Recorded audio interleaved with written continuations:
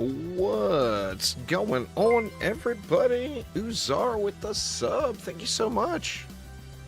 Sifu, how you doing? Welcome, y'all. Welcome, welcome. So we are back at it here. Gonna try to get to AP 50 maybe today. I'm at 40 now, so I'm at the easy mode, which is kind of nice. I just did that 40th AP reset. So we are at the bracket where we have got, what is it, 261? Yeah, 261 is unlocked. What up, Shadowshot? How you doing, man? Let's just hop in and get it going here. These are, with good luck, these are 2 map resets. With bad luck, they're 3 map resets. I haven't had any go 4 yet, but it's all into, do you get a piece to drop for each slot, you know?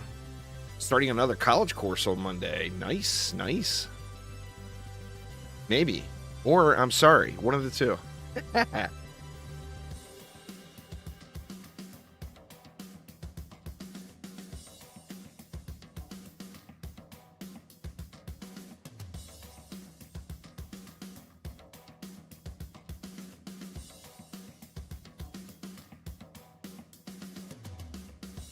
See what map we get here. Looks like we got the carnival. Wow.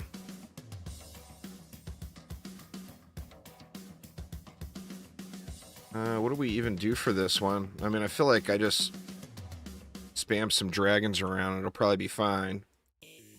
Let's, but where do we even put them? I mean, we can go with a bunch right here. What do we got? We got 1,200. Let's see how much this costs. So that's a 260 setup right there.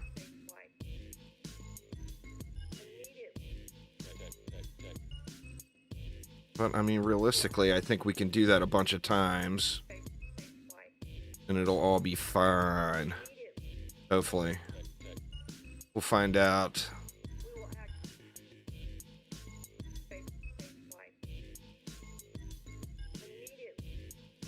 Actually, I might be able to go back and add something else to this. Looks like we're going to have enough, enough to do something else anyway.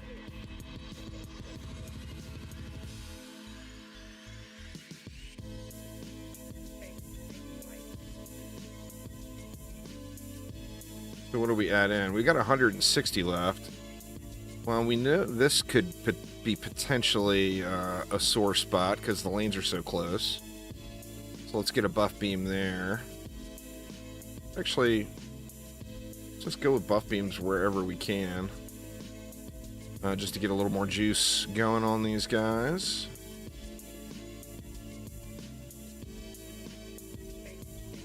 Yeah, we can actually do all of them. Very nice. And I think I will upgrade this lane.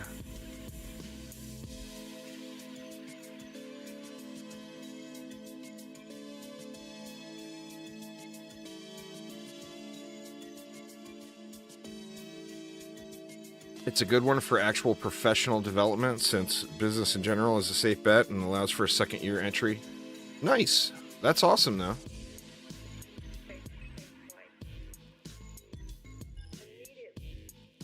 You can, but you lose value from it if you do that.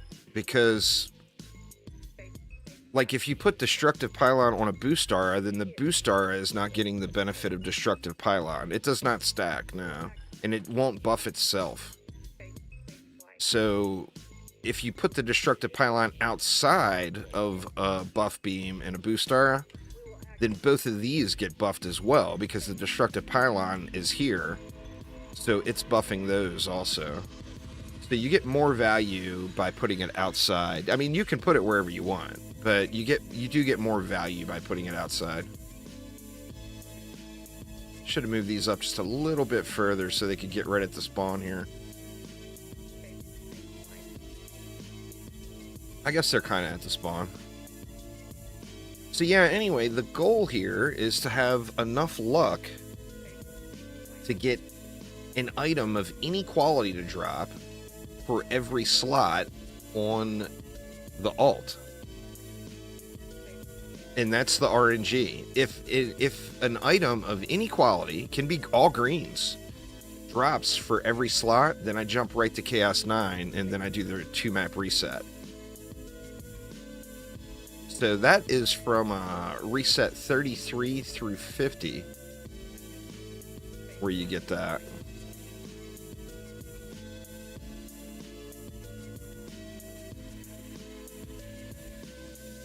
But let's just see how it goes. I mean, I'm sure we're going to have some 2-map resets today, but we will definitely have some 3-map resets today as well.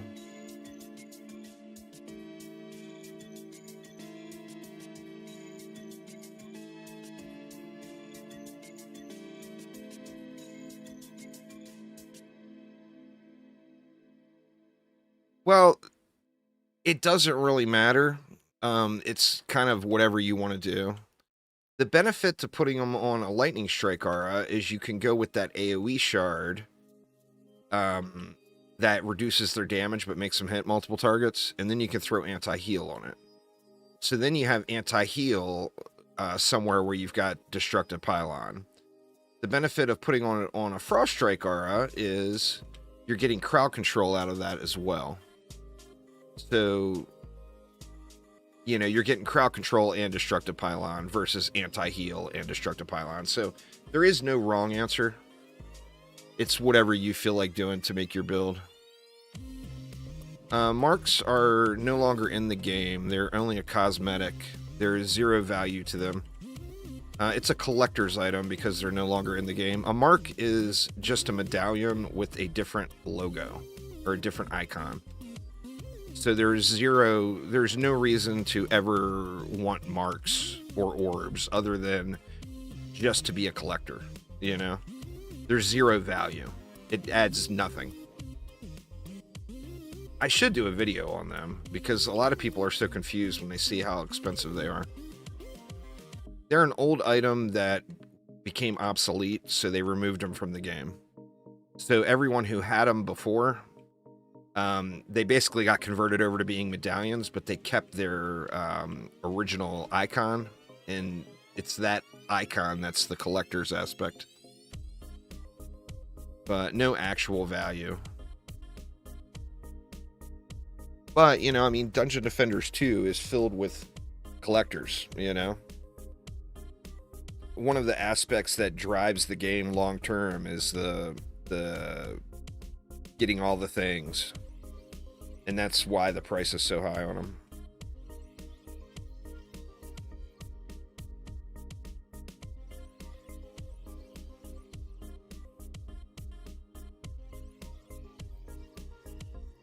Got a Cannon Ogre on one of the short lanes. He'll probably get wrecked, but figure better to be safe since I didn't use any reflex.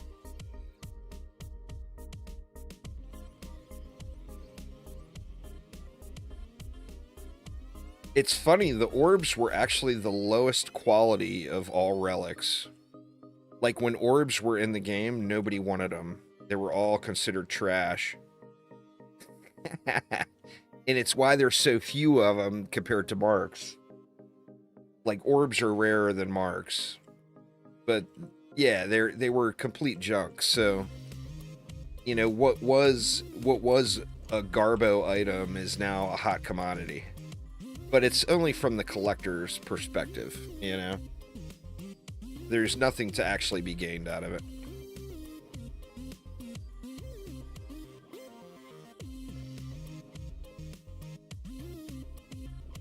Well, just take... There's no fast way to do anything in the game solo, Dirt Cab. You just take advantage of your floor unlocks. So, like, you can skip some floors. When you get Chaos 7 champion score, go do a Chaos 7 map. That will unlock Onslaught floor 28, etc. That'll allow you to skip 2 or 3 maps.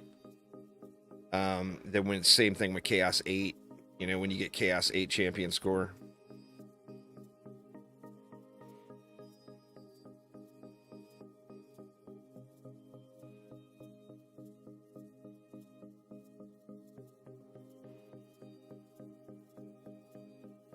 Siege roller action. What's going on there, Code Infamy? How you doing? Well, I mean, if you're struggling in Chaos 9, you shouldn't be thinking about Ancient Power resets yet. Get your stuff squared away. Get your shards you need. You know, get a decent DPS hero put together. Ancient Power resets, the first reset is the only one where you have a large power gain. Everything else out of it is like all completely optional and unneeded. Go get them, roller coaster. The roller coaster cart got that roller. Nice.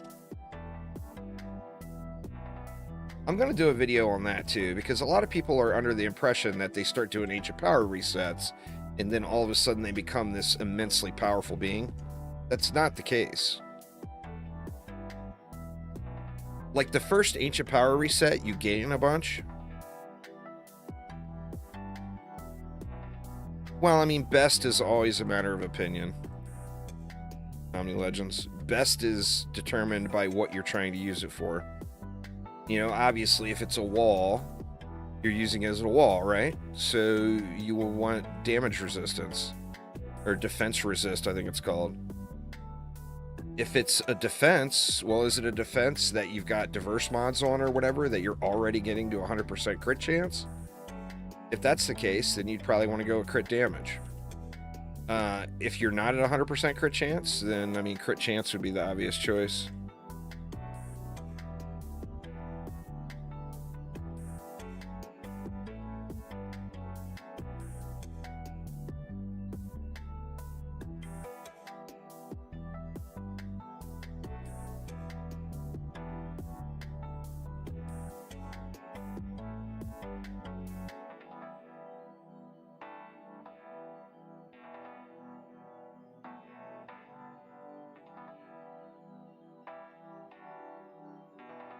But yeah, I mean, you know, I'd like to make tons of videos, so, you know, by all means, keep the ideas coming. All right, and there we go. Now we got to see how RNG treated us.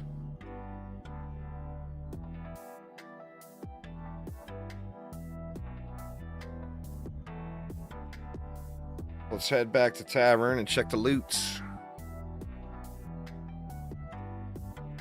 Well, see, the thing is it's not about your gear, Dark Cab. It's about your shards and mods. What quality of medallion you have means literally practically nothing. A perfectly rolled, super high-end medallion with the wrong shards in it is going to be a junk defense.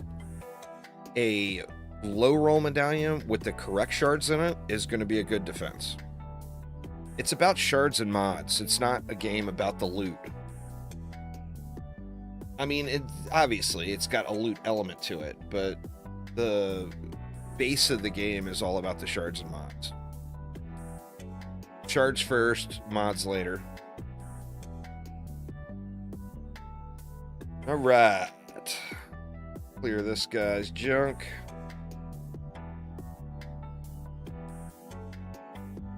No 10s. Just hoping to start the day off with a little 10. These things are irritating because you can't get rid of them. I wish they wouldn't have made those so you can't sell them. I mean, what do you do? Yeah, I guess I can put it in my player shop for free. Just in hopes that somebody buys it to get it out of my inventory.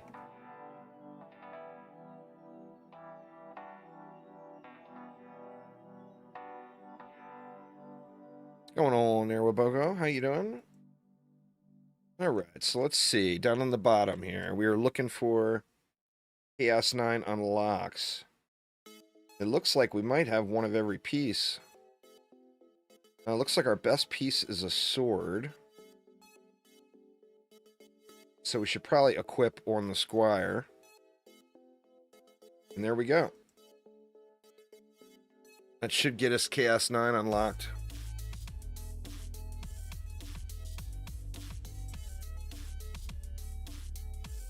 That's all stuff that I've done 100 times, Dark Cab. I'm not going to revisit old stuff. There will be no restarting or anything like that. None of that is going to happen.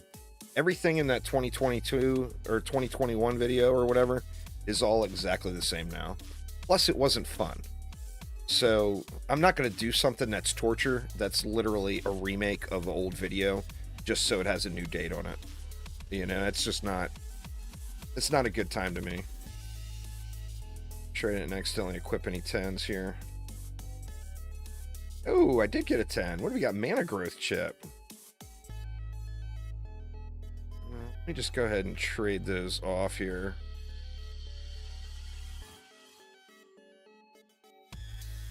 Got a focused AP.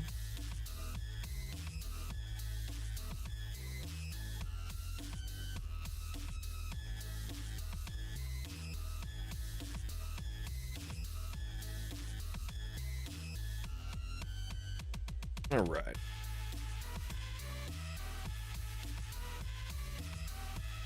Couple of items. So nice. First run of the day. Got a 10. I'll take it. Jackalope egg. We're just going to sell all here. No, crossplay will not happen for DD2. They've been very forthcoming and open and honest with us about crossplay for the last 10 years. It's not going to happen. It's not in the code. It's not in the license agreement. It's not a realistic expectation in any way, shape, or form. Other good things will happen for DD2, but crossplay is not a realization in any way, shape, or form. So just, although we all would love it, it's not going to happen. So just have zero expectation for that. Yeah, I mean, they were very open and honest about it. So they've said it since the very beginning. All right. I've been bouncing back and forth on what C9 to do. I've been getting some clusters and some reroll tokens.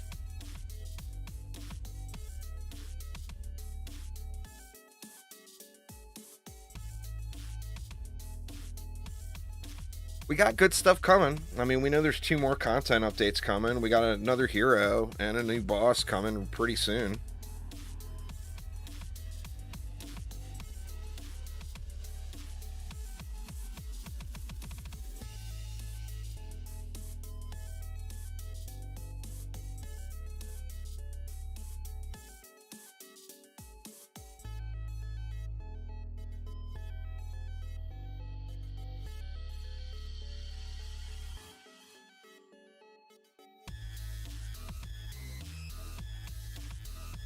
You can do it! Get me in!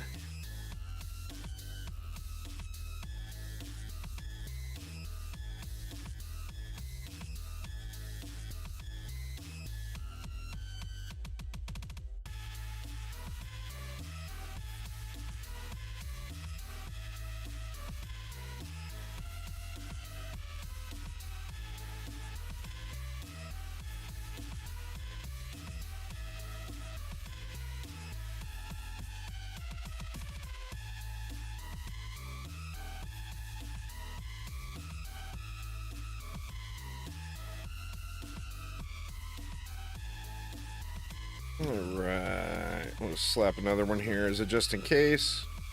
Actually, I can throw some upgrades in too. Why not?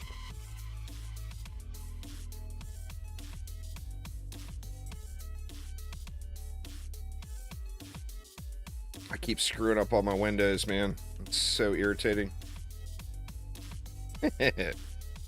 I mean, I'm the one doing it. But dang. I'm just not used to playing with all these windows open.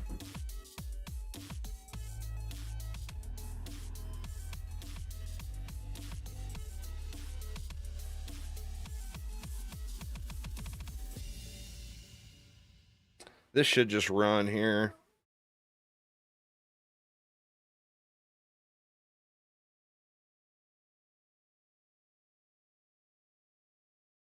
You can use any tower in the game to beat C8 pretty easily.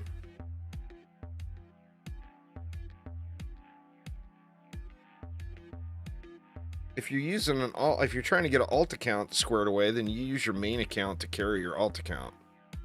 Your alt account shouldn't be doing anything. Your alt account should be just sitting there collecting the stuff. I mean, the equivalent of what I'm doing right now. You know?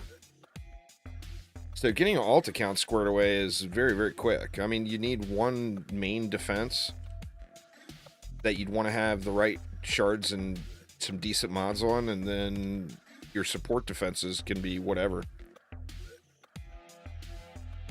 But yeah, don't struggle. Don't think to make an alt that you've got to earn your keep on the alt. Your alt is going to be carrying your main through AP resets, right?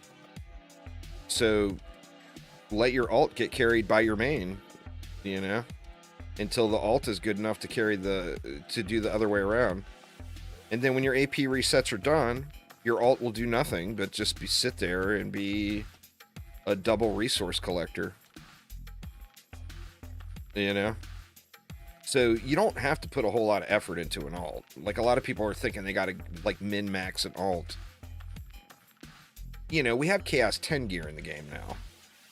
And to do Ancient Power resets, your alt needs to be able to carry Chaos 9, and you can do an unlimited amount of Ancient Power resets, as many as you want, as long as your alt can carry Chaos 9.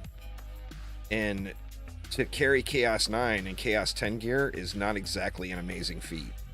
You know, it just doesn't take a whole lot of work. Because you're going to be, you know, you're going to be overpowered for the job at hand. And then when they're not carrying Ancient Power, they are doing nothing except sitting there collecting loot. So you have to put zero effort into it. I actually made the mistake. I don't even know when I did it, but I've got a tenacity on that alt right there that's locked to that alt. And I don't know why or how that happened, because I just don't remember. But yeah, this alt's got a 10 out of 10 tenacity that goes unused. Quite the bummer. Not that I'm using a bunch of tenacities at the moment anyway. Like, my reflect beam is the only thing that has tenacity on it these days. I think I might have tenacity on fishers right now too.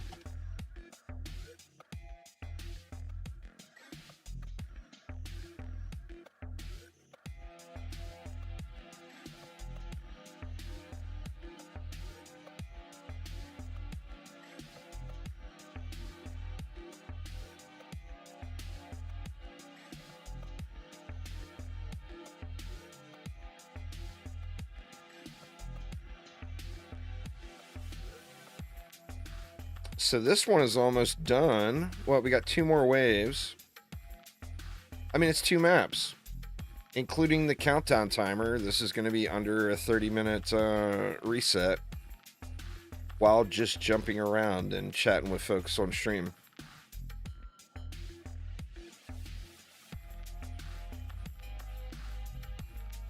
So these are definitely 33 through 50 are that's the sweet spot. That, and you're earning a little bit too. Like, if every reset you have enough luck to get a full set of gear, you're still getting 50 defender medals, and in my case, about 700,000 gold on my main for every reset here. So still earning a little bit too.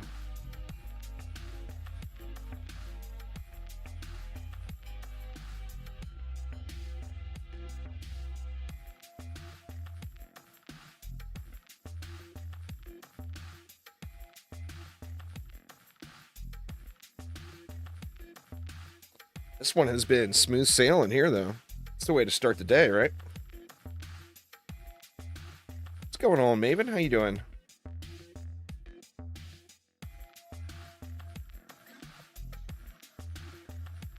Speaking of the Maven, I got to get my Path of Exile League going again. We got Starfield. I'm gonna play Starfield on the Game Pass. I didn't. After Diablo 4, I didn't want to pre-order it. That, and I do have the Game Pass. Yeah, this is a map from Dungeon Defenders 1 that was ported in. Or not ported in, but remade for DD2. This is the Foundries and Forges. No Foundry and no Forge. So the name got changed. You love DD1 so much? Nothing wrong with that, man. It's the game that started it all for many, many, many people. And really, the entire genre. I mean, Orcs Must Die actually launched first.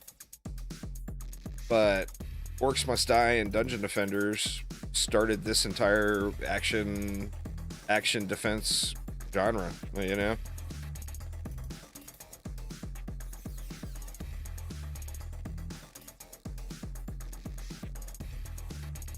All right. Let's head out to town because it is time for a reset.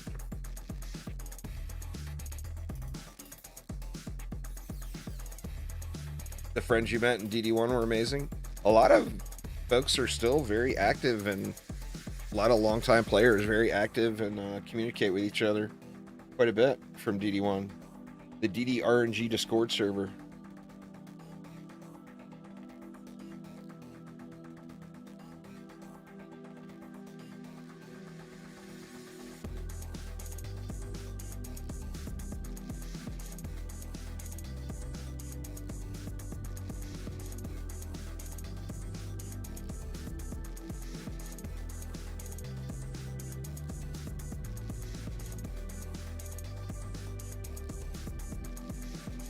Right, make sure I didn't get any lucky and get a bunch of loot. Now, it looks like no 10s, so we can just scrap all that. Is that window lined up right for the little window? It's off a little bit, but not too bad.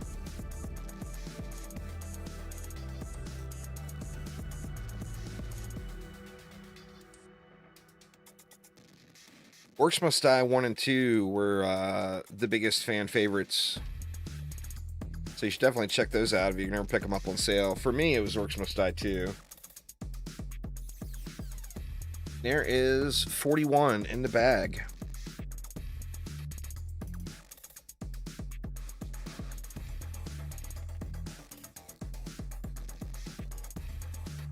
Prestigious energy pole arm. Let me put that where it belongs there. Alright, and then we rinse and repeat. So back to Onslaught. Floor 261. And away we go.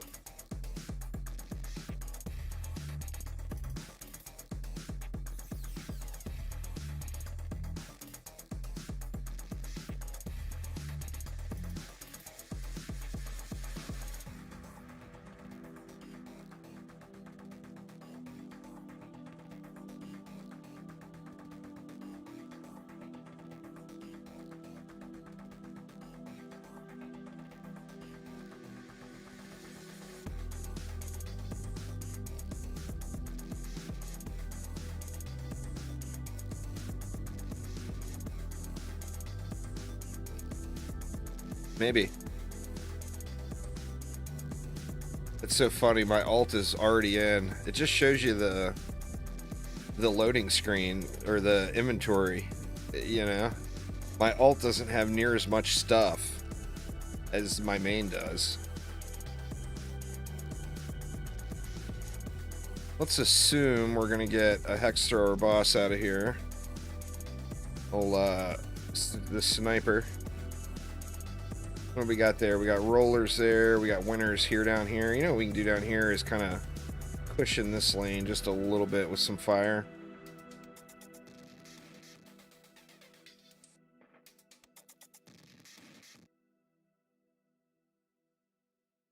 Just go something like that. Do I don't want to spend too much down here. I guess we'll put a destructive in anyway. All right.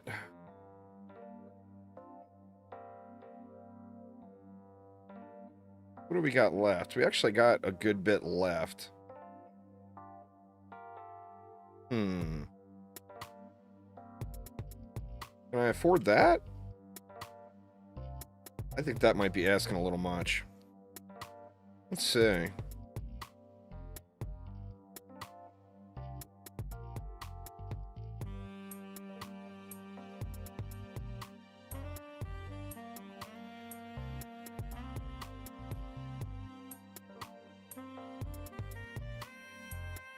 Oh, looks like we're actually just about right. I didn't have any controlled burn anywhere, did I? Yeah, not seeing any. Alright, good enough. Hopefully. I'll have to watch the lanes on this one. I'm real good at ignoring these roller lanes, which comes back to bite me quite frequent. I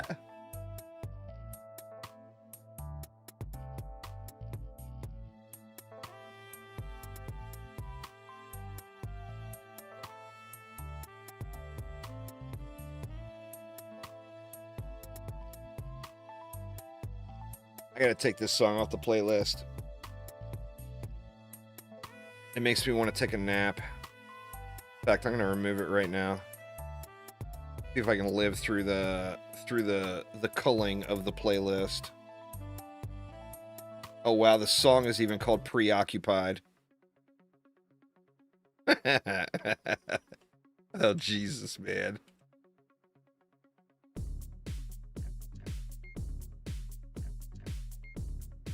I don't know how that song made it onto the playlist, but it is such a sleeper. It is like perfect going to bed background noise, I think.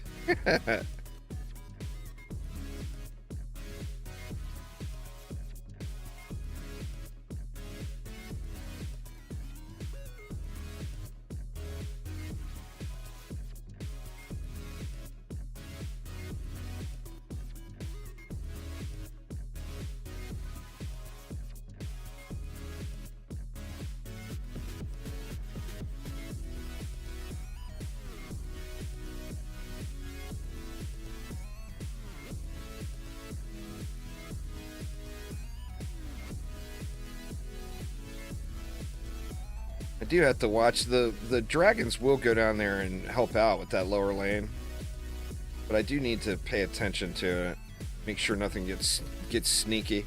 In fact, I should go throw an upgrade or two on the flamers down there just to be safe.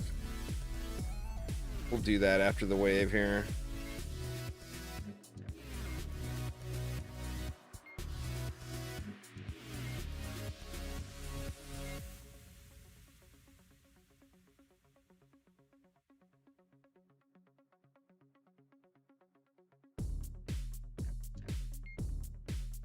Any of y'all playing Starfield? I know, didn't the early access for it start today? I'll have to wait until launch day because I'm gonna play it on Xbox Game Pass.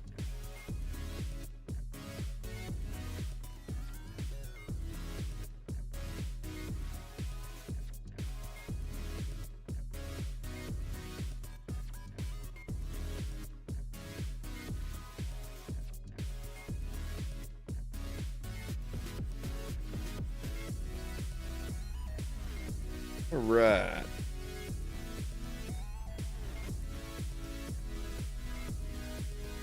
Get all the mana and dump it into these flamers here.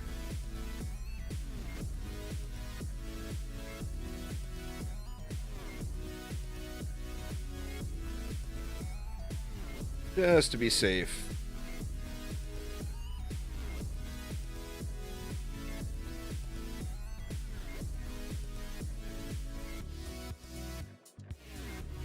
I think that pretty much guarantees I could ignore the lower lane.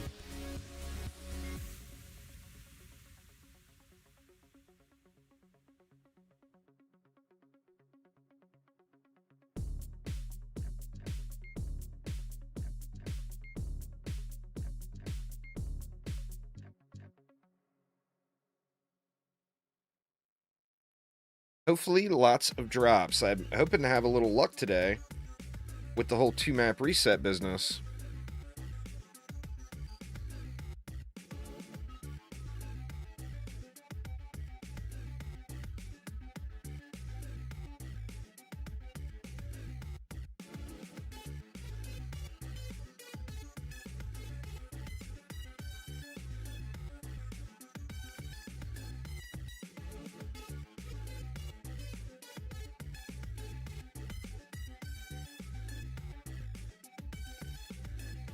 I've got a lot to do in Warframe. I still haven't gotten Wisp Prime yet. I should just buy Wisp Prime, because the price probably has dropped way down now. I've still got a bunch of Platinum sitting. I like Warframe a lot. I've just been, like right now, I've got such a huge list of games to play. That Desynced game I picked up yesterday. That game, it's kind of like a modern Factorio. I think I'm 26. Yeah, I did the New War on stream. It was miserable, man. It's one aspect of Warframe that I feel like they just are so far off base with. That story stuff always feels like it's a chore. And none of it is engaging, or I don't know. I'm sure people like it, but God, man, every time they put out a new story campaign, it's like I can't wait till it's over so I can play the game, you know? I'm either 26 or 27. I don't remember. I don't know. I mean, like I said, I got a long list of games to play right now. Warframe is on the list, but it's very far down the list. As far as jumping back in and playing another old game, I will probably continue the current League of Path of Exile, which I still have not even cleared to red maps yet. I'm like on yellow maps now. So, I mean, I still got some work to do, but I've been grinding DD2, you know? The survival update, and then getting this hair up my butt about the Ancient Power resets.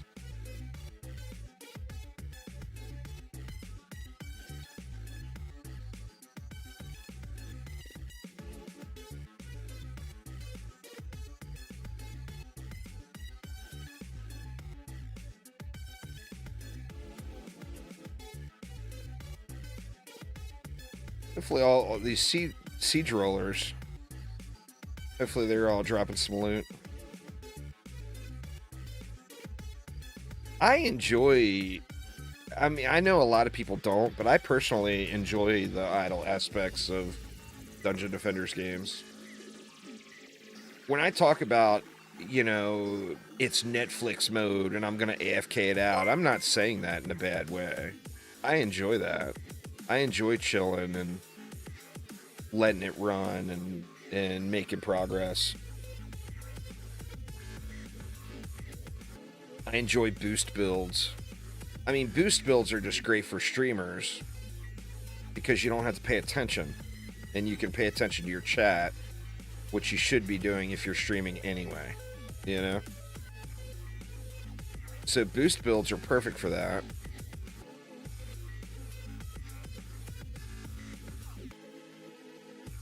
I usually don't play other games while I'm doing it, but I mean, nothing wrong with that. I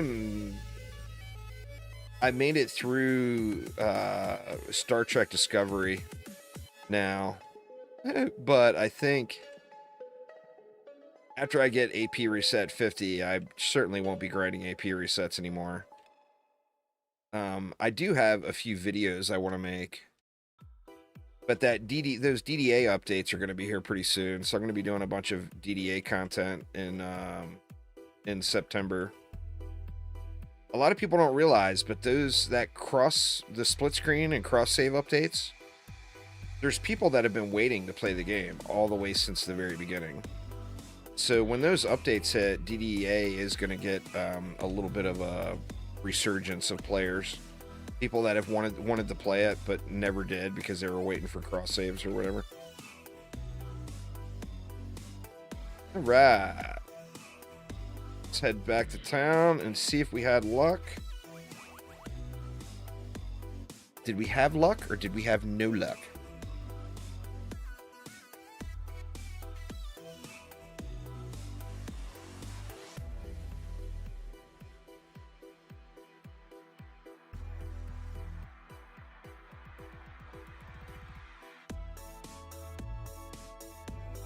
But yeah, I've always enjoyed like survival armor farming in DD1.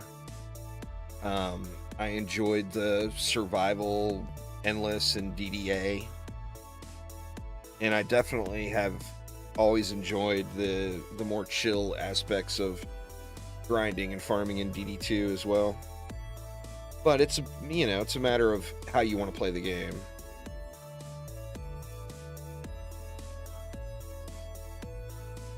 Let's see. Did we get anything good?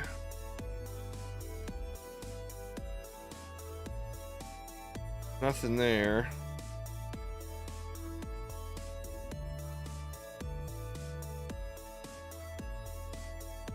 Incendiary rocket, I think I already have gilded, right? What is that? Gloves? Yeah, that one's already gilded.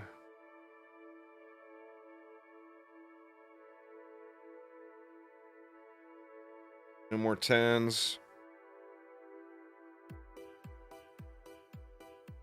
All right, the moment of truth. Let's see what we got.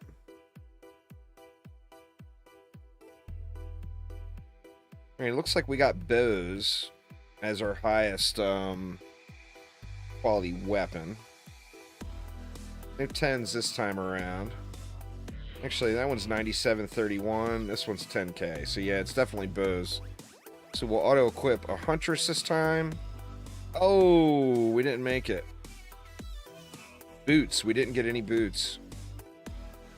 So there is the worst possible thing that could happen. But on that same note, it's not exactly like it's the end of the world.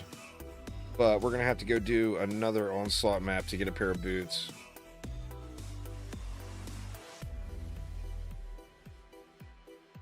Let's just do 262 and get us some booties.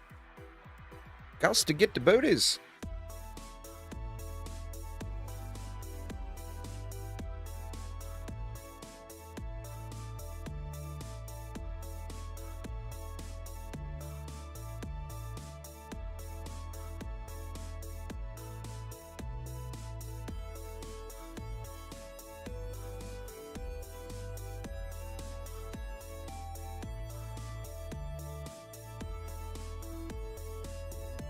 But yeah, we got Starfield's official launch in a few days. There's a game called I Am Future, which is kind of like a Stardew Valley type game in an apocalyptic Fallout type world with real nice artwork and everything.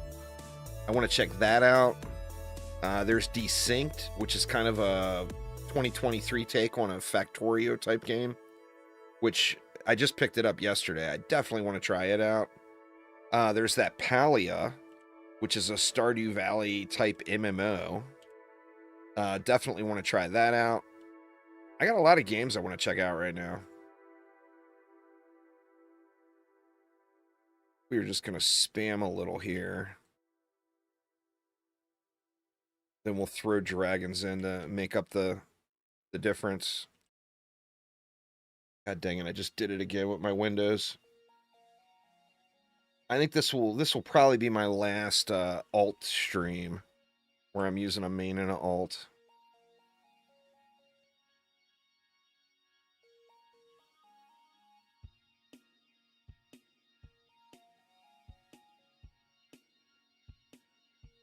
We got cyborgs down below. We got some kamikazes.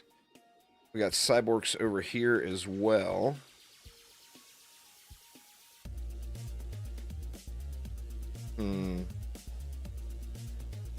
Let's just do this so we can just ignore the cyborgs.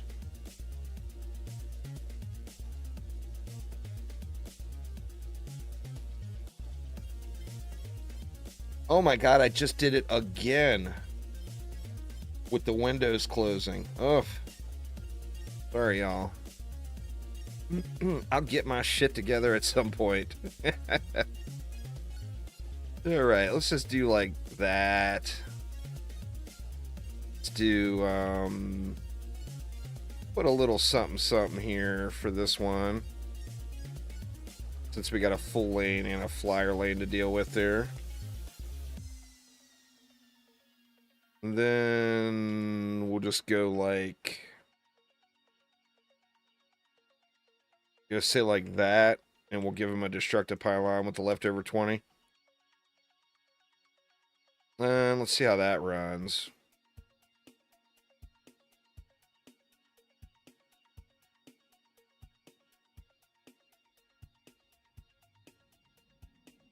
Should be fine. I mean, once again, I'm doing Chaos 9 and Chaos 10 gear. I'm doing Ancient Power resets, carrying an alt. So this is the equivalent of Chaos 9, basically. Actually, it's the very, very high side of Chaos 8. I don't even think it's made the transition to Chaos 9 yet.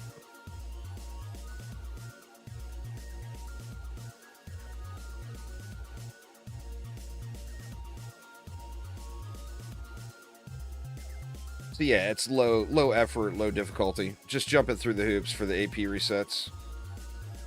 I wanted to at least go through and go up to 50, just to get a 2023 approach of what's the best way to do it.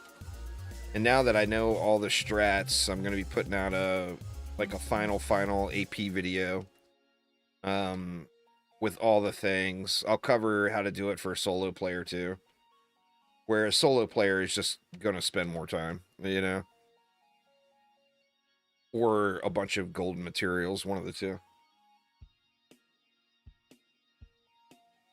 They're not going to change AP. It hasn't been changed since Chaos 9 came out. There's zero chance that they'll change it.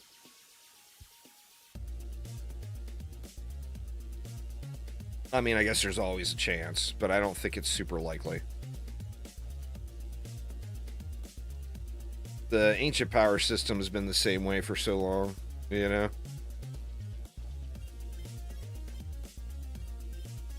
That, and I mean, if they do change it, then I'll make another alt and do,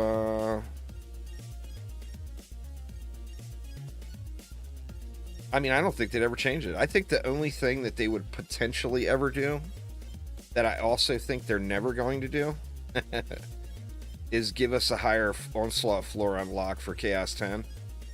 But they've been very clear about that. About, you know, the free ride ends here, so to speak. It's a catch-up mechanic is what it is. A lot of people don't realize that that's what it is. That's why it's so easy now versus how it was before for the first 50 resets. Is it's a way for newer players to catch up with players that have been playing the game for a year or 2 years or 10 years or whatever, you know? Kind of like the light system in Destiny 2, where you get that free set of loot after the quest line.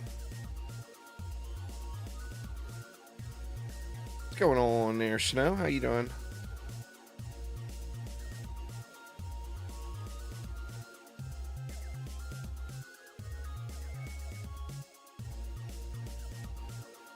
Doing well. Very good. Very good. I'm doing good. I got one of the nice parts about living with your wife and mother-in-law is the mother-in-law can say she wants some crazy unhealthy yet exceptionally tasty thing for dinner, and the wife can't say no because it's her mom. And tonight my mother-in-law said she wants burgers, so we're gonna grill up some big old fat juicy hamburgers, and my wife can't say anything about it.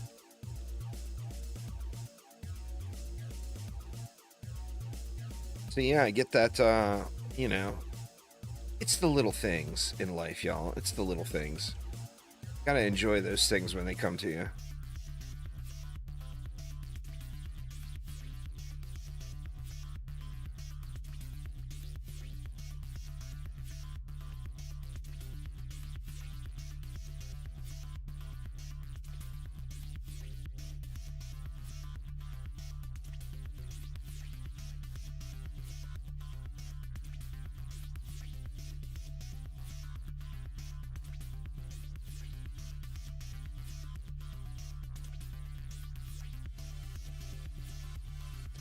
Yeah, we're having some burgers on the grill and French fries for dinner.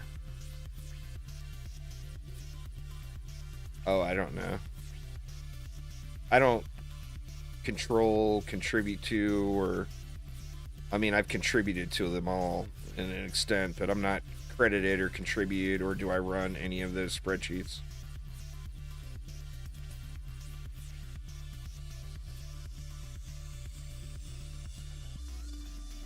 So they're not. I mean, they're all great tools, but none of them are under my control in any way.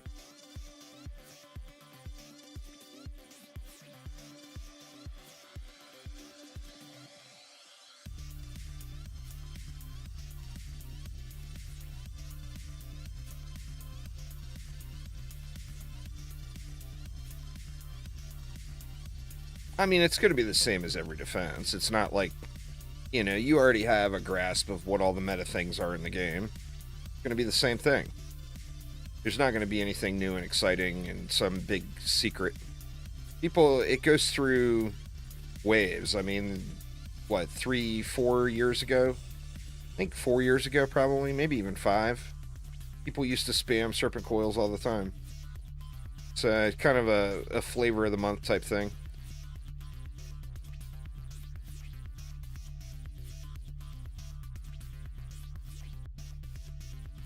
But it'll follow the same rules as everything else. Get to the speed cap, throw as much power on it as possible, then decide whether you want to use anti or diverse mods. Same rules of all defenses.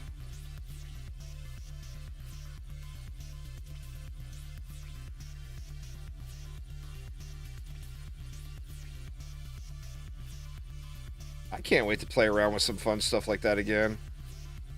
Hard grinding on the AP resets. Of course, I've been trying to take the lazy route as much as possible. Diverse mods can be extremely powerful, but you have to work for it. I don't know if a DPS Serpent Coil was ever on there. It was always kind of memey, so I'm not sure if anyone ever added it.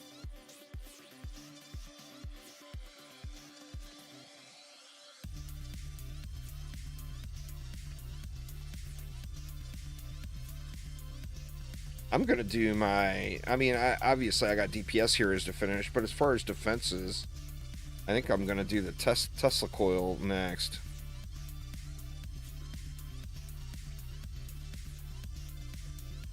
Just because it's fun. And it is supposed to be what we're doing here, is having fun.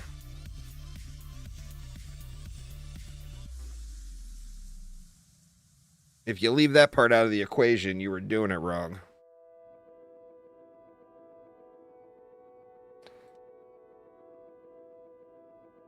That's funny with Arc Knights.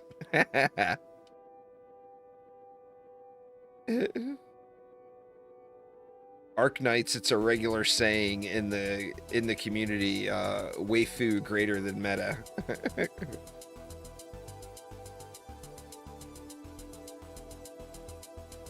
It's so true, I mean, so many different ways to complete the game. Use what you want to use,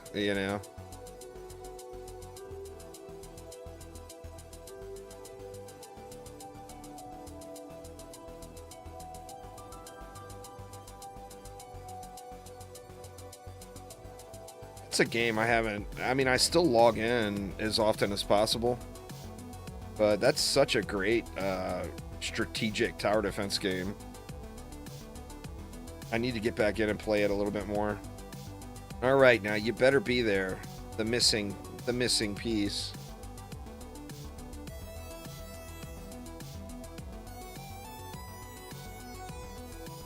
Don't make me do a third map. That would be rude.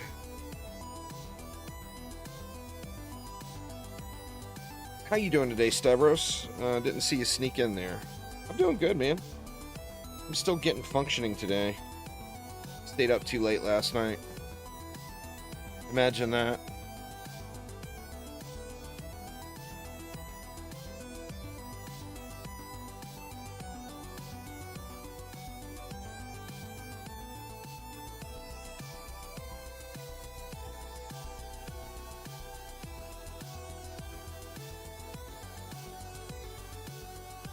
The loading screens are just killers, man.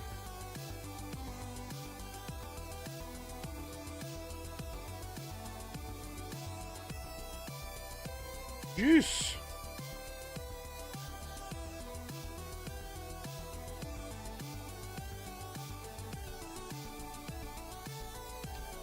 What do we have? What do we have? We got nothing.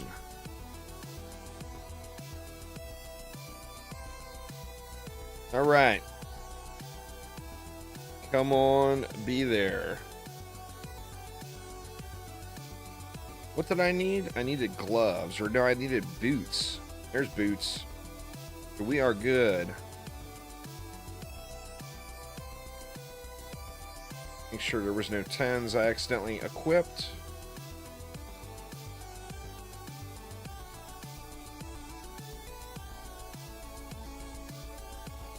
And now we can get our expedition going.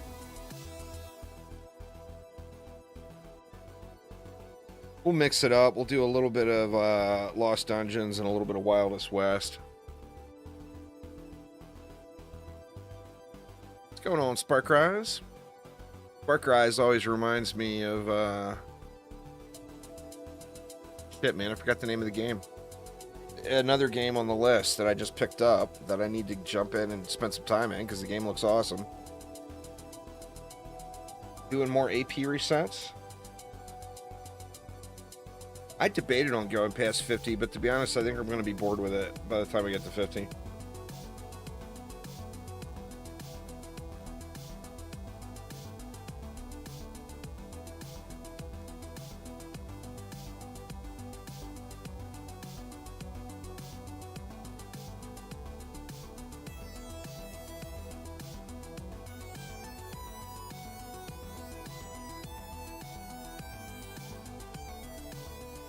Thronefall, there we go.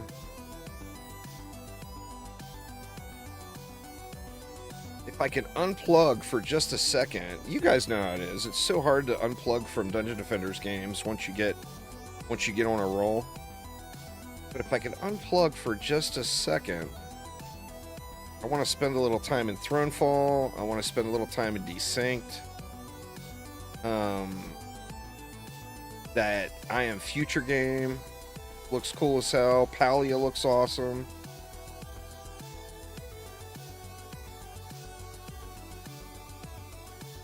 So many games to play, you know?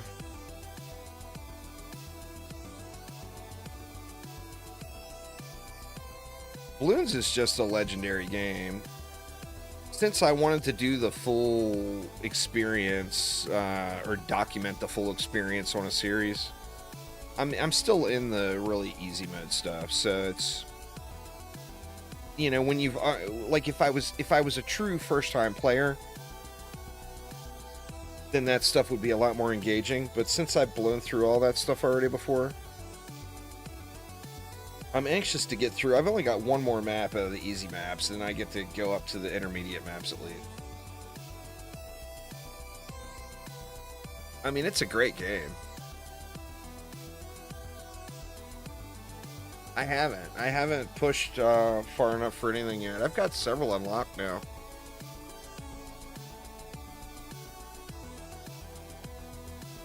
I debated on doing a full playthrough through Plants vs. Zombies and Kingdom Rush. That's the big three. The three most popular tower defense games of the last decade are Bloons, Plants vs. Zombies, Kingdom Rush. It just is, you know?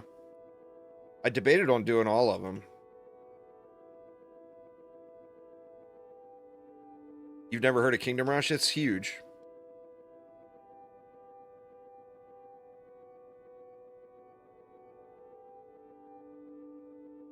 I played Garden Warfare, the original Garden Warfare, when it first came out. It was super fun for a minute or two. It didn't have enough...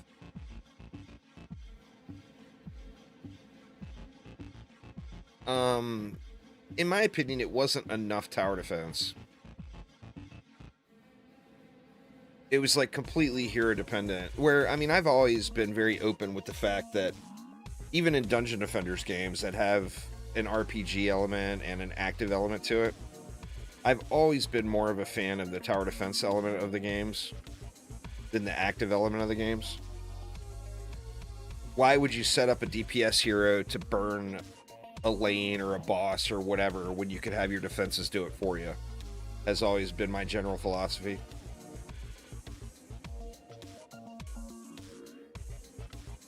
So, I mean, there's a lot of just really legendary tower defense games that I haven't covered on the channel. And one of the reasons I haven't covered them is just because I played them before YouTube, you know, in most cases. Like, the majority of my time playing balloons was when I worked in the casino. And I was getting breaks all the time, so I played balloons on mobile. I played it on my tablet. I had a tablet specifically for work. I just left it in the locker. That way I'd never forget it.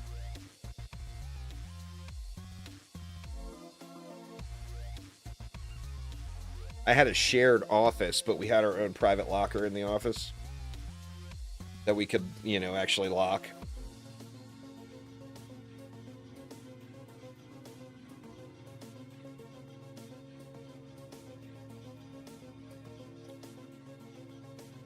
So yeah, I did my fair share of mobile gaming when working at the casino. Seeing all these people playing Starfield is making me so jealous, but I'm just not going to pre-order it. I can play it on the Game Pass for free on launch day. Oh yeah, Sanctum 2 is a great game. I actually have gotten official responses from Coffee Stain about Sanctum 3. The second Satisfactory started rolling in the dough, I started prodding them about spending some of that money making a Sanctum 3. And they've responded. At first they're like, dude, we've got so much work to do on Satisfactory. We're not even thinking about another product yet. But now, this is years later, they made a boatload of money. Plus, they got a boatload of money up front from Epic. For doing that Epic exclusivity thing for a year.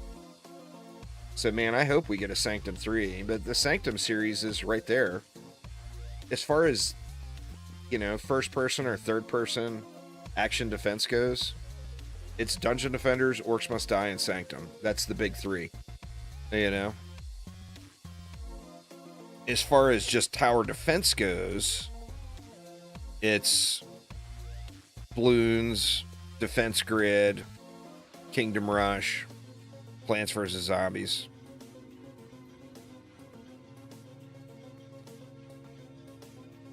I'm not really sure what they were thinking with that Garden Warfare stuff, because the art and everything looked real nice in all those Garden Warfare games.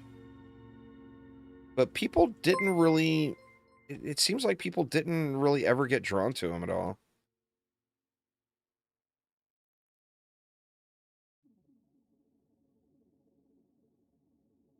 The only really tower defense PvP game I ever played, like played for real, other than just screwing around, was that Tower Wars game. I don't know if anybody remembers that one.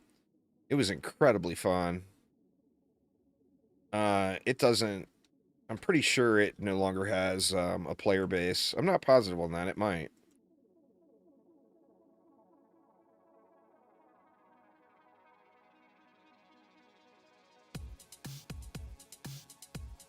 I played Garden Warfare right at launch, but right at launch, the tower defense element on it was so weak, and it was all about the PvP.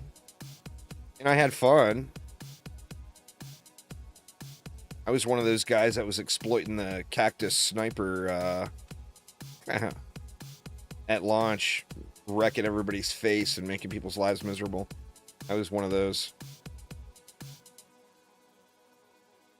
Thing was like an aimbot, man. Pinpoint accuracy, just plop, plop, plop, plop. Just wrecking people.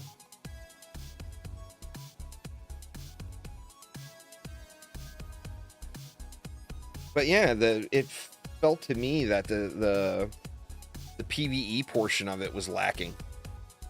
And I enjoy PvP games, but for me, unless it's a strategy-based PvP game, which Plants vs. Garden Warfare is certainly not. it just, I have fun with it, but I have fun in small spurts, you know? It's like, oh, yeah, it was good fun. What am I going to play tomorrow? Ah, something different, you know? For me personally.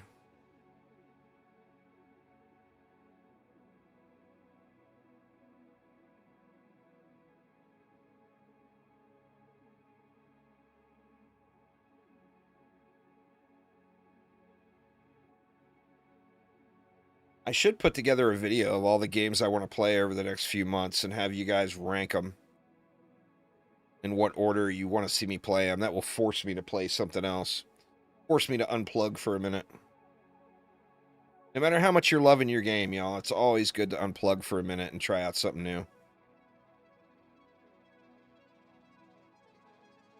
It will be an experience that you will regret not doing later if you don't do it.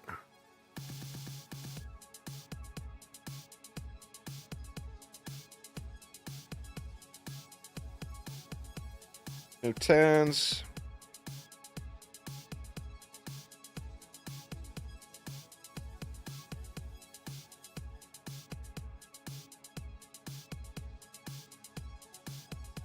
How about on this guy? Or gal, I should say. No 10s there either.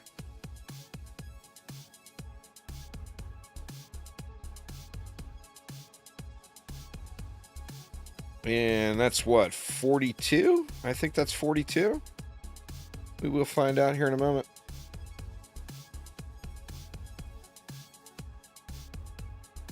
Yep, that puts us at 42.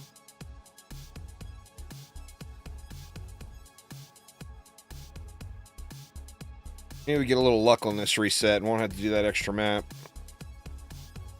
That's like an extra 10 minutes per reset. Which, you know, big deal, right? It's 10 minutes, but still. It does add up, you know? Alright, so back to Onslaught. 261, let's get it. It's all Chaos 10 relics. I'm not doing anything difficult right now, Rajon. I'm doing what literally anyone could do. I'm doing Chaos 9, Chaos 8, and Chaos 9 difficulty content in Chaos 10 gear. So it's completely, as far as killing the stuff, it's completely trivial.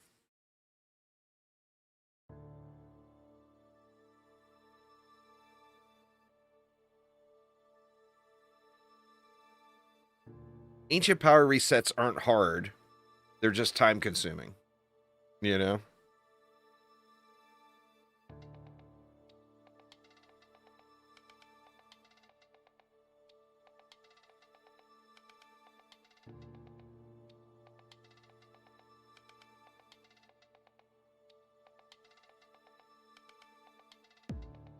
All right, what do we got? We got Timmy. Timmy.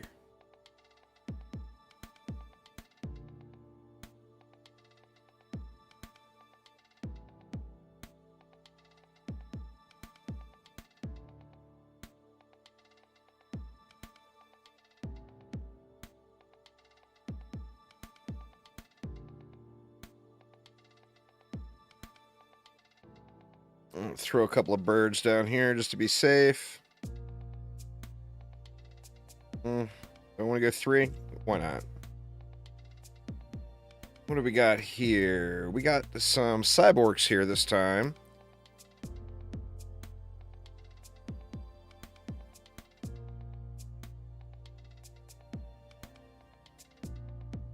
Get a little cyborg protection in.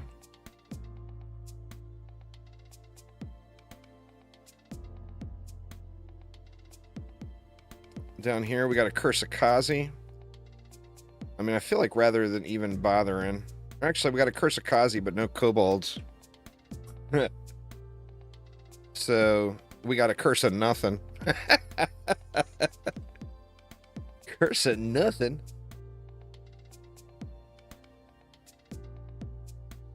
And we'll do... what? Something like that there. What do we got over here? Cyborgs, Omega Squad, Throwers and Healers. I think we just stack a bunch of stuff over here and call it good. Get up to the spawns, something like that. Like, just to be safe, let's throw a... Just in case. I don't think anything will make it out that far, but... Just in case any of those cyborgs do make it out there.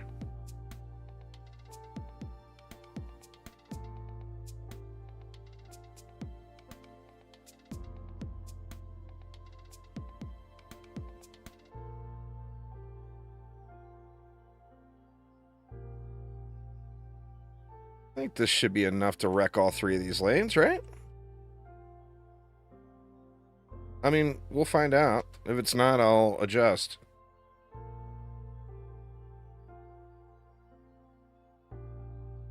Let's just see if everything dies.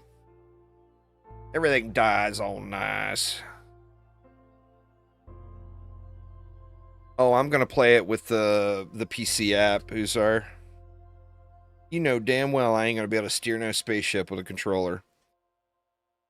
I'd be back to newborn baby mode, flying into random meteors and smashing into other ships.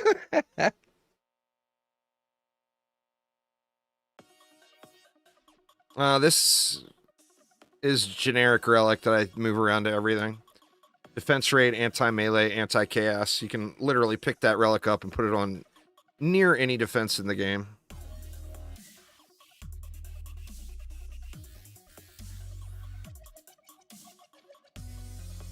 And just steamroll. I've got 2 or 3 of those.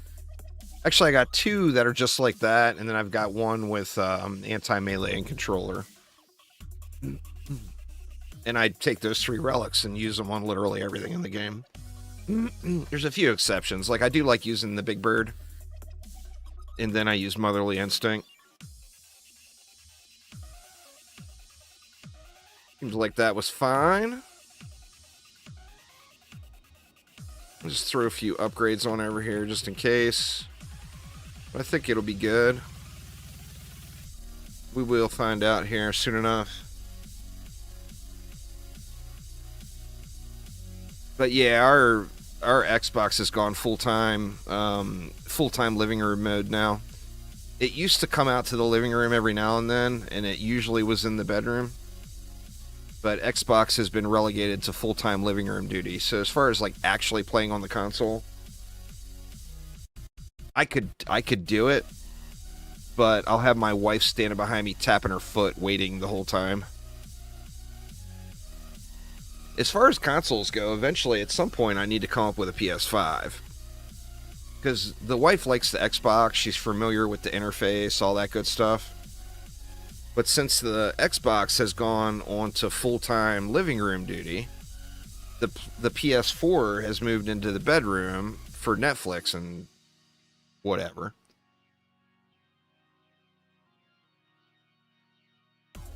But yeah, she's more of an Xbox person, and I don't want to say I'm more of a PlayStation person, but I have played more games on the PlayStation than I have on the Xbox.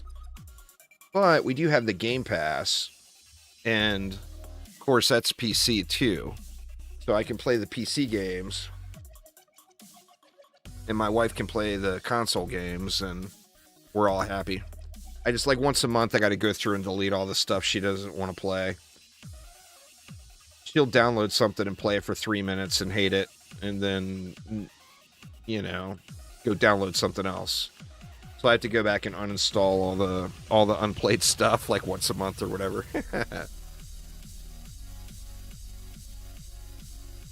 I mean, I personally enjoy it on the PC the most. I mean, there is no best device to play any game. If you have the ability to play games, then play games, and that's a great thing. So if you are someone who plays on consoles, there's nothing wrong with that. Enjoy your stay, you know? I've never understood the whole PC Master Race thing and all that crap. I mean, having the ability to play video games is awesome, you know? And there's nothing wrong with being a console gamer at all. But yeah, I personally play on PC.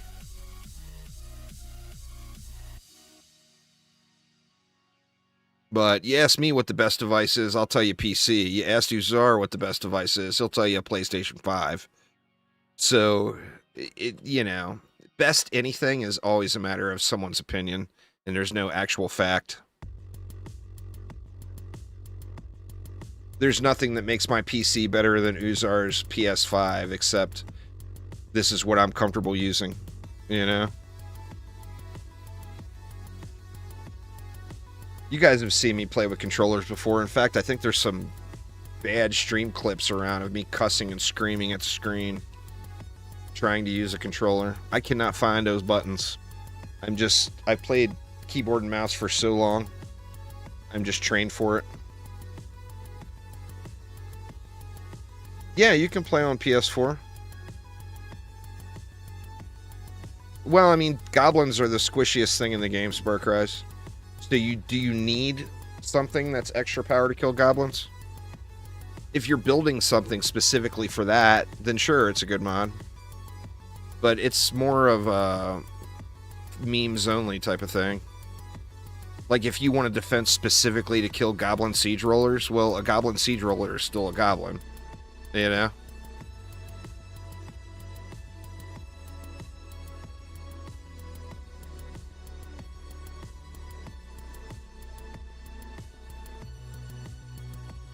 But, yeah, that would not be a hot item. If you find a 10 out of 10 goblin anything, that would be also known as a bummer. Now I just jinxed myself, and that's my next 10 out of 10. You know it. Anti-goblin incoming.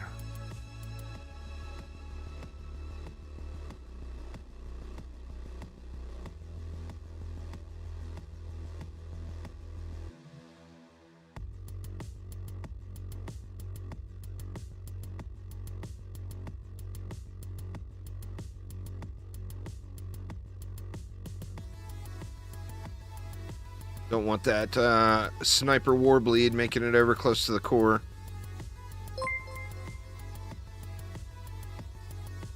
Thanks a ton for the follow there, Ray John. I do appreciate it. Welcome, welcome. Cannon Ogre too. We don't want him creeping down in range of the core.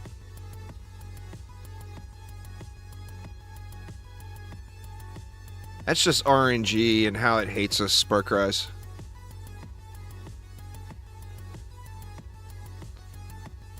See, that's where rerolling comes in. If you want a specific mod, reroll for it and look through player shops for it. Don't grind thinking you're going to find it. You might find it, but your odds of finding it are so slim. 10 out of 10 mods come from player shops and rerolls, you know? Alright, let's see if the RNG was with us.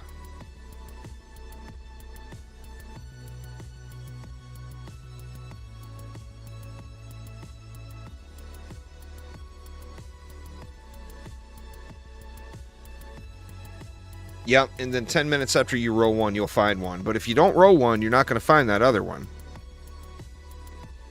That's the nature of the beast with RNG.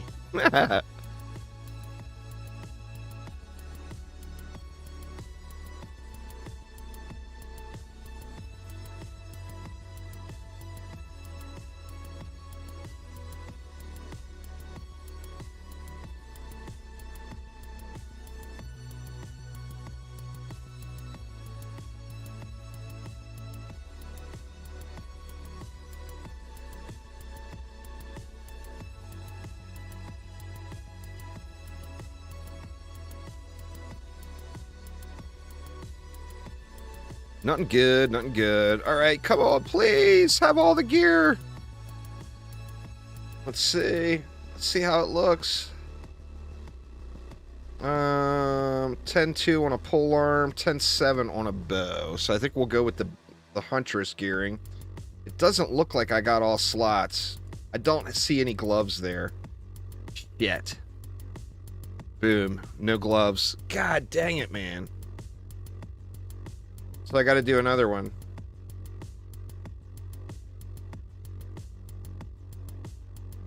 Man, I had such a good run last night. Last night I did like 8 ancient power resets, and I only had one map or one reset where I had to redo an onslaught floor to get an item.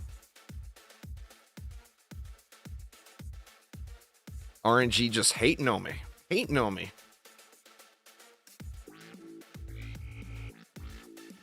Hopefully we get a fast running map here. I wanted to get to 50 today. I mean, I got plenty of time. The day is young, you know?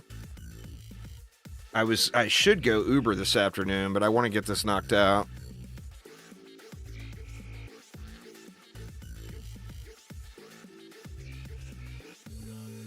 Dusted off some DD2. Nice, Chappie.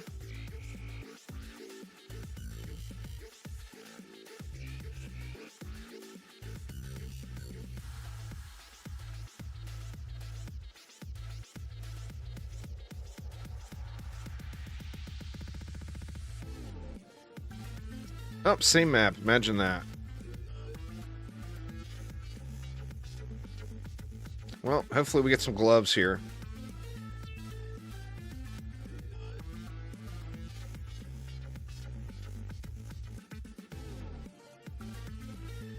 What do we got up here this time?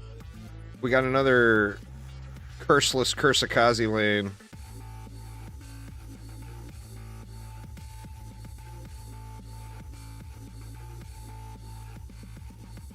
We'll do the same thing. Just throw a couple birds down here for cleanup, just in case. This time we don't have any hex throwers up here. We got long shot, throwers, healers. These lanes should be just easy mode.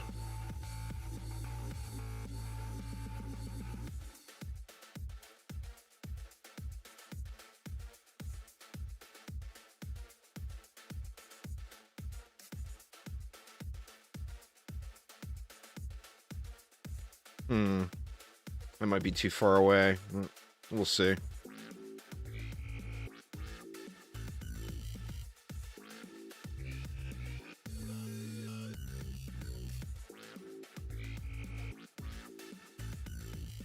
Let's see, we got Game Ogre, we got Omega Squad Delta. We can go with a little spawn camp over here to help thin the herd.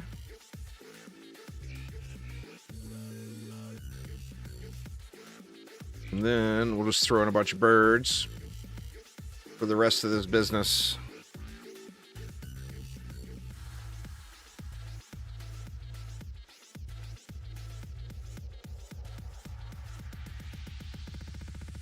$30 left. Here, we'll give him a... We want to give him a water aura? We'll give him a water aura, why not?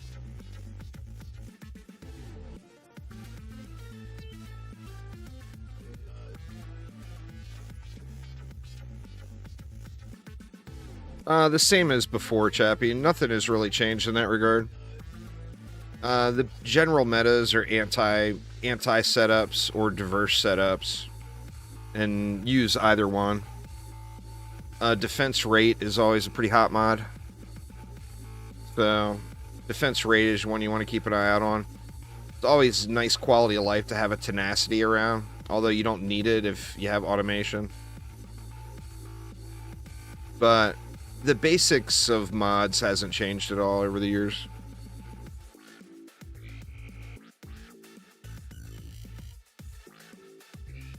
I think we'll dump into these birds right here since we got the Game Ogre lane. Then the other thing is I could always just play until I get gloves to drop and then leave the match. And that would save me a couple of time.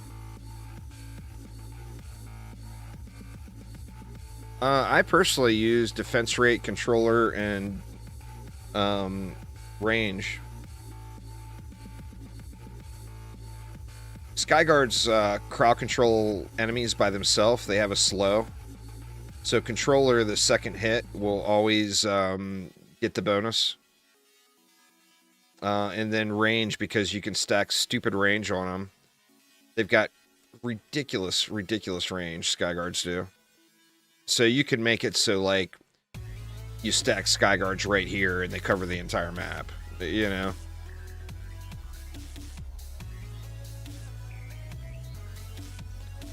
Well, yeah, defense rate, anti-mods are go-tos.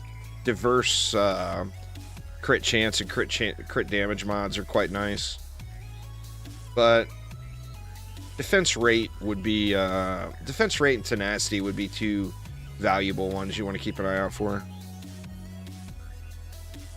Anti-melee, controller, and anti-chaos as far as the anti-mods.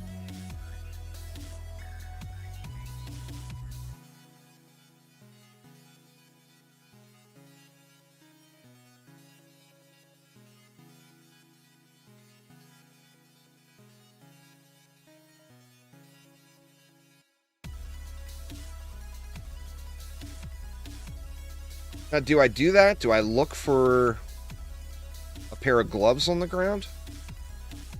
Well, this is death right here. Let me respawn first.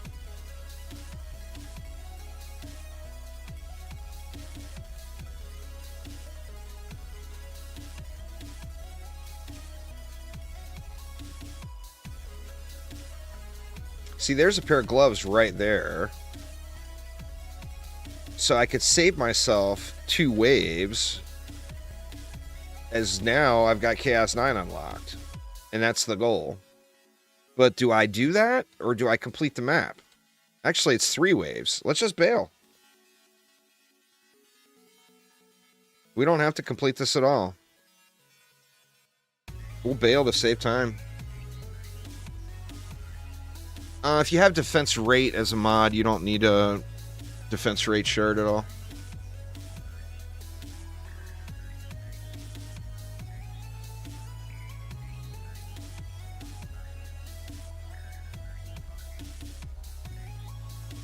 But yeah, I mean, the shards haven't changed either. The ones that were good before are still good now. Destruction, defense rate, deadly strikes. That's the big 3 as far as shards go.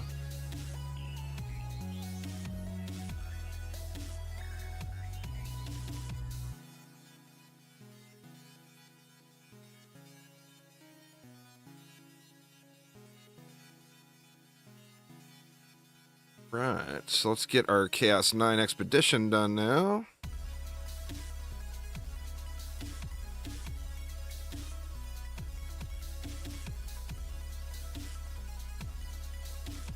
We're running a little bit behind 30-minute resets. It's because I've gotten so much bad luck. I need to get a couple of 2 map resets in, and then we'll be back on track for the under 30 minutes per reset thing.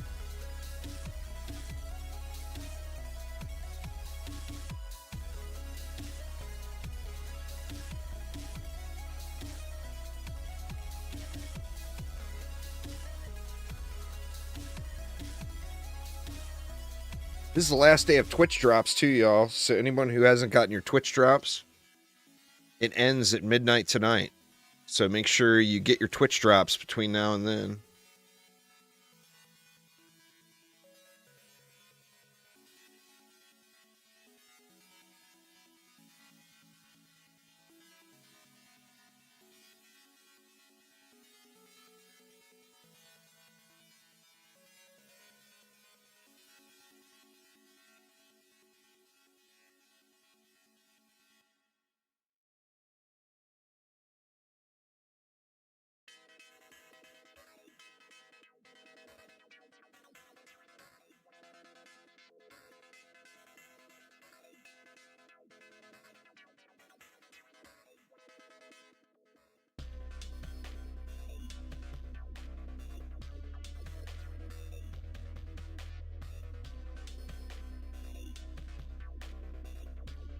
If you click on your little icon up top, there will be a button that says like drop inventory or something like that.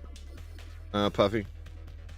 If you just are completely unsure on drops as how they work as a whole, then do exclamation drops in chat. And I did a video going through kind of all the basics, step by step.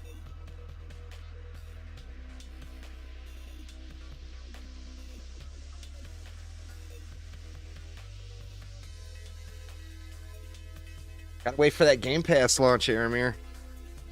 I'm definitely gonna play Starfield, but you know, I pay for the Game Pass and I never take advantage of it. And this is a prime opportunity for me to take advantage of it. Well, that's not really a fair question, Ray John, because I've played the game for 10 years now. So I've been playing it for 10 years, so my hours are completely blown out. Figure you get 800 to 1,000 hours into the game, you're going to be pretty decked out.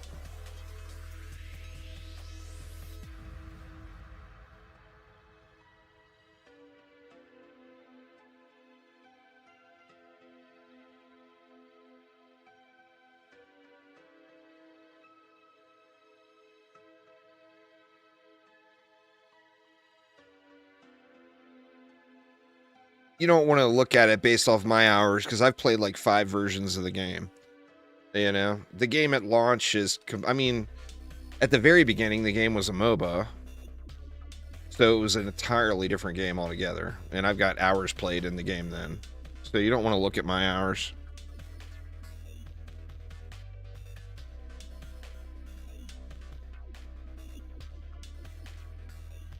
Yeah, you don't want to... Onslaught is not the meter anymore. Like, floor 900 Onslaught is only like maybe wave 60 in survival. Maybe wave 70? 65? I don't know, somewhere between 60 and 70. Wave 71 is the equivalent of Onslaught 945. So figure like wave 60. Yeah, you're up to 151, so you're way, way past that Onslaught difficulty. No, wave 71 is 945, 131 is 999.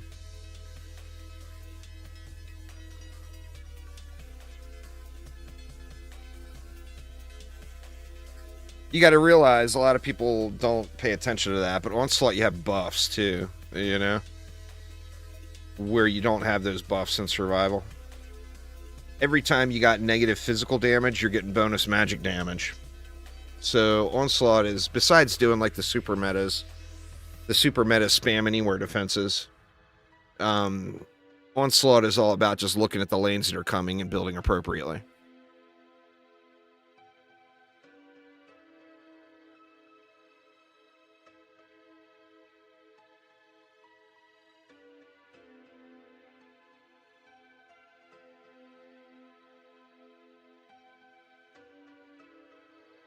What is that 200 title? I don't even remember what it is. Kind of, yeah. Yeah, you could kind of say that. Onslaught doesn't really test your knowledge because it tells you what to do. You just gotta look. Onslaught tests your patience more than your knowledge. Because, I mean, it tells you. If a lane says enemies take reduced physical damage, then that's telling you don't use defenses that are physical damage, you know? Endless Master, is that what it is? I haven't changed my title, I don't think, in like maybe 7 years. I don't see it, so I don't care about it. If I could see the title, then I would probably care, but...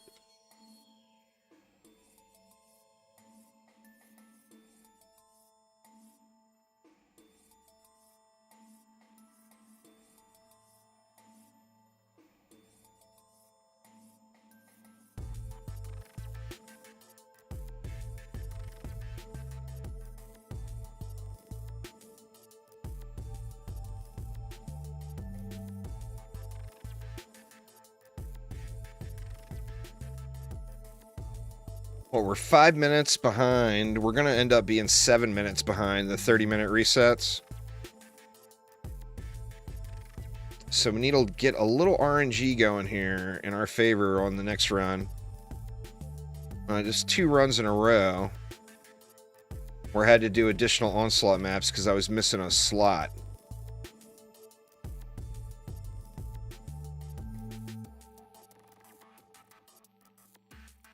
Thanks, Uzar. Appreciate the support, man.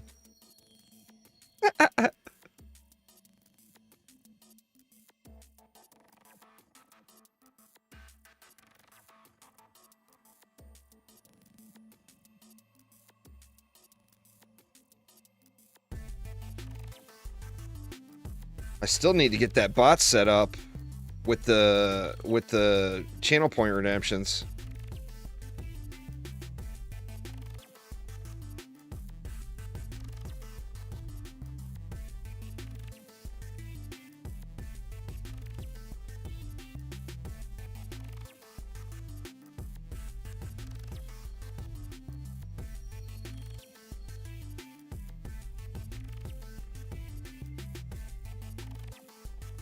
I've been saying that for what, a year now? At some point I need to get off my butt and get it done.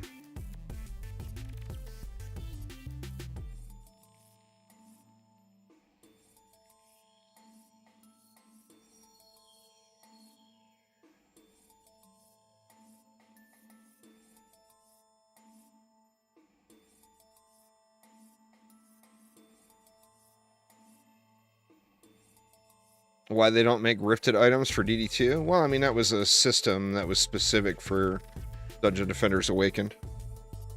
There's no reason to add rifted mode into DD2. It's got plenty of game modes now. That was a game mode that's just specific to DDA, you know?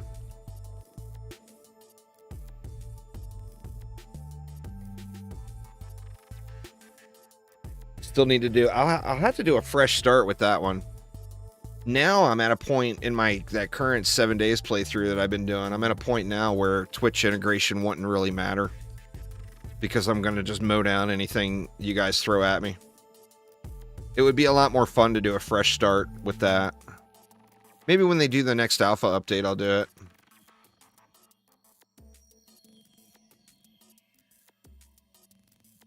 You have a need to spawn zombie bears?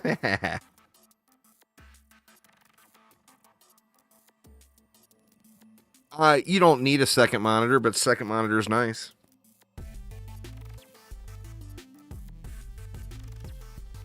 If not, you have to Alt-Tab. Google how to run 2 Steam accounts on one machine. I say that every day a dozen times. Google for the win.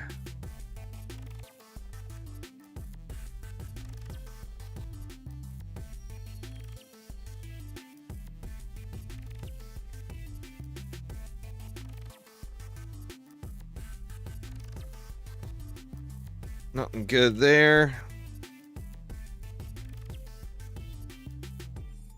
I mean, literally Google those exact words. How to run 2 Steam accounts on one computer. That exactly. It will give you 20 different options, like within the first 2 pages.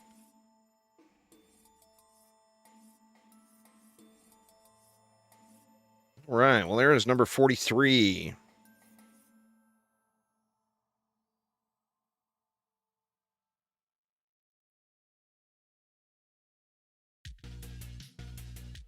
The prestigious energy canister. We'll scrap that bad boy. All right, so back to Onslaught. We're back to floor 261 again.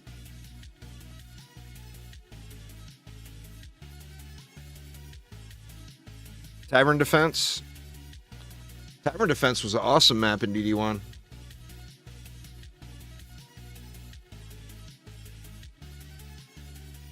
Not super rewarding to play. It was pretty decent XP early on.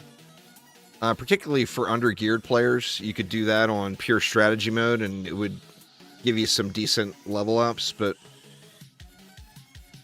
yeah, that was an incredibly awesome map for sure.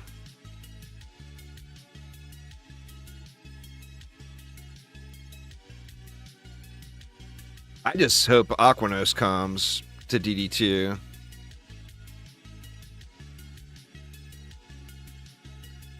That's DD2. That's not your machine, Luigi. DD2 hates being tabbed. It's just one of the things. It doesn't have a true full-screen windowed mode, basically. We got EMPs on this one. Get a little cyborg trap in, and then we'll throw some auras in the back.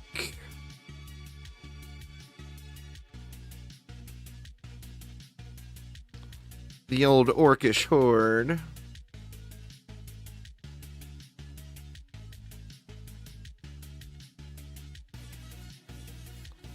We got Timmy, Kursakazi flavored Timmy, and a Carnival. I think we'll just go with a big old stack of Flappy Birds over here. I think we got enough for 6 probably.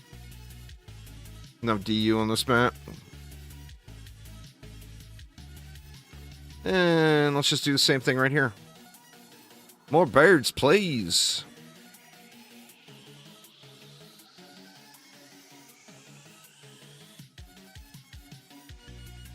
Actually leaves me a little change. What do I got? 120. I could throw 2 birds in back here with a destructive pylon.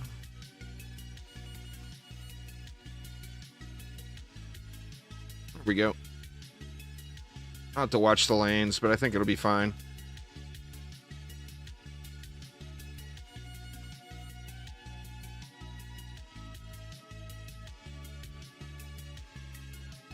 Famous last words, it'll be fine.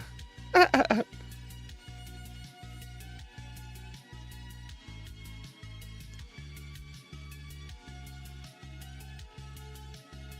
lot of people like that one, that map. Like DD1, you mean?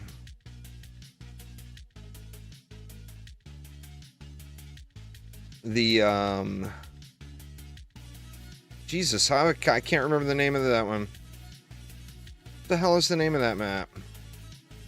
How have I forgotten that map? I actually hate the genie fight. On DD1 there. I can never see the lamps.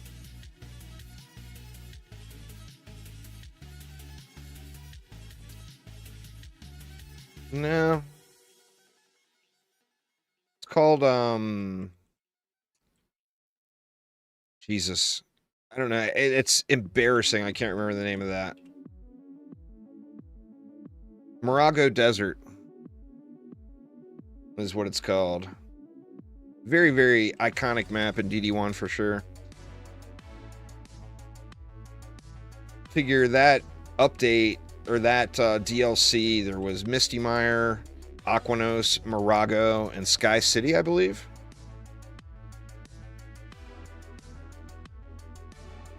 And we got Misty Mire as forest biome.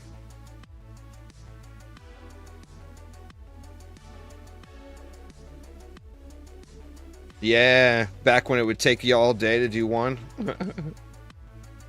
Oh, how times change.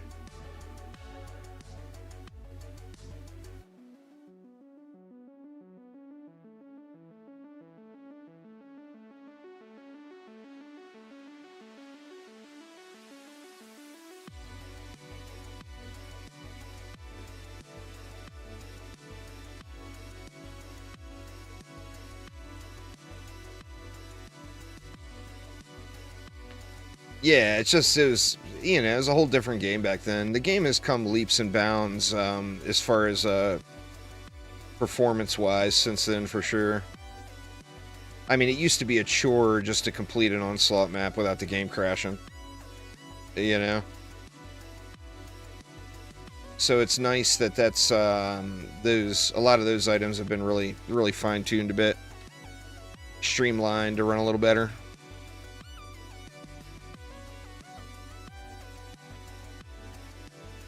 Yeah, 3 maps. If you crashed on map 3, you had to start back over on map 1. I mean, that's the entire reason that the replay from wave system exists. I mean, it wasn't a bad idea. It's just the game didn't run good enough. So,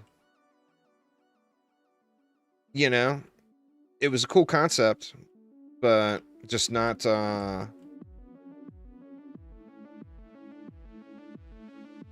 not ideal from the player quality of life perspective.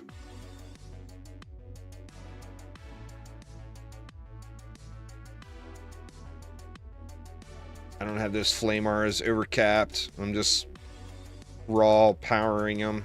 Should throw a couple of upgrades on here to make up for that.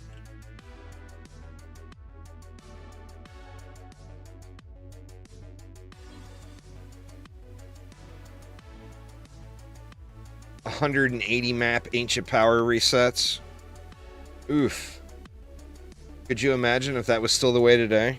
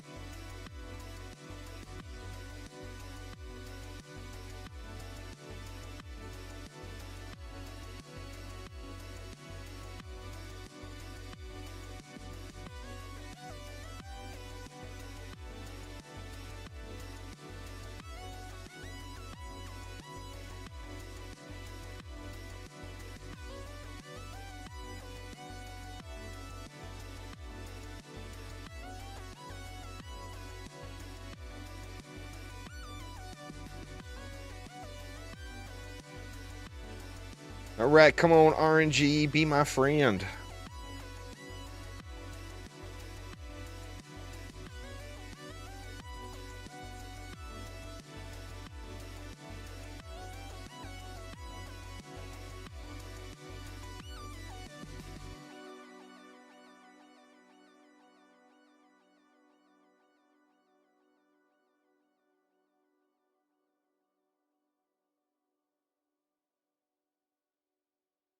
I want to say it was like 15 AP resets like that. With the 180 maps.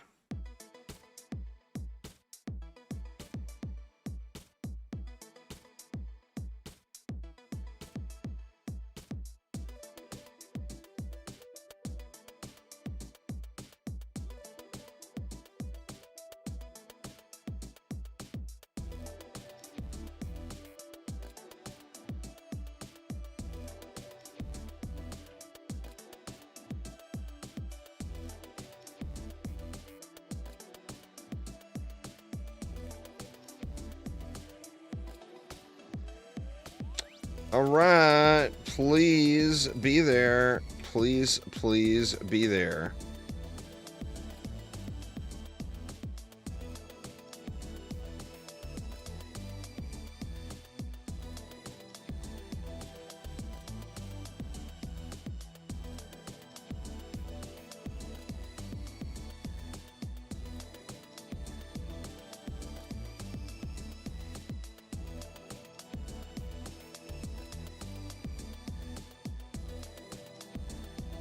Guess this, my alt account will be loaded in way faster than the main. So we'll go to the little screen first. Oh no, there is... Actually, it looks like there's a full set. Is there gloves? There's no gloves again. God damn it, man. Really? No gloves. God, that sucks so bad.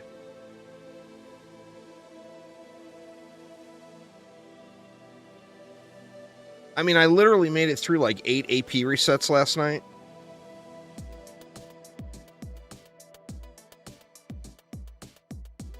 Without ever having to do a third map.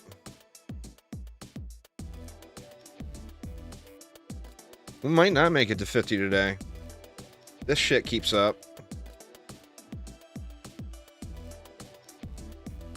So now we got to go into another onslaught map and play until we get gloves. Which stinks.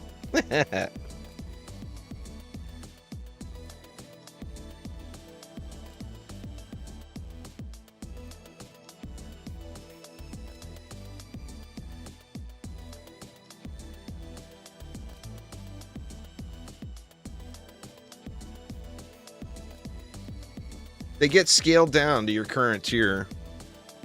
So since I have no gloves, the highest tier glove, you have to fill every slot. So since the highest tier gloves I have equipped on any character after AP reset or campaign level, anything I buy from a player market will get scaled down to campaign level. So nah, I wish it was that easy. But it is not that easy, sadly.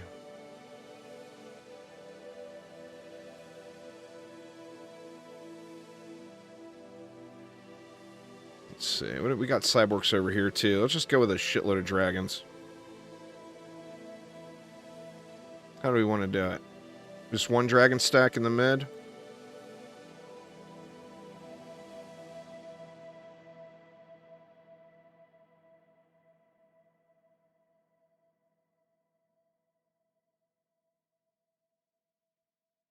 Do that to cover both of those lanes.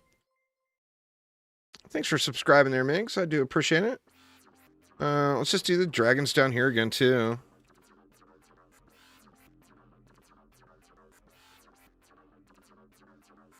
We'll go 5 down here. Spiders and cyborgs. Let's just do the same thing. Dragons out to what? Let's put them down here this time, though.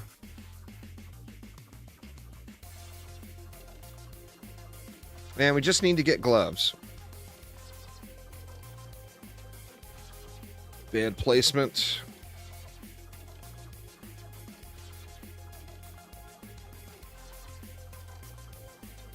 We got 30 left.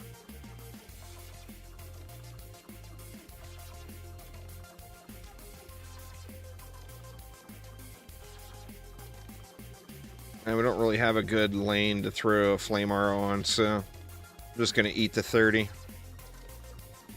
Let's just see how it rolls. See how it rolls. Maybe we'll get lucky and we'll get a pair of gloves on the ground in the first wave.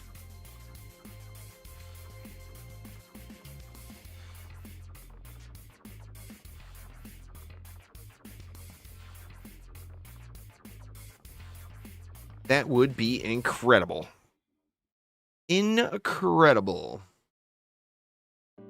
Yeah. Oops, sorry. Mike Slap. What was that? Was that a hex thrower from over here? Maybe I need to look at this lane again.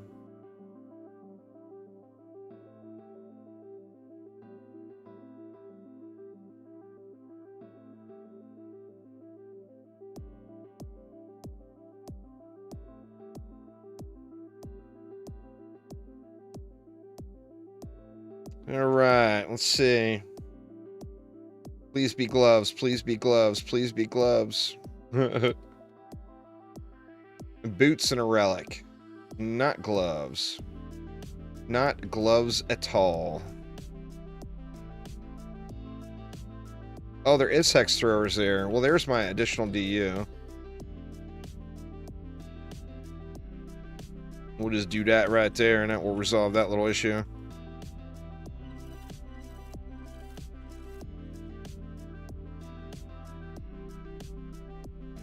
Come on, gloves. Just a gray, green, crappy pair of gloves. Any pair of gloves will do.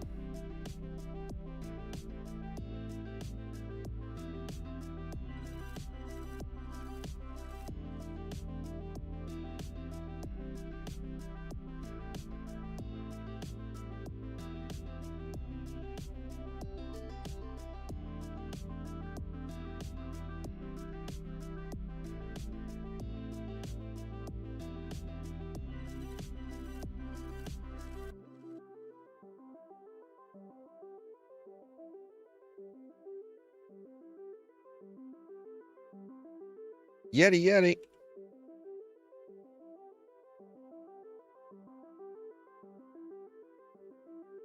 I've been cubed.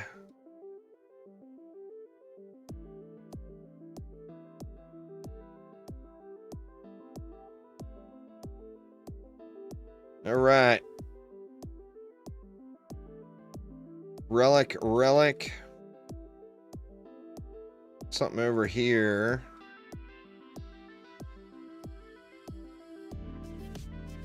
Oh, boots. What the hell, man? Game will not give me gloves. Let me make sure nothing got picked up. Nope. Still no gloves.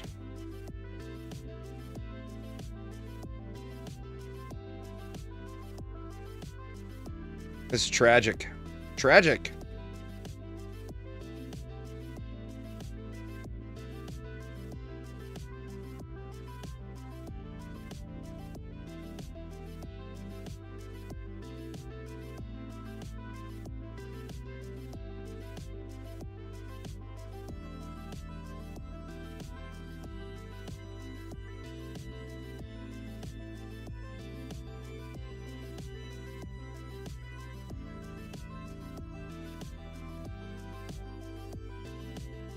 This is the equivalent of Chaos 9.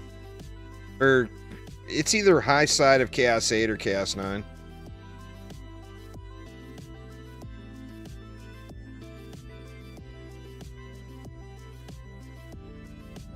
It's low onslaught. It's what, floor 261 or 262? So it's not difficult content by any means.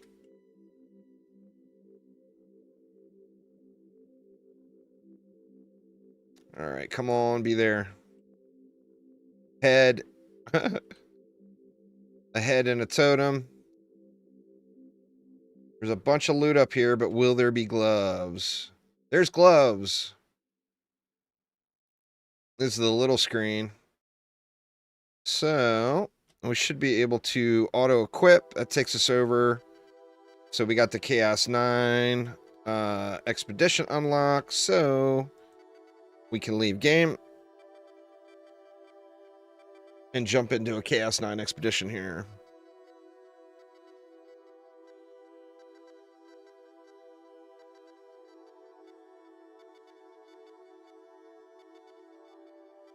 We'll do one more dungeon map, and then I'll switch it over and do some probably Wild West. That way I get some reroll tokens and a chance at a snake skin. I keep telling Artie I'm going to get him a badass snake skin to drop, and then it never drops, so... Or, pardon me, I keep telling Rexo I'm going to get him a badass snake skin to drop, and then it never drops.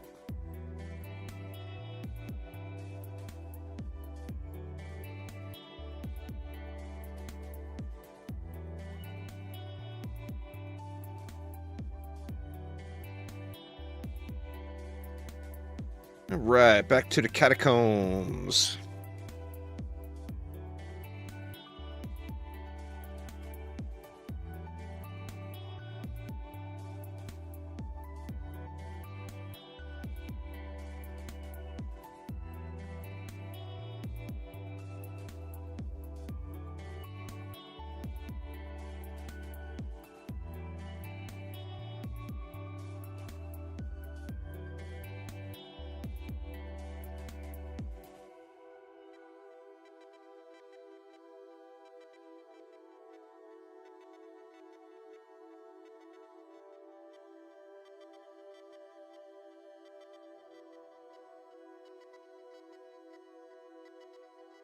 Most important screen in the game right there. No one ever reads it.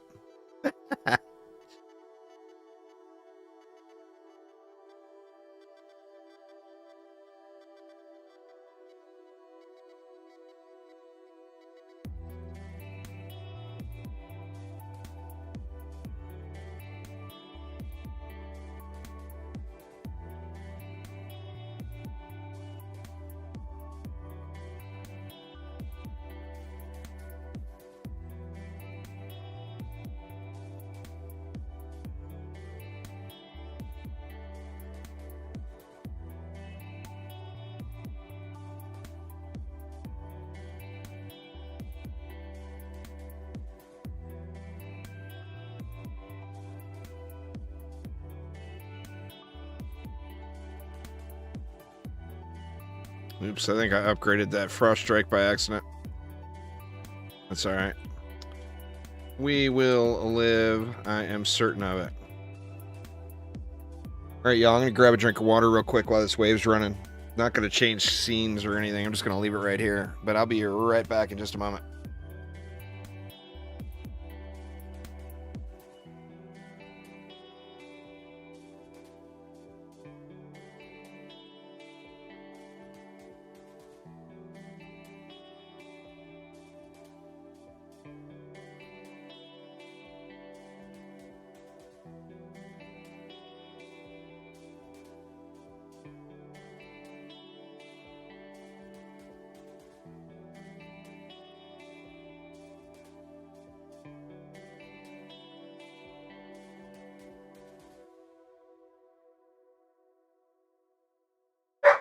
Peppers. Oh, damn. Going shit. All right, I have returned. What up, Diabolical? How you doing, man? The Sword of Unholy Fire. Oh, yeah. It was actually a chess piece, wasn't it? Or was it a sword originally? Maybe it was a sword originally. The chess piece dropped on this map, too. The 751 chest. You're grinding some AP resets? Nice, nice.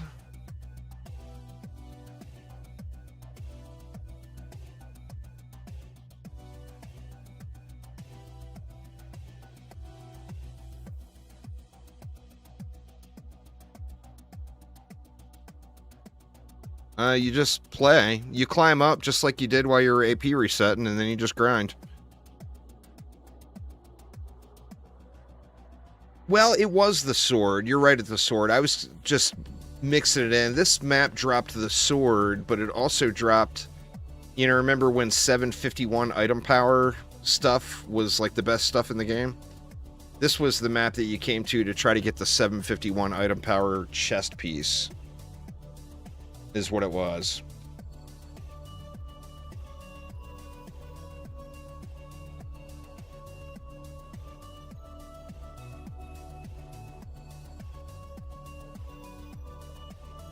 I mean, if we have time today when I get to 50, I'll show you all. I don't intend to do any more than 50.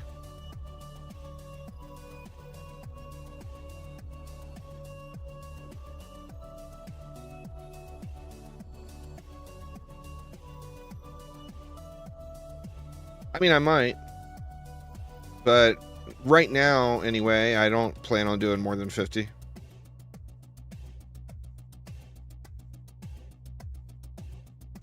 So RNG will just cooperate and give me the damn loot and not make me rerun maps over and over again to get gloves. Might be able to get through these in a decent time. Good lord, man. Do I not have a cooldown on that, Uzar?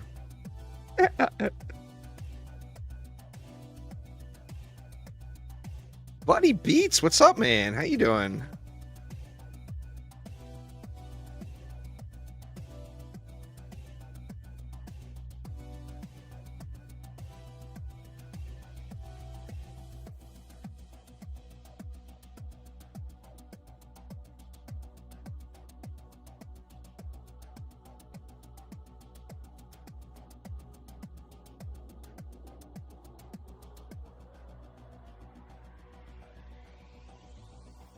Keep trying to hit Control G.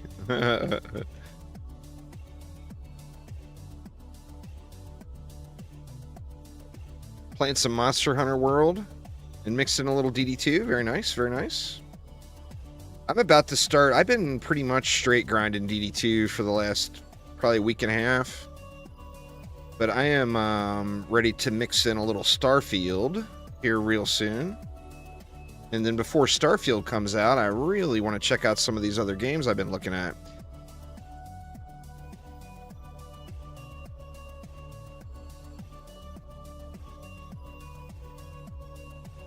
There's another one, a survival game, Sunken Land, which is like the Subnautica version of 7 Days to Die.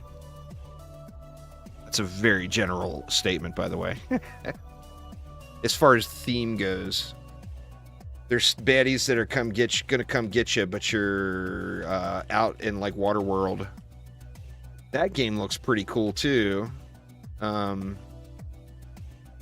put in a media request for a review code, and they never replied, sadly.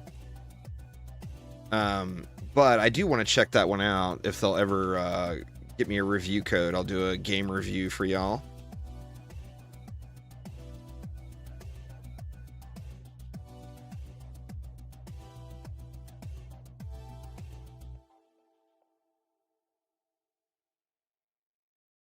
Spiritfarer. I've heard of Spiritfarer, but I don't think I've ever looked at it, to be honest with you. I know other people have played it. Yeah, they're entirely different Ascension categories, Nuggy. It's not a DPS and a builder. It's a depending on your ascension level, is how many defenses you can max out. As far as the DPS hero, that's always included. So every builder can be a DPS hero. It's just every builder is not going to be able to efficiently build, or I don't even want to say efficiently. Every builder is not going to be able to max out every defense until you've got a high enough ascension level. 3,000 ascension basically maxes 1 defense, 6,000 maxes 2 defenses, 9,000 maxes 3 defenses. You should get who looks like the most fun to you. I personally wouldn't get the Abyss Lord first, but there's nothing wrong with it if you think the Abyss Lord looks cool. I personally would get either the EV, the Countess, the Mercenary, or the Engineer. But that's me. I'm not you. So you shouldn't listen to anyone and get who you think looks the coolest.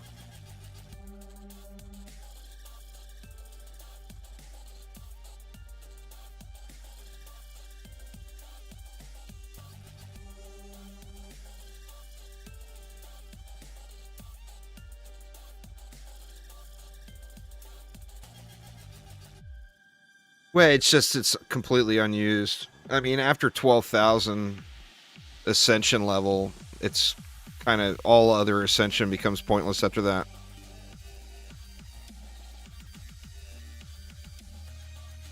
So more of a vanity thing at that point.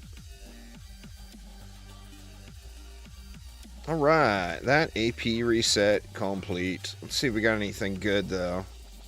Wow, like the most 1 out of 10 mods in any bag from one map ever. What the hell, man? That's some harsh luck right there. All 1s and 2s practically. All right. Down to the little screen. No 10s, so scrap it all. And then that was it. Where are we at now? Are we on 43 or are we on 44 now? I don't remember. Lost track of time. Or lost track of where I was.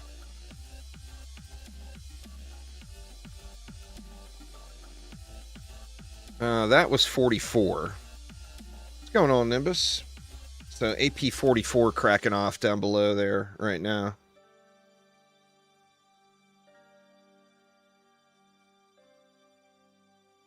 We got us a prestigious poo-poo tablet, which we'll throw right in the trash.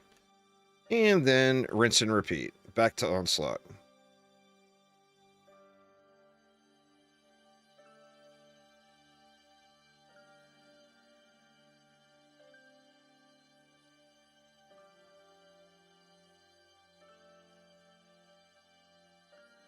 Gotta go feed the cows. That's fair. Cows gotta eat. Well, have a good day, man. Thanks for hanging out.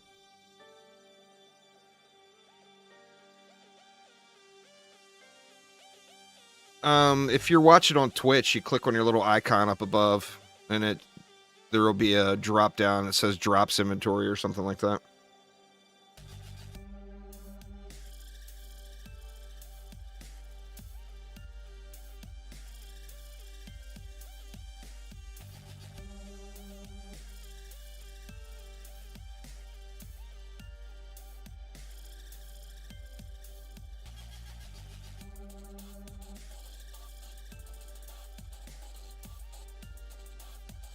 All right, what do we want to do here? We got Cyborgs and Cyborgs. So let's just go with 1 stack in the middle.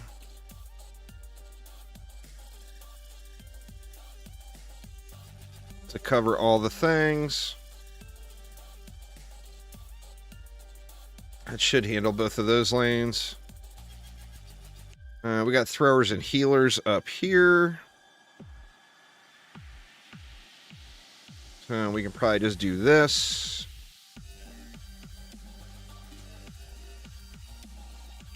We got cyborgs over here as well. So we'll give this a baby stack.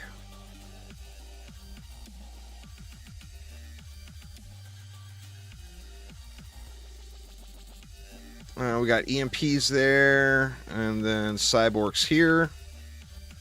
Let's go with another baby stack here.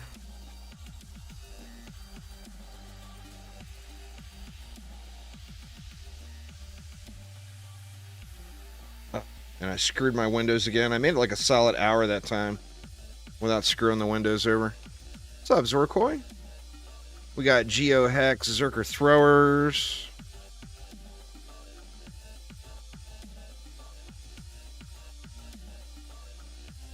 Let's go like that. We got Cyborgs over here.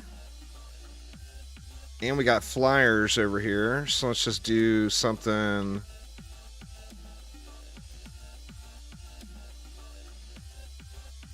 Like that. We got a shitload of DU left, so we'll just throw in some rando stuff.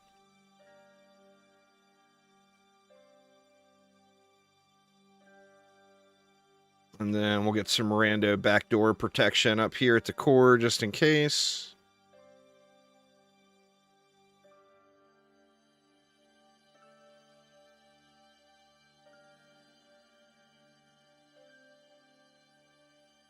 And away we go.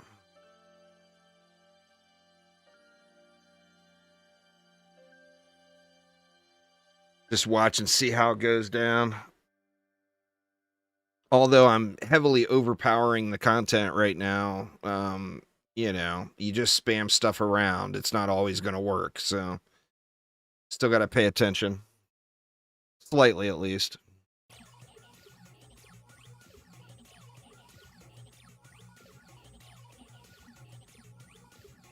Hopefully, we get all the things. Thanks for following there, Chris. Welcome. Do appreciate it.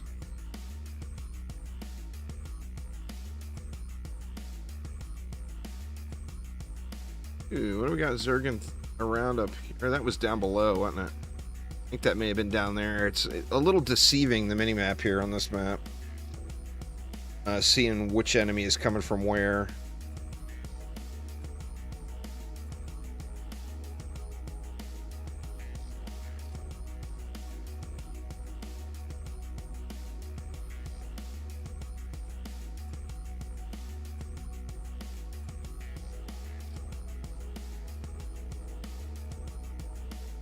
Did I have Borks or something up here? Frosty fodder. So, I mean, should be fine.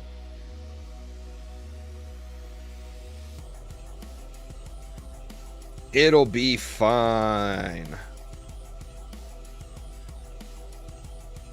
Key in core explosion.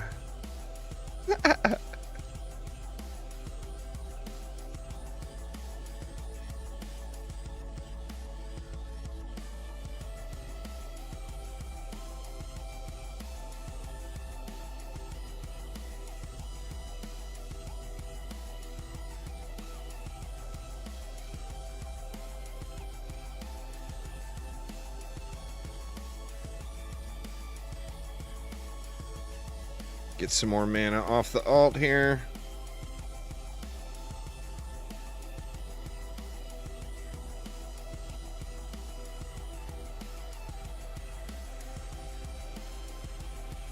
We got a siege roller coming in from over there.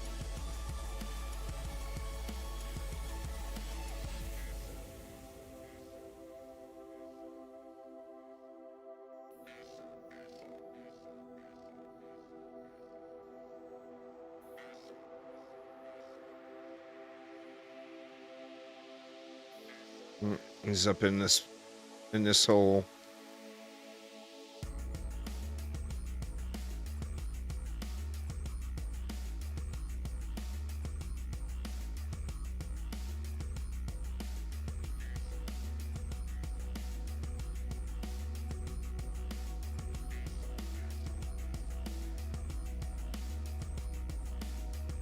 God, I hope the drops are there, man. What, we started off with the 2-map reset right out of the gates, and then got the curse of the gloves after that. The dreaded curse of the gloves.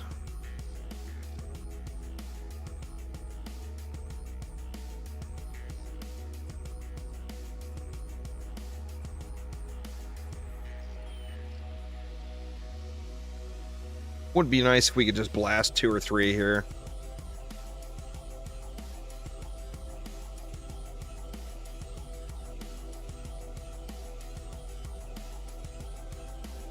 I will probably never reset again on my main. I've just got too much stuff. I've invested too much time into leveling stuff up and all that. I just have no interest at all in resetting anymore. I mean, the only benefit I would get out of it at all is more gold. And I mean, I got things in my inventory right now that are worth over $1 billion. So, I mean, if I run into a gold problem, I'll just sell something, you know?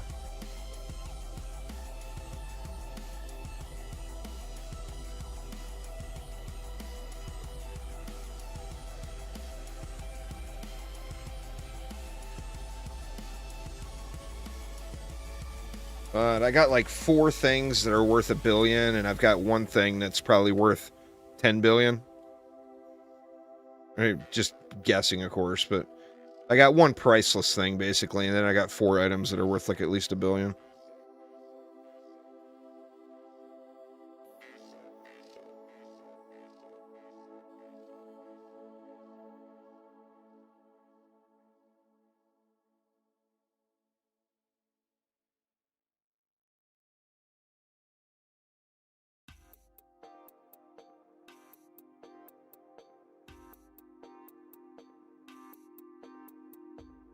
There's a lot of enemies on this one.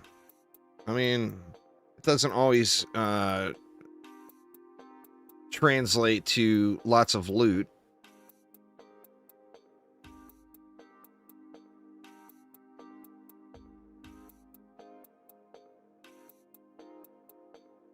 Can't get this one. The downside of not spawn camping on a big map, it takes a while for enemies to walk around.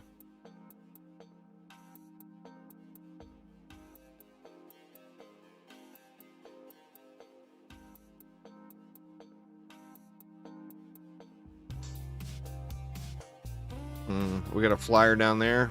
Oh, he died finally.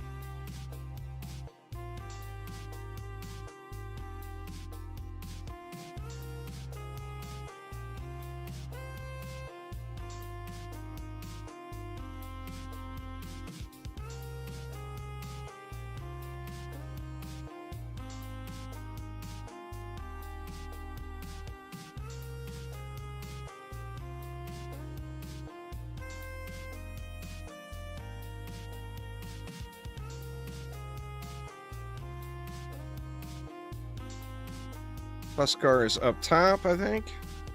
Yeah, Tuskar is up here. Now he's in here.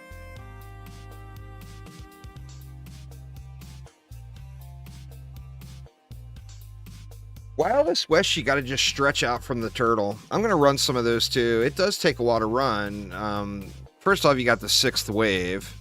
And then you've also just got a very, very high enemy count. But if you stretch out the turtle a little, and instead of spamming everything right at the core, you move back a little, it does make it run quite a bit quicker.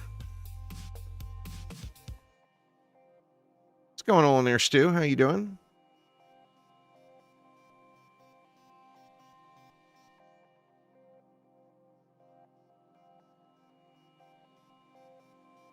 Ooh, what was that?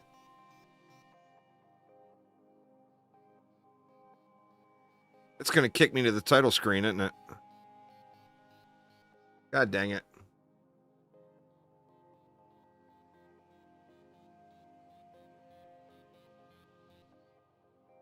hell's going on? My connection's still good. The servers take a poo? Well, my other character is there.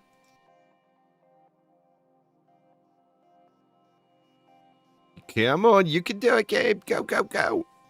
There we go. Yay!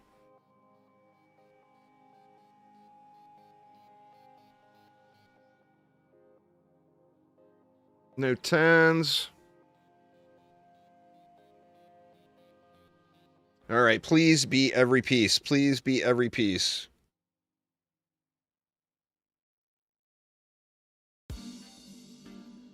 Boots. There's no boots. Or no, there's boots. Looks like a bow is our highest roll. So we'll equip the Huntress. Yay! We got one! So if you see the achievements rolling off down below.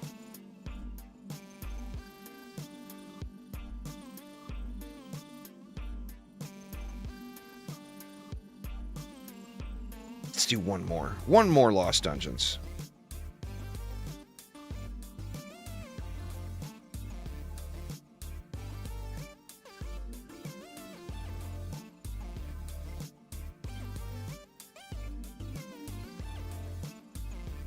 I think Wild West was done really well. I mean, the art and everything on that map looks great.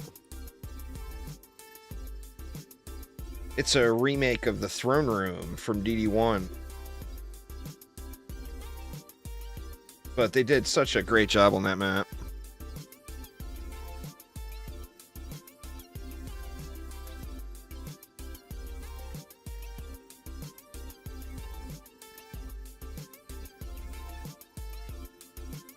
And what is going on with these loading times here?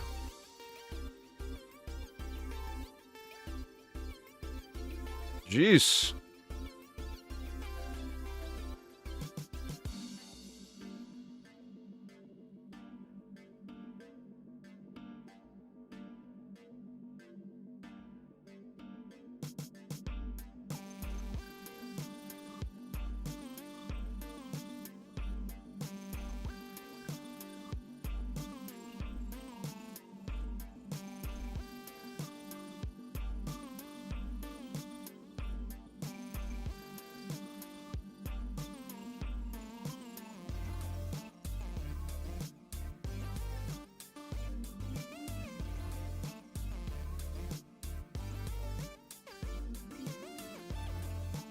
Missed one. It's all right. We'll hit all of these.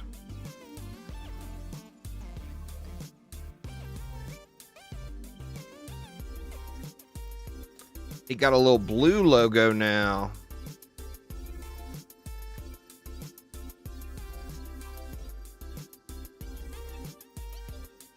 Oh, they did a really good job with that. There's a lot of remakes in DD2 from DD1. But they transformed the map so much visually that a lot of times you don't know. Like, Forest Biome is Misty Mire. Drakenfrost Keep is Royal Gardens. You know, this map is obviously Foundries and Forges. Molten Citadel, of course, is obviously Magus Quarters. So there's a few obvious ones in there. But there's a lot of low-key ones that they completely redid. You know, the Wildest West being Throne Room. Just such a huge visual transformation that a lot of times you don't see it at first, you know?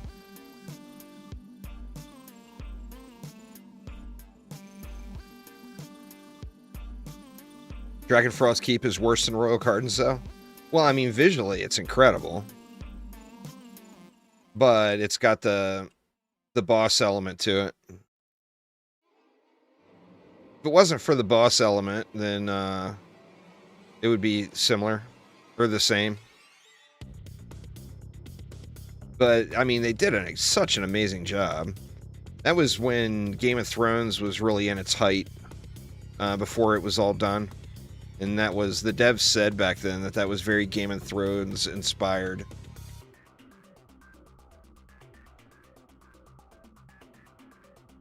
Map just looks cool as hell.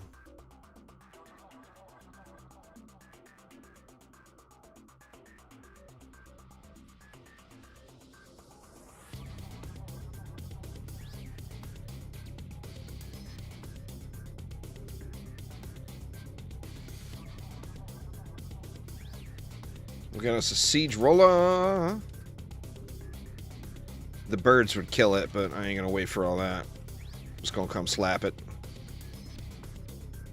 Slapped.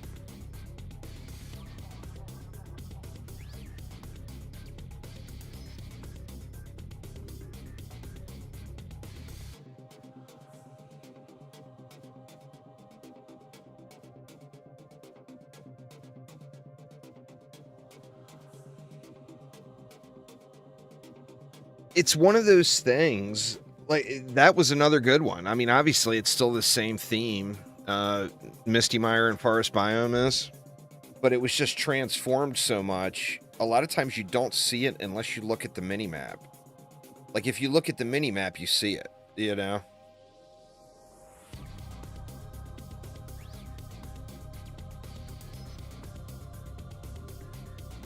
That was there was two brothers. They called them the Diaz brothers. It was Jesus Diaz and...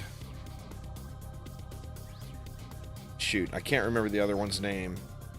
But they were the world builders on the majority of DD2, and they just... such an amazing talent. Those two guys, just incredible.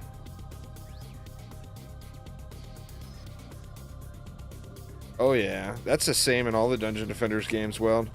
There's a few maps where if they were rotated, it would feel a little more natural.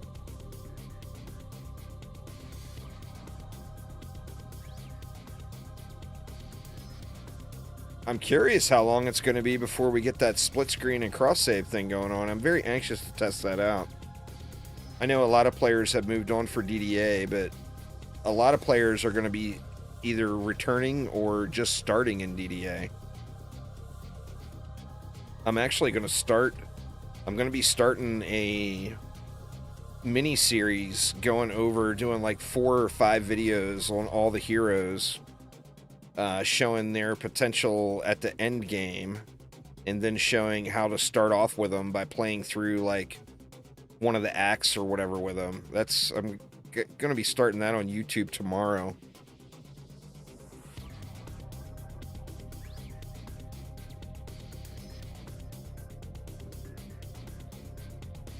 Another rolla.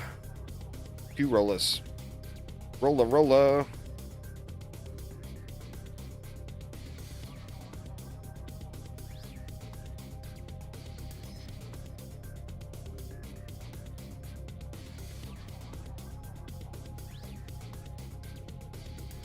Gotta get them booty shots.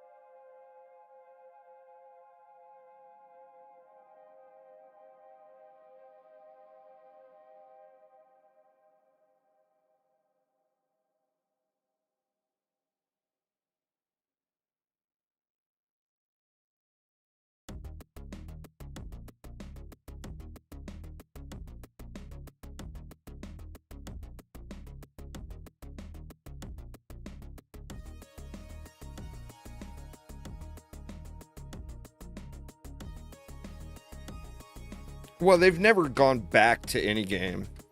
There's different development teams that have worked on the different products. They've never said, okay, we're dropping this game and going to this game. That's never happened, ever. The different development teams have been able to focus on different things. It's completely different people.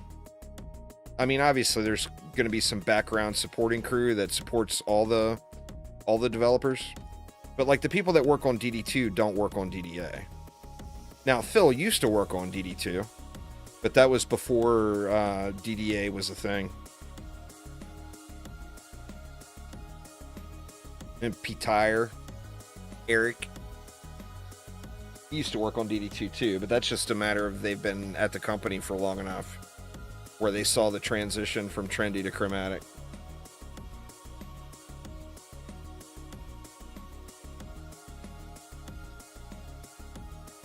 Well, I mean, I'm already maxed out pretty much in DDA, so I mean, I'm going to be doing more new player type stuff. I'm not going to be like grinding DDA. I'm just going to do some video series with some introductions and some new players. There's going to be a lot of people returning or starting DDA real soon. Those of you that have been around since the Kickstarter began, how many people said, I'm not going to play the game until it has split screen? A lot, you know?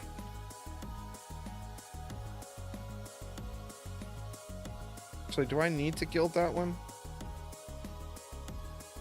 I think I might have it gilded already, but I'm not positive.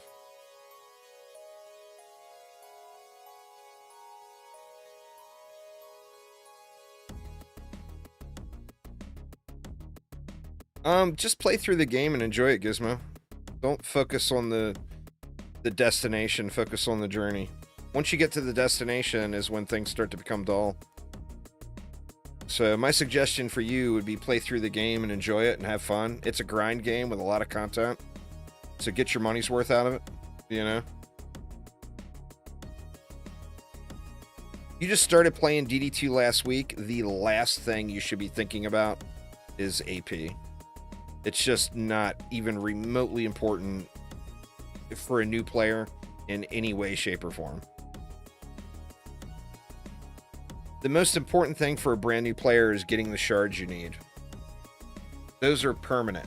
So once you get them, you're going to have them forever. So you need to go through and get all the shards you need for all the heroes. Farm some defender medals, get yourself a new hero. But AP should be not even remotely on your horizon yet, just starting last week.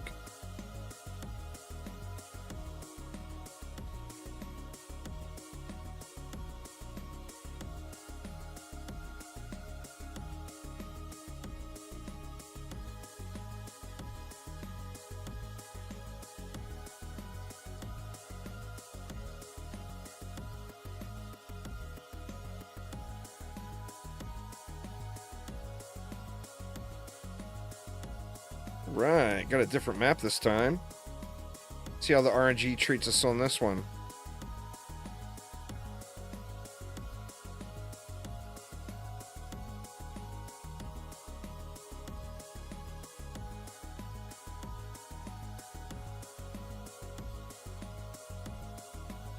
Do we have enough on this to do big dragon stacks? I'm not sure I've actually got that much DU to spend.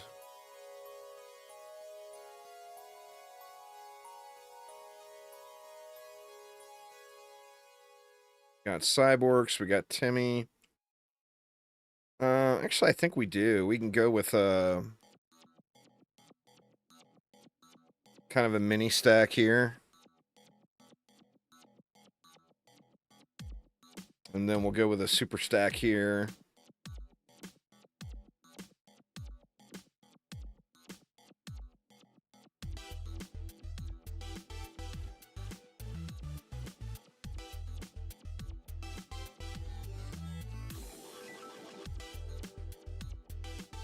Like we got enough to throw some buff beams in.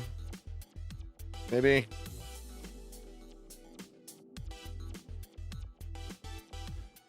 If I can manage to get them placed. What the hell, man?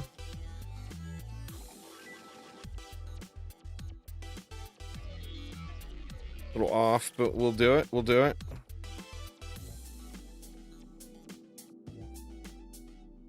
Oh, well, appreciate you watching there, Gizmo. Oh, this is the map you don't start with enough DU. Or enough mana. That's right. Not enough mana to build the map.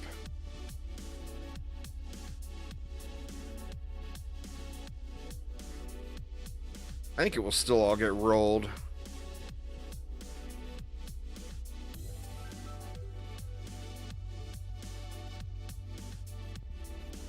I don't care about the sub-objectives, of course.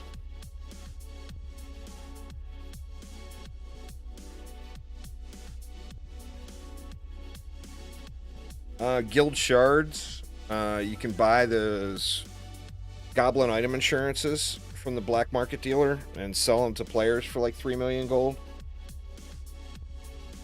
Yeah, you can get another Dragolich. If you already got Dragoliches, you can get one and sell it. As far as selling them, you definitely want to go with the Goblin Item Insurance. What, 1,200 Defender medals, and it's an easy 3 million gold. Like, they'll sell almost instantly for 3 mil. So, I mean, if you're at the cap and you got 12,000 Defender medals, that's 30 million gold right there. You know?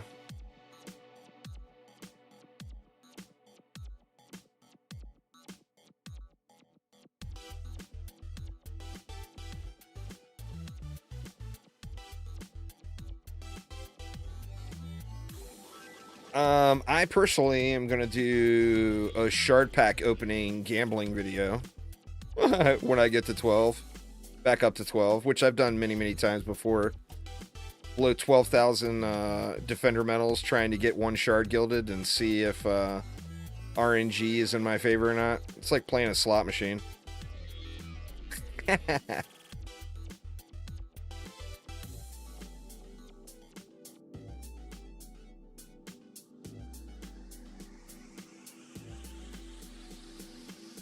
We good to go here. And once again, just hopefully we get one of each of the slots. Got a Yeti over there. Should probably... Oh, no, he did. It looks like the dragons are actually going up in the spawn over here. Because that Yeti was almost dead before he even came out. Well, you see all the mana dropping back there, so they definitely are.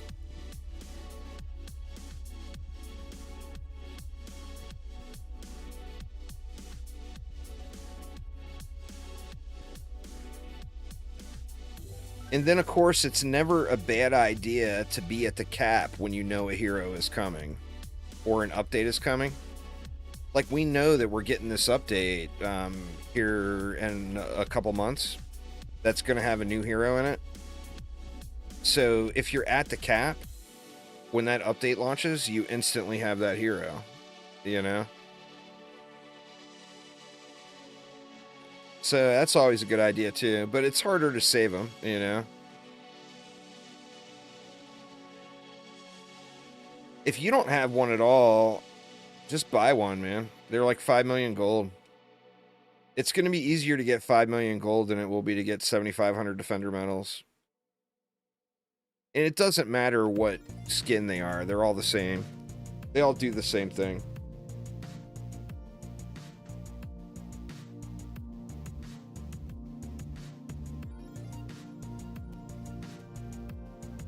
Yeah, if you bought the All Heroes package, you should get that new hero already.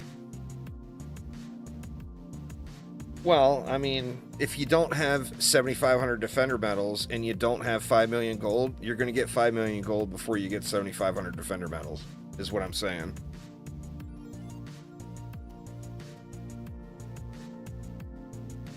Pet damage is not something you really want to focus on. It's more for memes.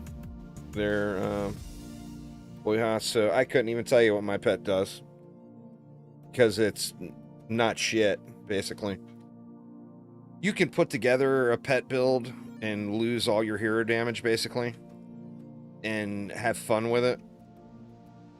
But the DPS output of the pet is not going to be good.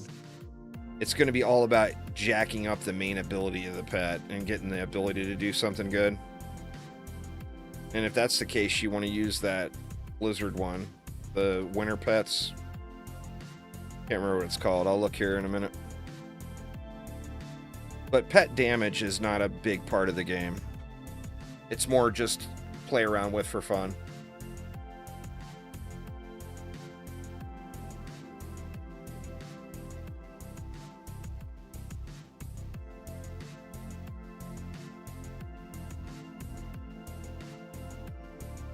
Exclamation YouTube in chat there, boy, and we'll get you a link to my YouTube channel.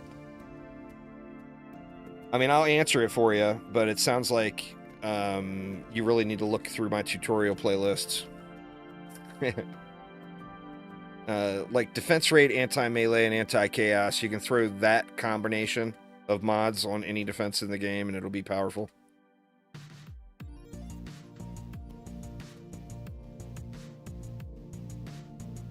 Let's, Heavy Blizzard is the pet ability you would want for a DPS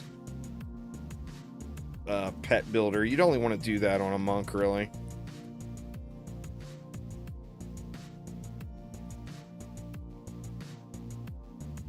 And you're going to have, like, you'll be able to burst out like 2 billion damage once you're fully geared.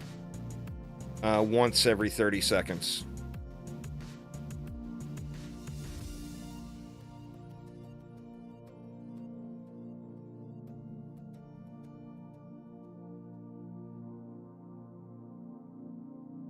There isn't really a high onslaught meta now, Chris, because high onslaught is not the difficulty anymore.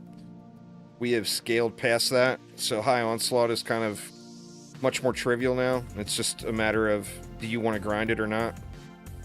Survival is where it's at now, and it gets way harder than onslaught.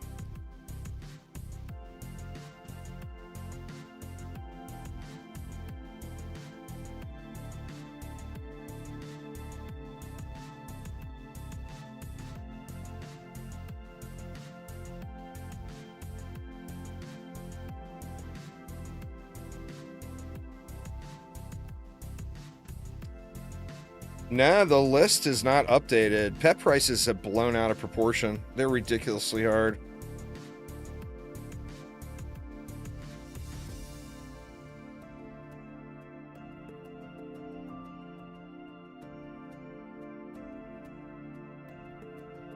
The prices for pets have gone through the roof. I mean, for a Drago, like, I mean, unless you're trying to get collector's pets, as far as just playing the game, a Drago is pretty much still the same. They're going to be like 5 mil. But the special pets on that list are, the market prices are completely blown out on now.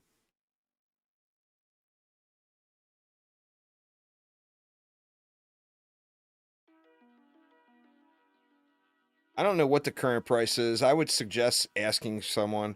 If it's not the Defender Metal Berkira is not worth much. But if it's one of the original Berkiras from the monthly quests, I would ask someone. Like Jade would know what those go for.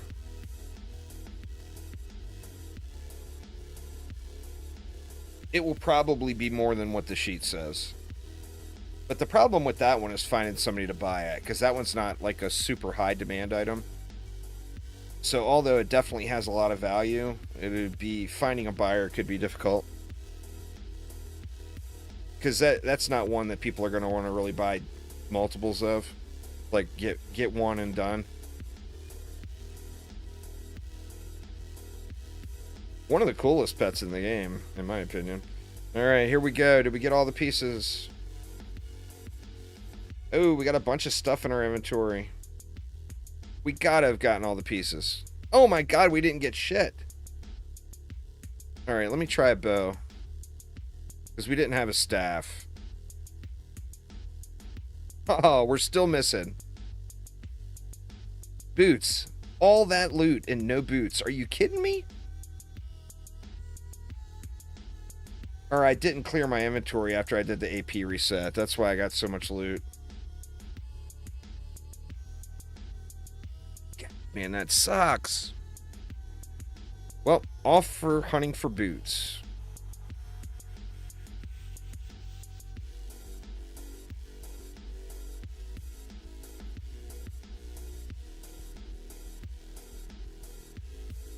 The best pet in the game, Gizmo, is available for purchase. You just go down here.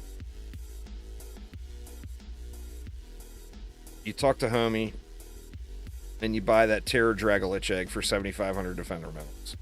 That pet will get you through your entirety of gameplay in DD2.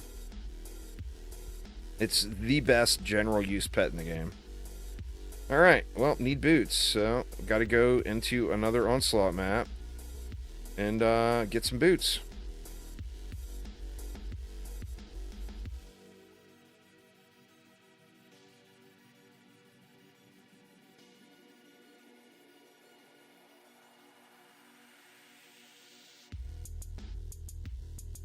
Terrible, Aramir. Terrible.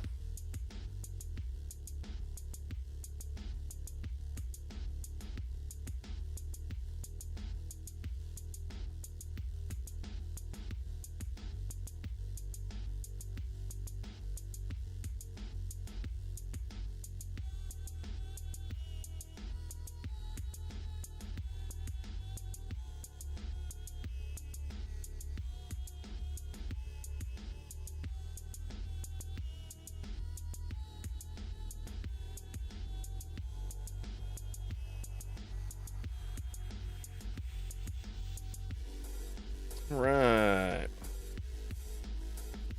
We want to just turtle this one?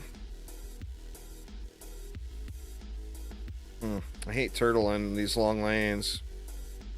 Let's not.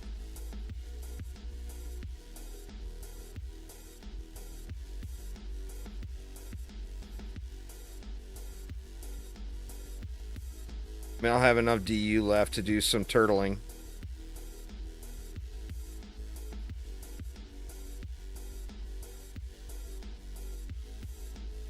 But yeah, these lanes are way too long to be turtling.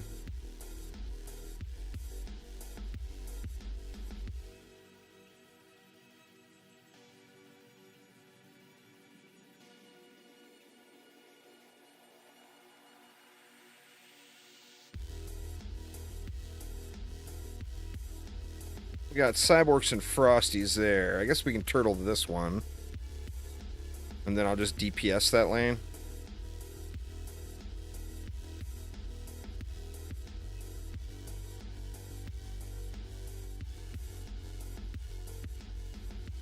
We got spiders here, which we can turtle as well.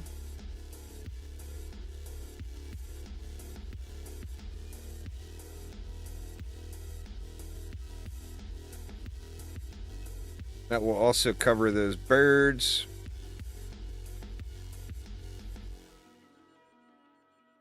We got another turtle lane here. Good lord, man. You're going to be turtling this mofo out, huh?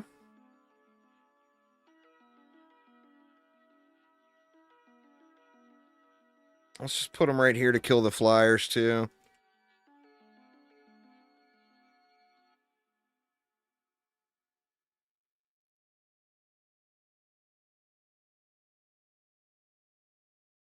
We got Zerkies.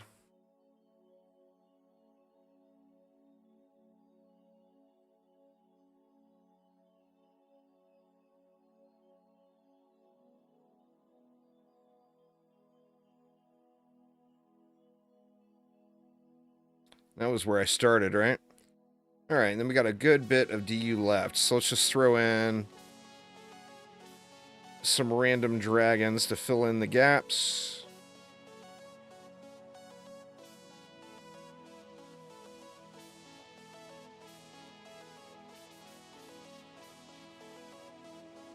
And we'll see how it rolls. All we need is a pair of boots. Got any speed runs? I mean, this isn't really a speed running game. So, I personally have never attempted to do a speed run. I mean, what would you even do? You know? It's not really that kind of game.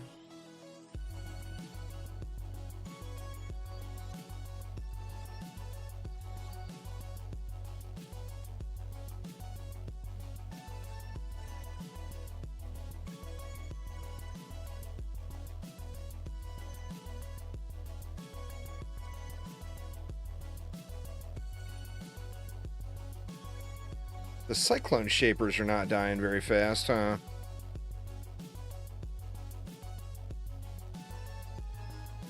Oh, it's because they're getting CC'd up outside of the aura. A couple of upgrades here will resolve that. I mean, hopefully there's a pair of boots on the ground. I can just leave the match. Literally no one pays any attention to that at all. Boy, just to let you know.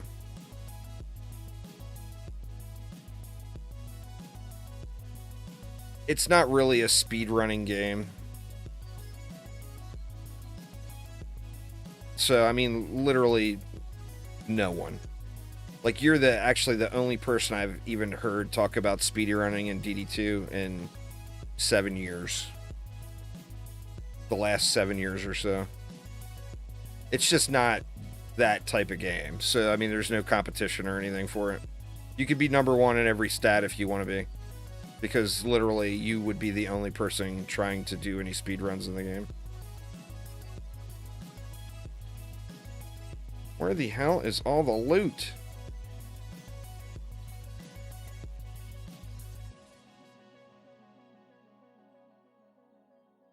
No boots, of course. Dang it, man. Why can I not get the booties?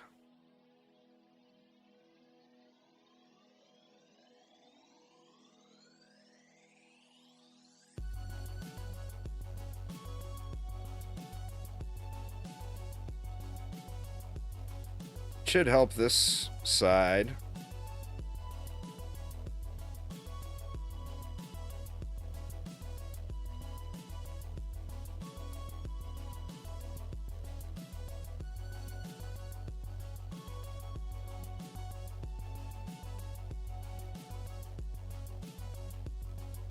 These ogres should be getting burned out, but I guess a couple more upgrades won't hurt.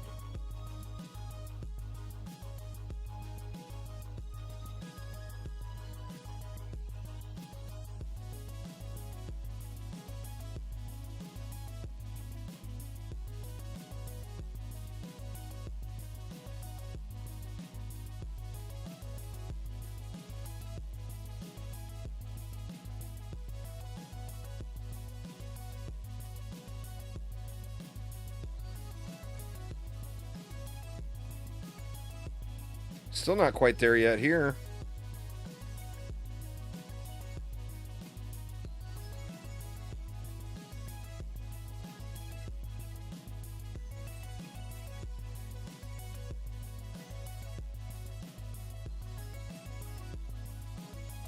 Oh, come on, birds. Die off already.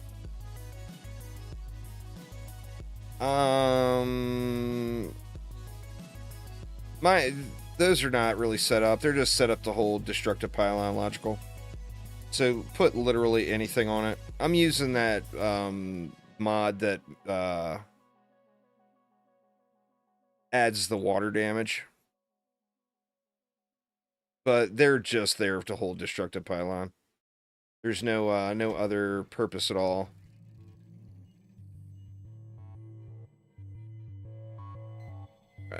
No boots. You're gonna be a boot up here. Well, let me just do this. Get the run speed in. If I'm gonna have to run around this map and look for gear. Might be quicker just to let it finish. Come on, be boots. Oh, it's ahead. There's one more pile of loot way over here.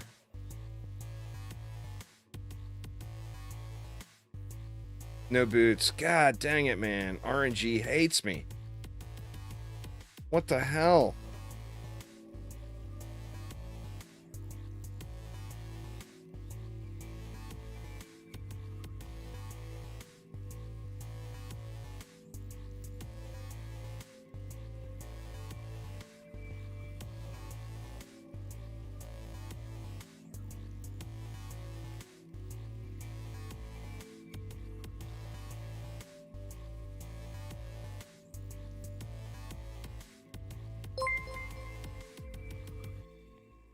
Thanks for following there, Navy. Appreciate it.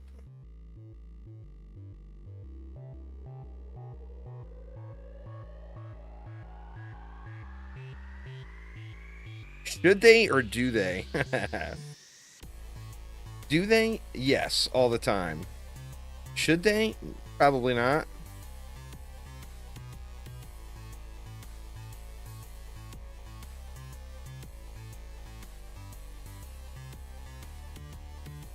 This guy's way up there. The way they reimagined this map, it made it so big, you know?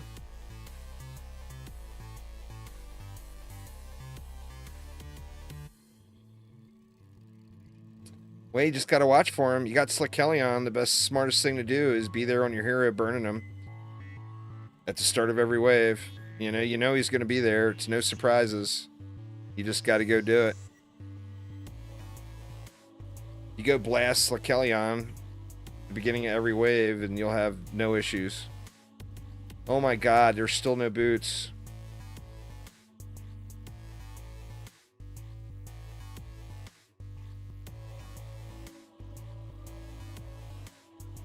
Come on, be boots, be boots, be boots. Oh.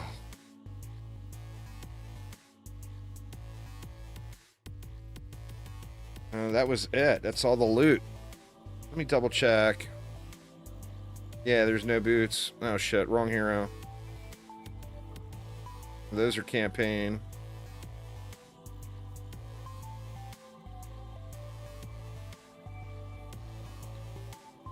Oh man, this is brutal. There's one more drop up here. There's no way it's going to be boots, right? It's boots! Cry loud enough, the game will eventually listen.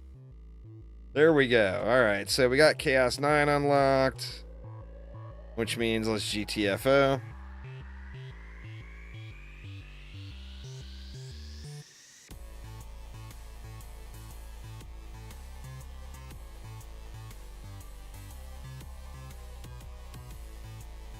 Well, there's two sides to that, Royal. It's unfortunate. But there's also the side of you let him walk all the way to the core. So you were ignoring him at some point and just letting him walk down the lane. Or he wouldn't have been all the way at the core to spawn. Just gotta slap him, man. Just go slap him. Flick Kelly on slapping. Gotta get it done every now and then.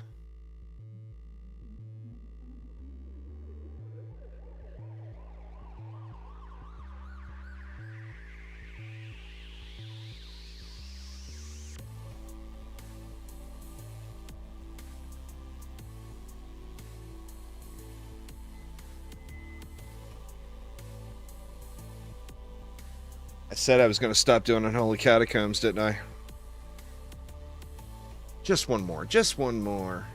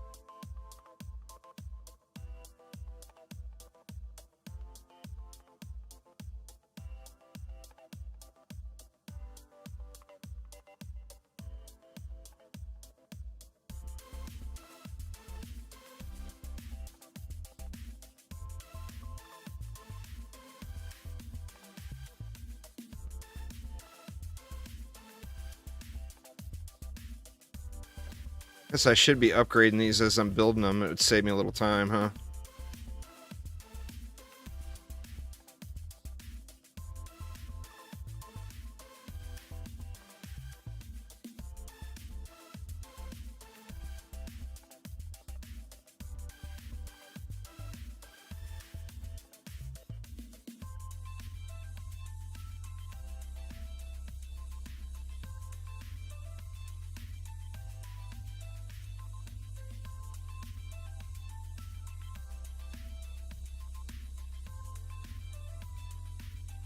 Man, a lot of people playing Starfield right now.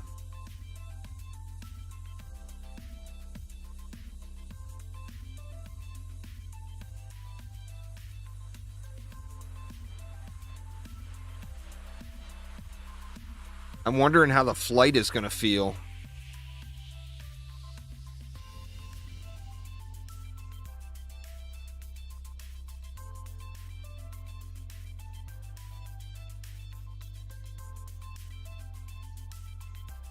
Oh, I hear you, Aramir. Just same with me. I'm more than happy waiting for a few days. Getting the old... Gotta get the value out of the Game Pass anyway. You know, you pay for it. Might as well get your money's worth.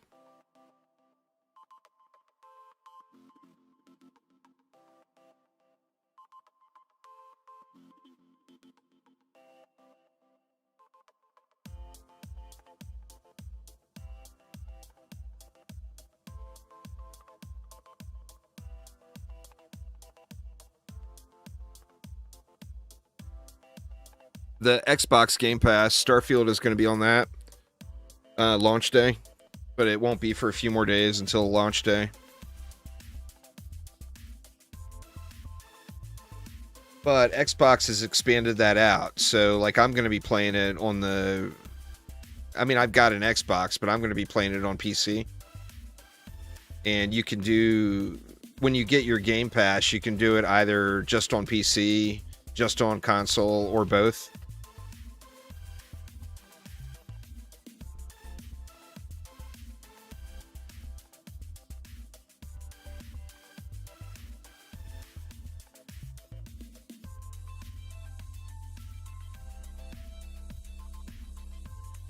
I'm not a big fan of that Wave Dancer pull arm personally. But it makes for some easy selling. No, we're talking about Starfield. DD2 doesn't have anything like that. DD2's getting a season pass, like a battle pass, coming up. That'll be coming in the next update. But this is Game Pass, like as in... It's like a monthly subscription service that you can play all the games that are on it. It's on Xbox. But they've got a PC version. You just you download the Xbox app and then you can play all this stuff. There's really good games on it. They do. It's... For someone who likes to check out different games, it's well worth the money.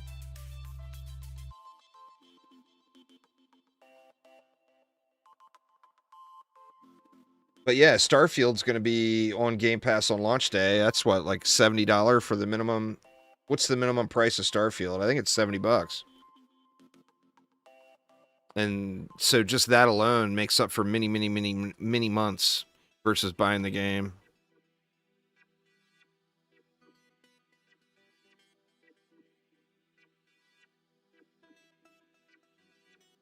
I don't get... I'm excited to be able to get some value out of it because, like, my wife uses it, but she doesn't go hard, you know. She'll play games like a few hours a week.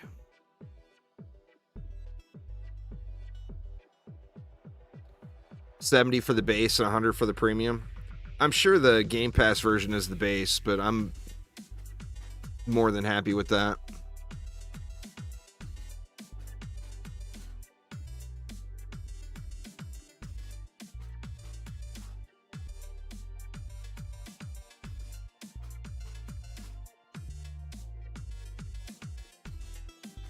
Well, AAA game, you know.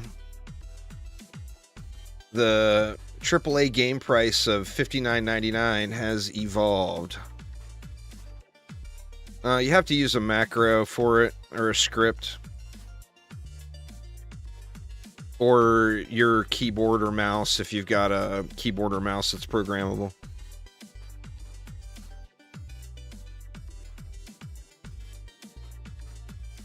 If you don't have any of that, the easiest thing to do is to run an auto hotkey script to have it hit G every 60 seconds or whatever.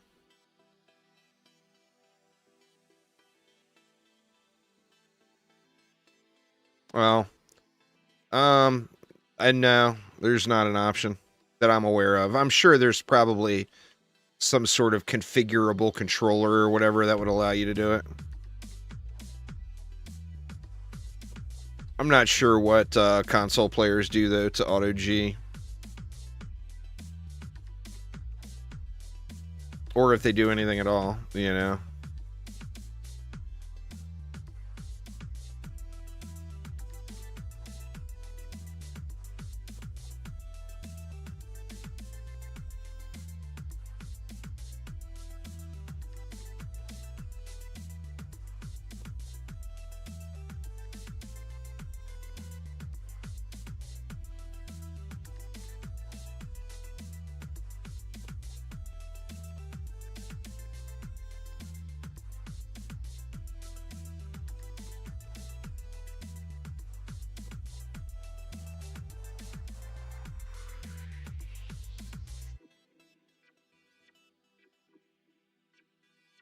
All right, another AP reset down.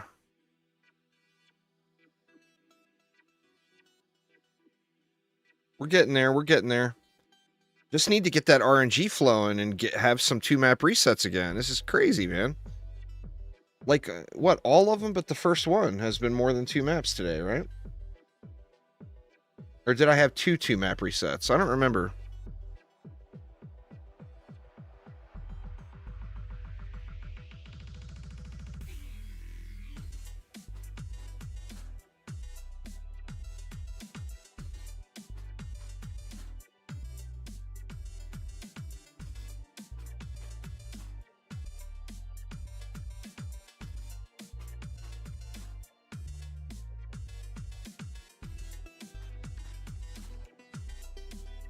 No more 10s for me. I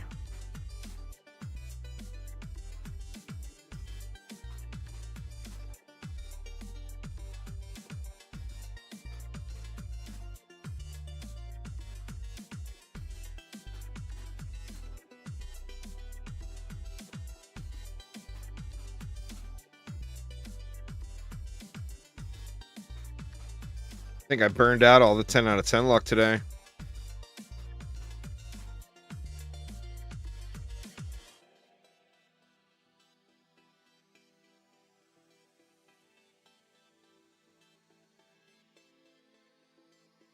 And there is 46. So we're getting there, y'all. We're getting there.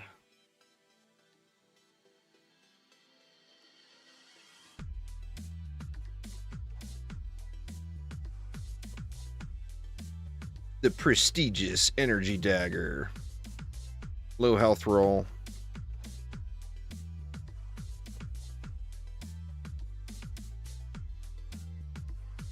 Right, back to Onslaught. Floor 261. Go, go.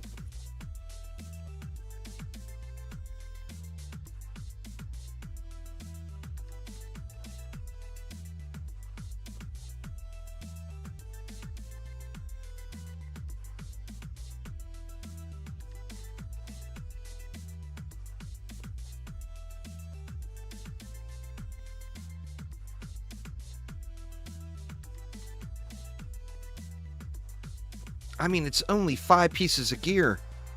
Any weapon, any boots, any gloves, any headpiece, any chest. Green ones are fine. Drop any quality of any of the items.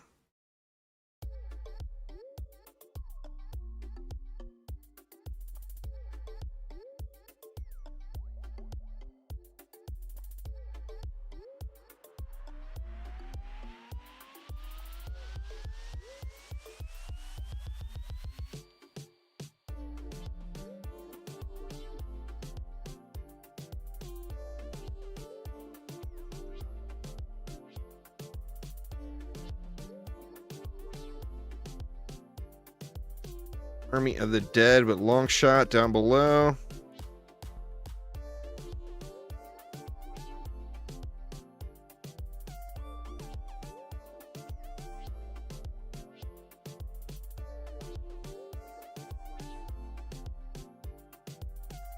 And then I think we'll just bird it the rest of the way.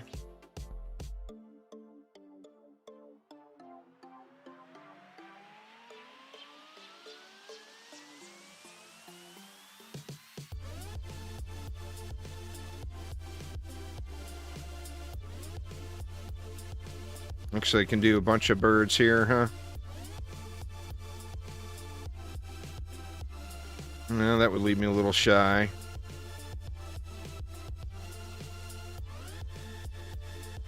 That leaves me 30. I mean, what do we want to do with 30, though?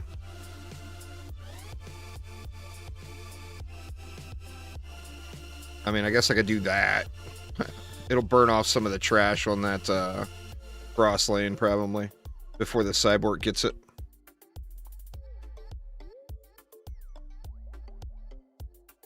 You get one from Prime Incursions, you get one from Mastery Mode, you know. There's no video on it, because there's no do this, get that. It's complete all Chaos 8 Prime Incursions, you get one. get to 55 or 50 stars in mastery mode, you get one. So any 50 stars works. So one is super easy to get. The other one takes an extra minute, but still super easy to get. So it's just a matter of jumping through the hoops, you know. The incursion ones are usually, with most things, are easier to get the incursion one. But the mass destruction for mastery is the first hyper shard you get. So literally do any 10 maps and get the 5 stars and you got one.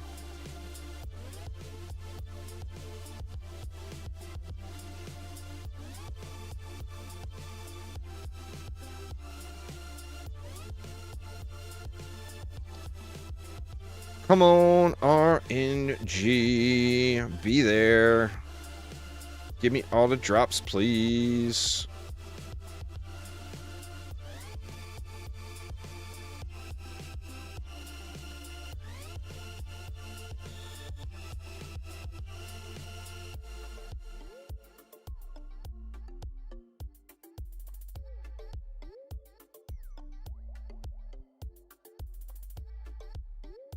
If you're just now starting Chaos 8, you're going to have a pretty hard time getting through those incursions. So I would definitely suggest the mastery route, because you can do the, you know, I mean, that's a Chaos 1. That, like, by tier, that's the Chaos 1 shard. So anyone who's capable of doing Chaos 1 mastery, just 10 of the maps at 5 stars, gets their mass destruction. Ooh, what do we have going on over here? Treat getting uppity?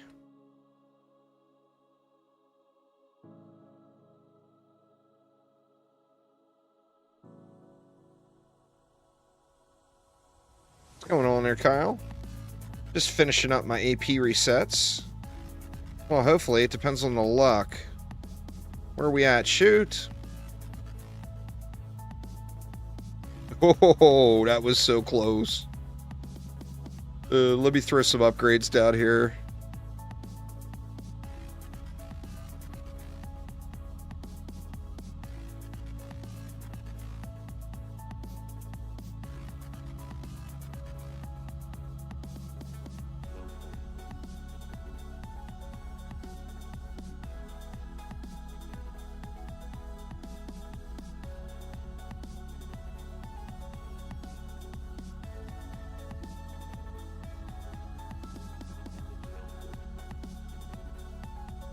Well, I mean, that comes with it. Obviously, that's not allowed. That would be against what Chromatic has told us to do.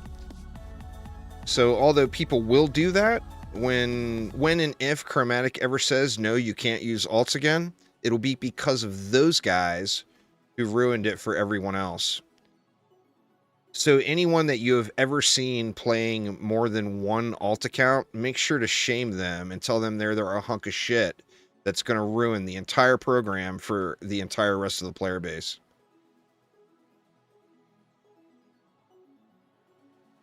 Use those words too. Hunk of shit.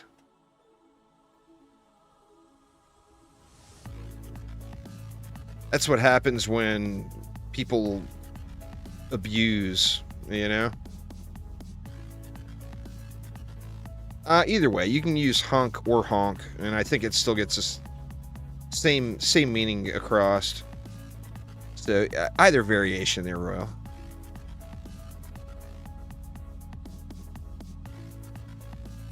I mean, we're lucky they allow it anyway, to be honest. I mean, they publicly allow one alt account, and they publicly say, don't abuse it, or that might change. So, you know, I mean, they're allowing us an alt account anyway. So that's good stuff, right? So definitely don't give them a reason to take that away.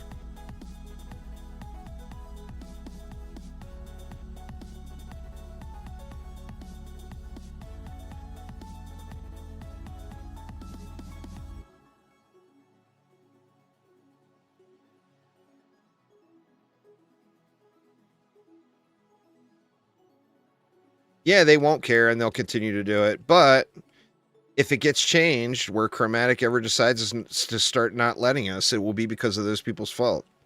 You know?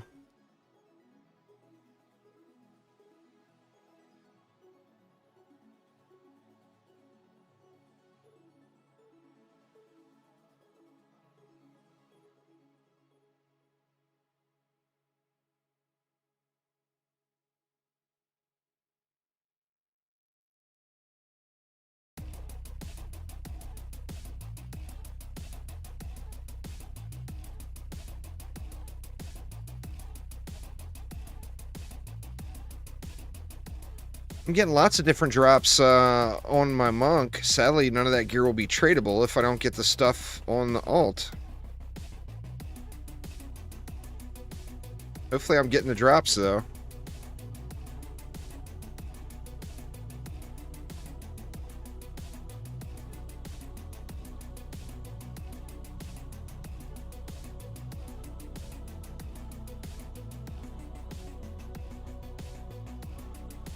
Yeah, Frostar is good, for sure.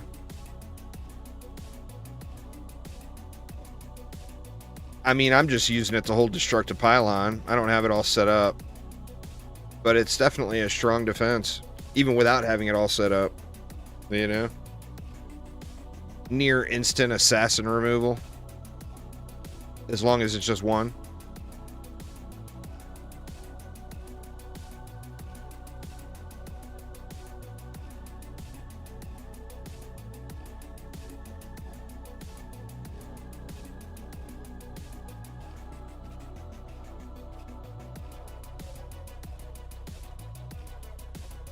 Like, I'm kind of almost even curious. Like, if you know that you don't have the drops, would it be quicker just to fail a wave and replay the wave again in hopes that the drops come? I mean, look at all the loot I'm getting. There's a helmet, there's a chest, helm, gloves. All I would need is what? Boots and a weapon.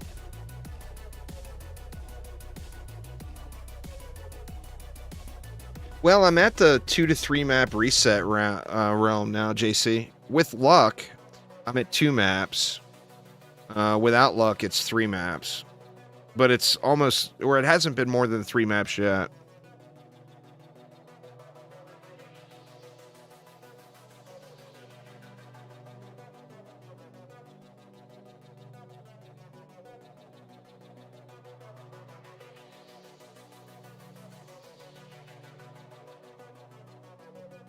It's 33 to 50 is the sweet spot for AP resets. Your 33rd through 50th AP reset are just damn near free. Damn near free.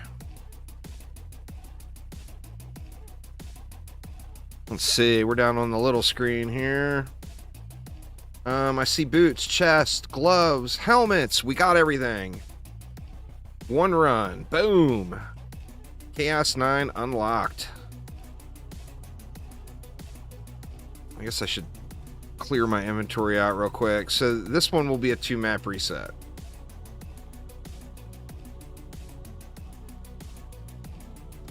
What do we got? Ability chip. Not a hot item, but we'll take it.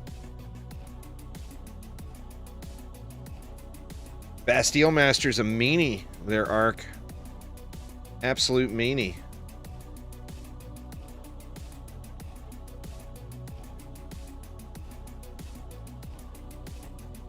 That's my third 10 today. None of them are any good, but that's the third 10, yeah.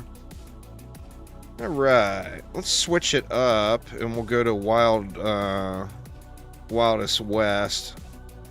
The map will take a minute or two longer to run, but we'll be getting different crafting materials, getting reroll tokens here, which will be quite nice.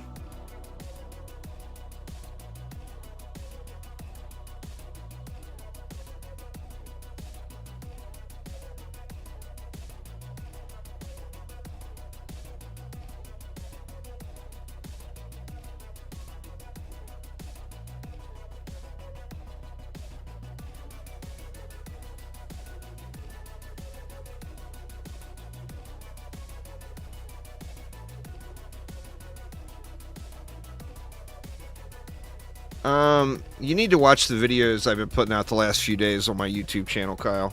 You should never be spending mats to do AP resets, ever. You just shouldn't be doing that.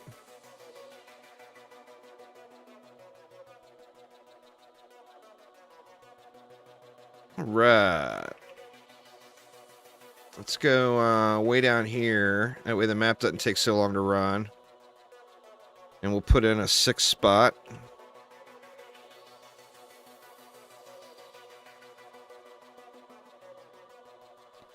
We'll do the same thing way down here.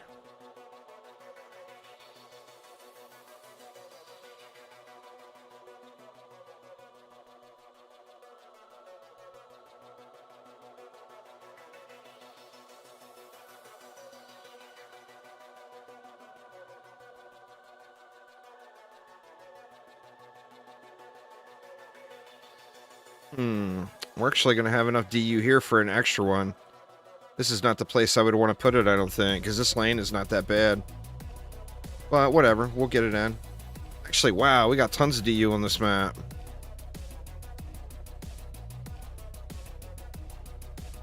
Huh. I didn't think this map was that generous, but I guess it is.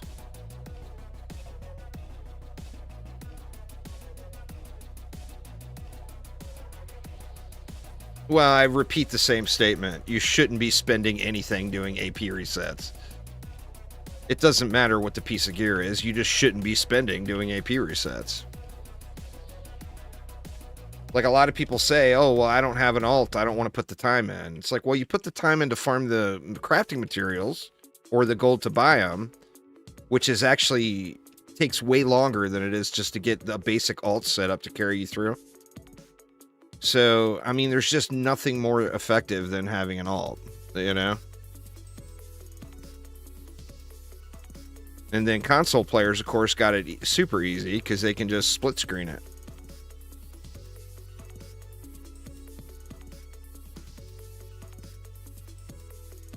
And then for your long-term play, I mean, you're going to be playing the game a long time, right? Well, I mean, by having an alt, you're getting twice the crafting materials, twice the gold, twice the 10 out of 10 mods. You cut your grind time in half for every single thing you do in the game. And it just happens that a side bet, that's why you want an alt. You don't want an alt for AP resets. You want an alt for all that extra gold, crafting materials, all that stuff. And a side benefit of that is it makes AP resets completely trivial.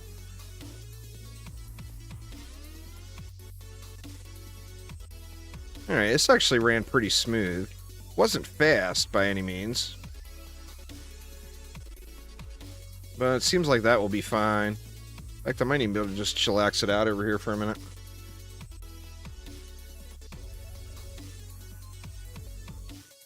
Yeah, but anyway, Ark, you are not alone, man. The Bastille Master has ruined many a player's runs in survival.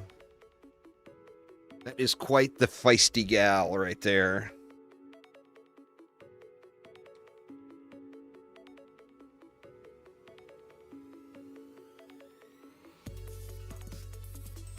Well, the key there is one of two things. Like, assuming you're going with dragon builds that are the meta now with Big Bird.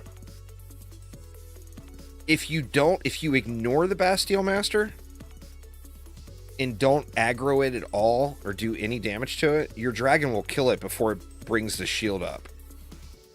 If you get out there and you start hitting it, then you have to kill it before it brings the shield up.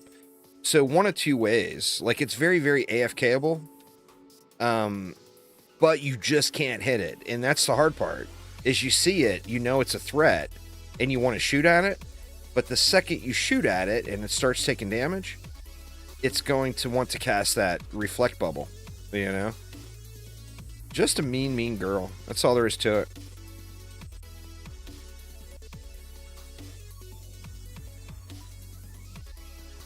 And same thing goes for your pet. Like, if your pet is in range of it and doing damage to it, it could potentially make it want to set the shield off early.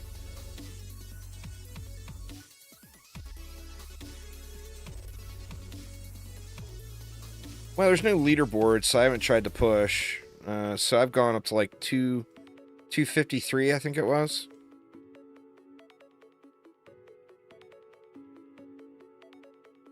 I mean, to be honest with you, I'm not probably, unless they have the leaderboards, which they should anyway. If they have the leaderboards divided into solo, duo, triple, and 4-player groups, then I'll probably try to do some survival pushes for the leaderboards. If they don't divide it up like that, I'm just going to be completely uninterested. Because it's going to be a different experience with each of those setups, you know? Like a 4-player group, it's a complete joke compared to trying to do it solo. So I mean, I would think that they would do that and divide the leaderboards up, but we don't know until we get it, right? We're gonna have to wait and see what we get.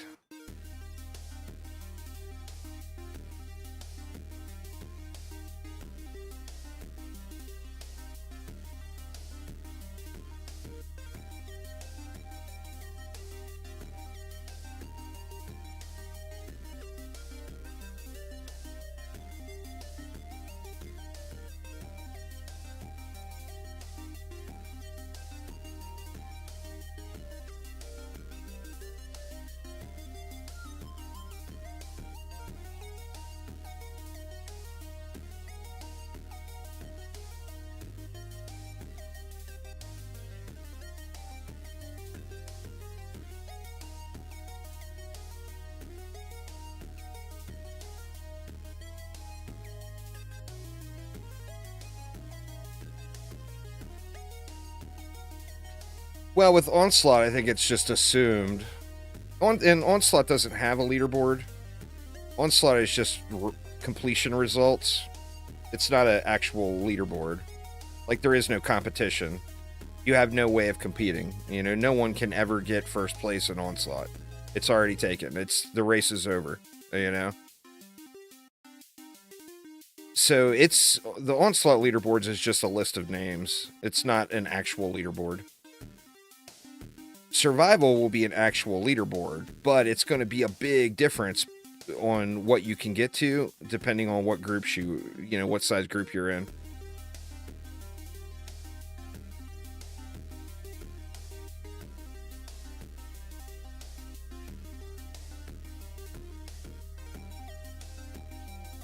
I mean, a leaderboard is something that people compete on where any player that wants to put the effort in and get the score can take first place, right?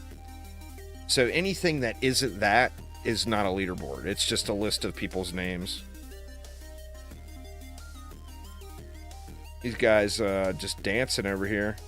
What y'all dancing about over here?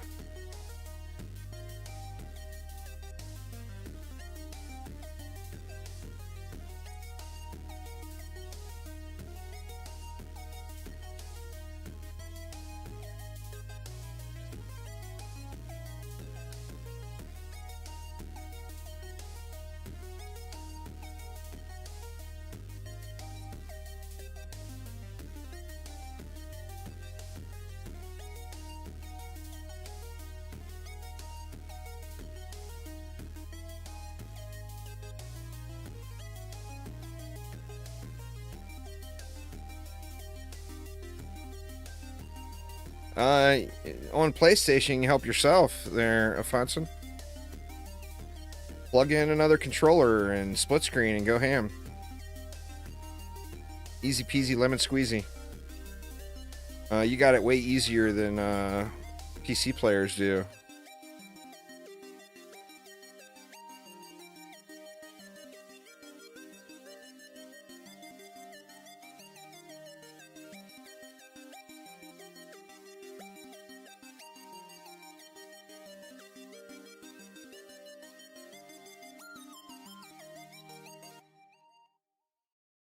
Oh, we got a... Or he died. I was going to say we had a Tuskar down there, too.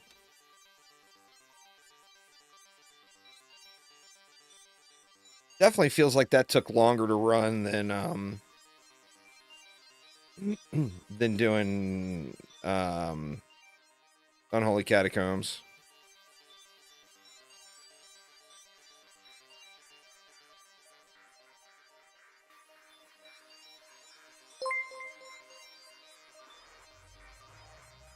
Don't have another. Oof.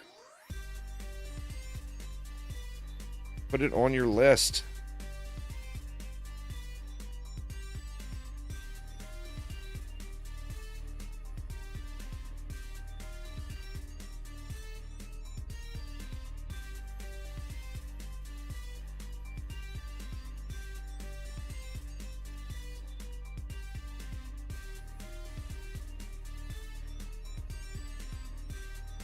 Oh, didn't get my slap off.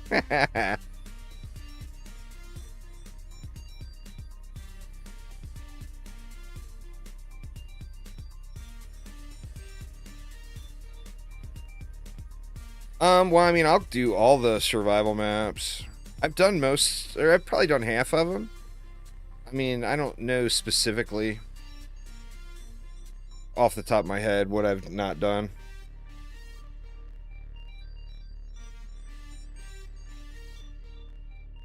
But yeah, I mean, I'll go through and play around on all the survival maps. I like the survival mode. I'm very, very happy that it made it back to the game. I mean, it's a staple of every Dungeon Defenders game except DD2, and then now we finally have it in DD2 as well, so good stuff. Good stuff.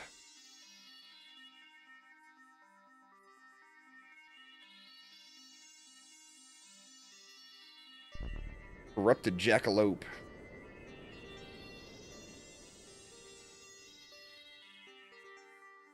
I'll save that for a minute, even though it's not worth anything. I never got a legendary one. I've got Corrupted Jackalopes, but no legendaries. Alright, so... missed my shortcut. There we go. That was... we are now at 47. Pumping them out.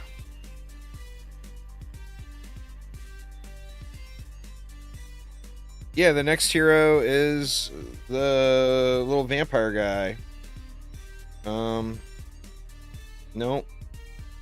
That guy right there is the next hero. Check out my YouTube channel. I've got all the info that has been published about it so far is out there. Which, I mean, it's not a ton of info yet.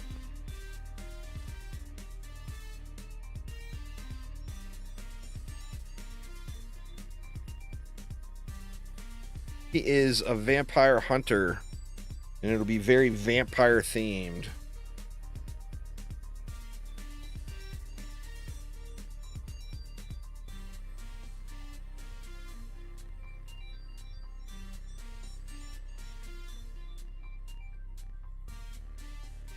The hardest map is going to be Little Horn Valley.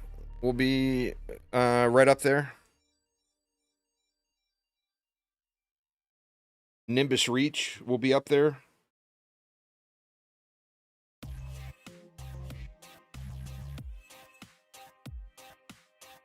Yeah, I'm using Sandboxy.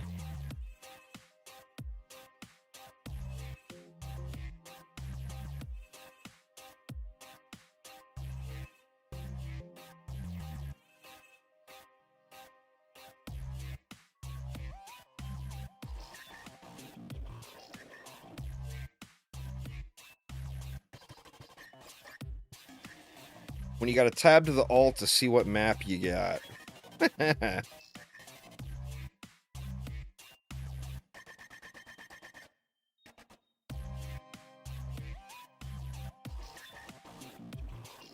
Well, I'm talking about for pushing.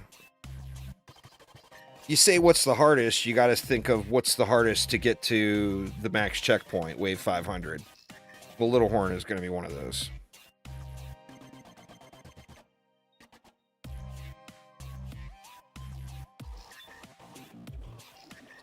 Alright, we got... this side doesn't have anything too dangerous. Let's just go with the Dragon Super Stack here.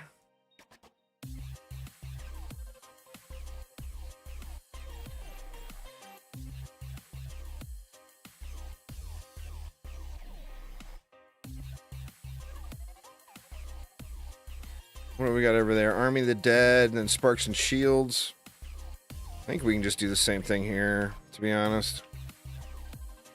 Because I'm not going to do any AP resets on my main account, and I wanted to go through and do them. That way, when people ask me what's the best way, I will know where I'm not taking information that I don't know is legitimate. So now I've 100% done it myself. I know what's the best way, and that's about it. I'm not going to do AP resets on my main anymore, though. Those days are done.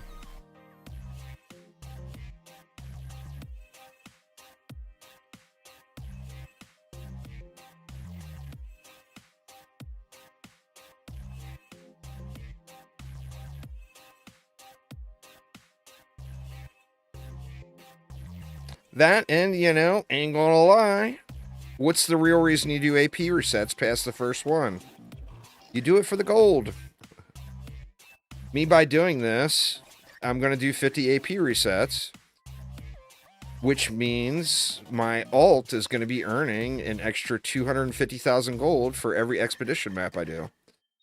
So anytime I'm just grinding out resources and sitting there playing on my alt, that alt is going to be getting an extra 250,000 gold per map with 50 resets. It's about 5,000 gold per reset. So you do 10 resets, you're going to be getting an extra 50k per map. You do 100 resets, you're going to be getting an extra 500k per map. You know? So, yeah, all about the gold.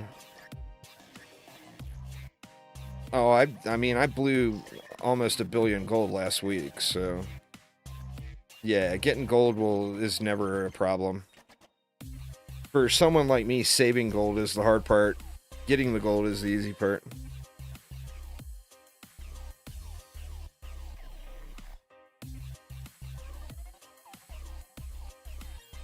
I mean, since Survival launched, I guess I should say, not in the last week, because it's been a minute, right? Since Survival launched, I've spent 1 billion gold. And I'm still not dialed in. Like, I'm missing 2 mods on my monk here before I do another monk spotlight. I'm still missing, like, multiple mods on my countess. And I'm missing probably 5 mods on my engineer. And that's the ones I want to get dialed in the most next. So, I mean, I could easily spend another 500 million right now, assuming all the stuff was available for sale, you know?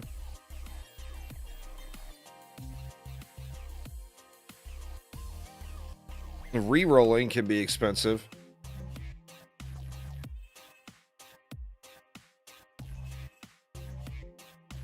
So, I mean, finding it for sale is always going to be cheaper than rolling it yourself in most cases. Not in every case, but in most cases.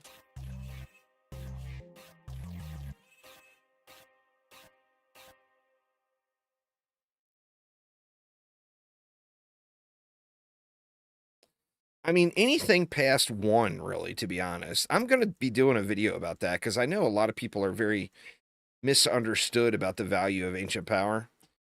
The majority of your power gain comes from the first reset. Getting the max ascension caps from being at Chaos 9. I mean, that is so huge compared to everything else. Now that we go all the way up to Chaos 10 gear, the percentage-based stuff for the Ancient Power points do have more value than what they had before.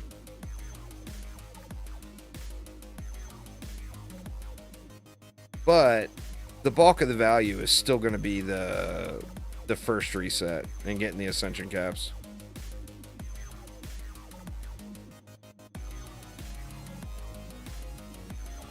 Well, C10 doesn't matter for AP. The benefit stops at Chaos 9. I mean, if you want to go to C10 as a personal goal, that's awesome. By all means, go ham. But you don't get any benefit for that.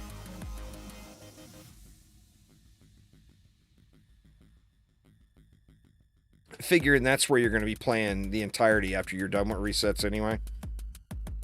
So, I mean, if you do your 1 reset and then just get back up to Chaos 10 and then get decked out in Chaos 10 gear with all the mods and shards you need, I mean, you're going to be a powerhouse, you know?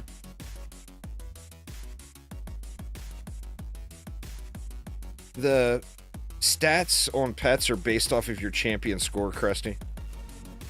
So yeah, the pet doesn't change. As you power up, the pet's stats will change, but it's based off of your gear. Like, you know, for example, this pet has got 17,910 defense power on him at a 17,962 champion score. We look at a lower champion score right here. This one's only got 11,900 power on it. But if I pulled this pet off and put it on this hero, then that number would go up.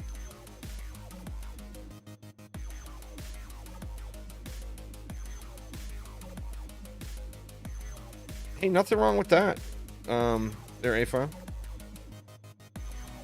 What up, Ninja Turtle? How you doing?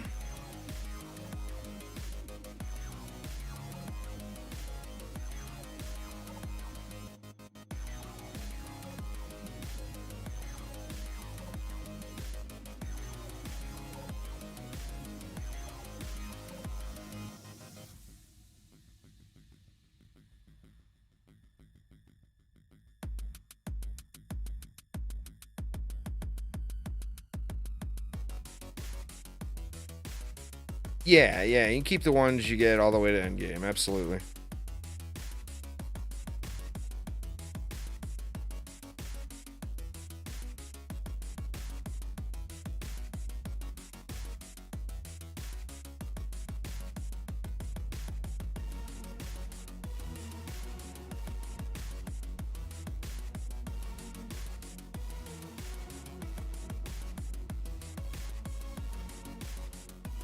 I'm just running around and not looking at the map at all. The siege roller's way up here. And backdoor him through the window. Take that.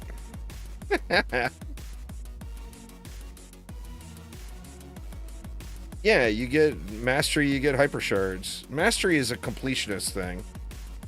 You only do it once. So each mastery map, once you gain the 5 stars for that map, you never have to do it again. But yeah, it's a very good thing to do.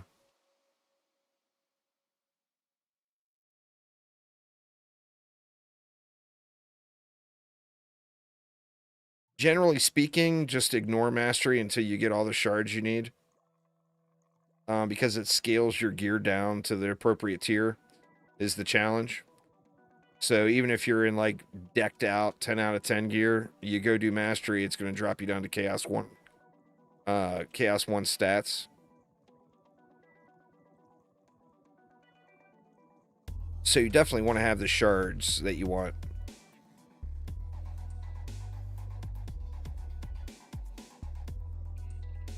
Man, there's a lot of mini bosses here. Hopefully that means good things for the RNG pool.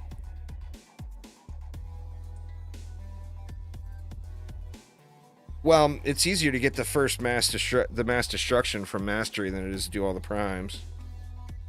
And if you're a brand new player, you're not going to be able to do C8 primes without getting carried. You know? You can do Chaos 1 mastery.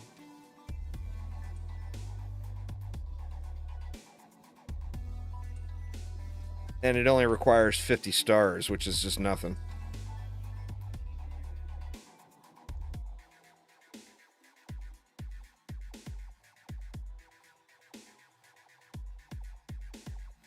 Well, I mean, don't put carry into consideration with a brand new player. They don't have anyone to carry them, you know? They're like a newborn baby. They need to grow and learn to walk and stand on their 2 feet. You know what I'm saying?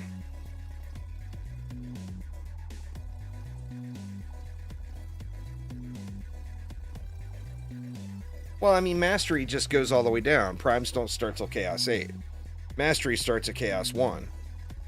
So just where you have beginning access to it is hugely different, you know? All right, come on. All I need is 5 pieces of loot. It's not too much to ask for. 1 pair of gloves, 1 pair of booties.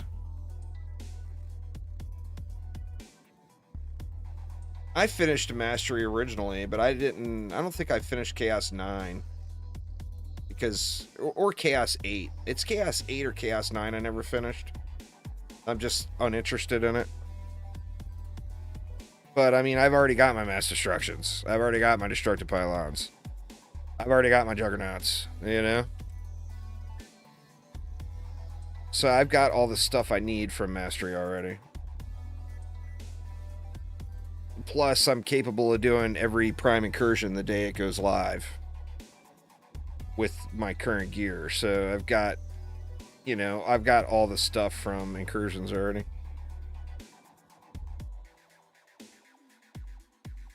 Still no 10s. Boo. Yeah, but the flares are butt ugly and I don't care about them. The Mastery flares are awful. So yeah, I mean, I'm missing that really dumb looking one. Which I would never ever use for any reason ever. I mean, come on, really?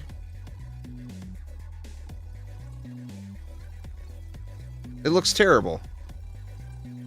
That one looks a little better.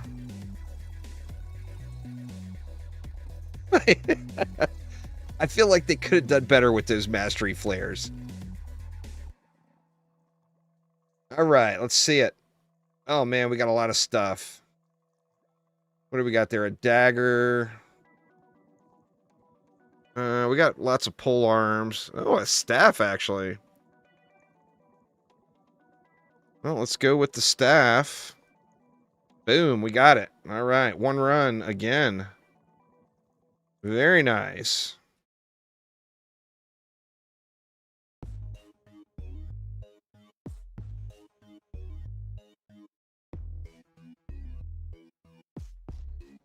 You have never won a Juice Head Flare out of all these years, Rexo? And Tassa's got like 8 of them.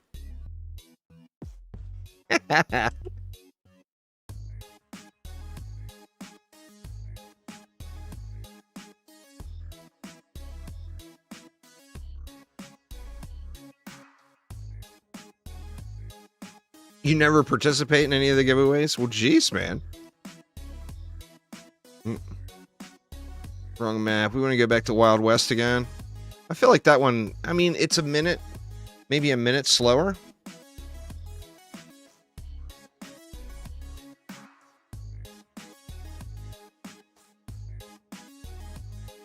I only play the game for rewards, JC. I've given away probably 1,000 of those head flares, but it's not like I have unlimited access to them.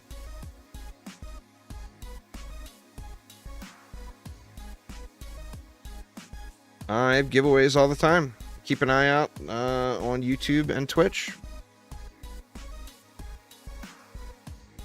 Every month I have giveaways going.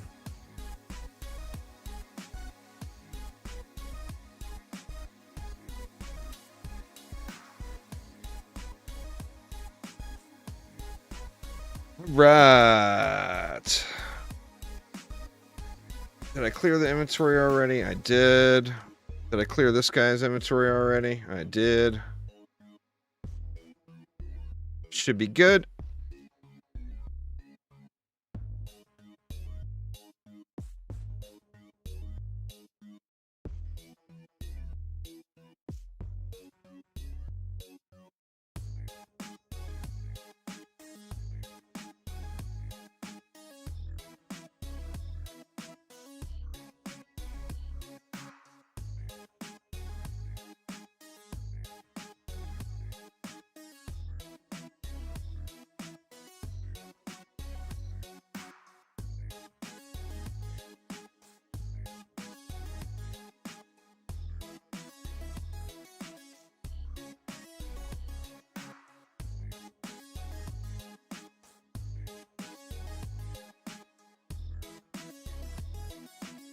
Shoot, did I build that too far up? we can still get it in there. Stupid dragon will quit blocking my view.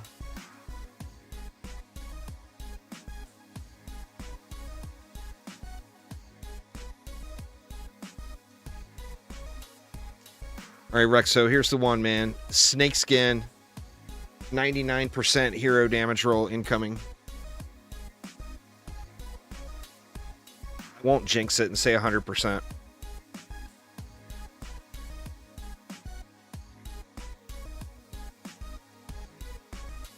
Go from the world map, Matthew. It's a visual bug.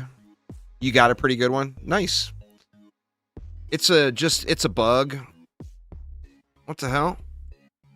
How the hell did this guy make it out? Did I not put something down over here?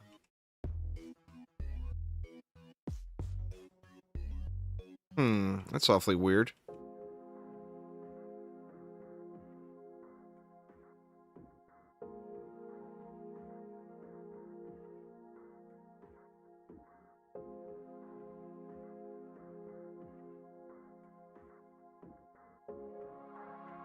Shit, what's up, man? How you doing?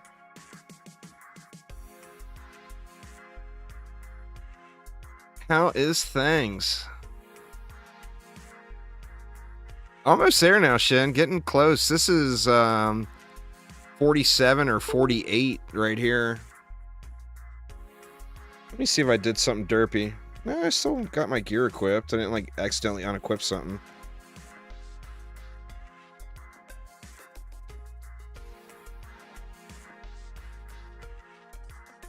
Yeah, but anyway, Matthew, if you go through the world map, and then hit browse and then just start a match like you normally would, just gotta have to select the map through the world map first. It's just some kind of visual bug. From the now to the start of the AP resets,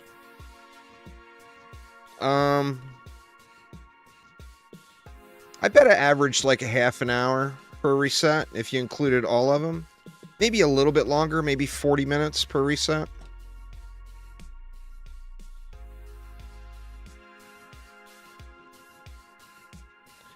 But a lot of that too was, I mean, you know how I am, Shen. I rewatched the first.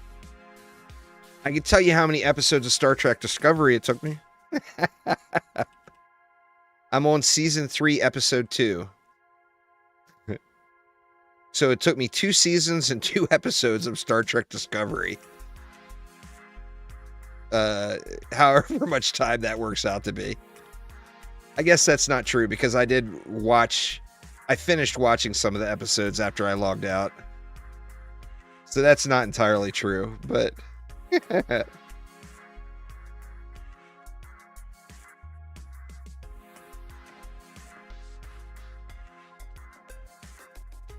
lot of people haven't. A lot of the veteran players from back in the day never did any.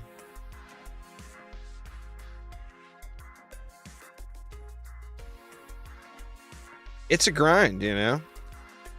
There is value to it, but it's definitely a grind.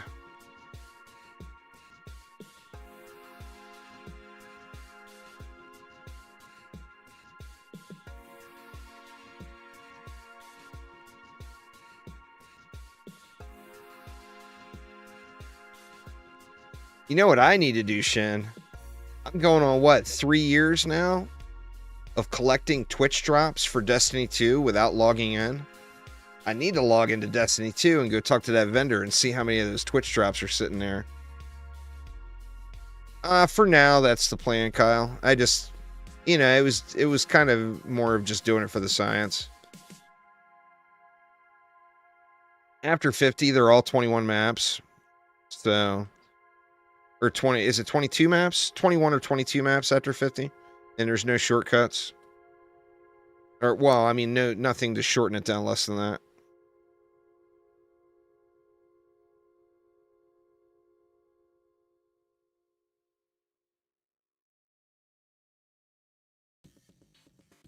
You should be using an alt and not upgrading anything.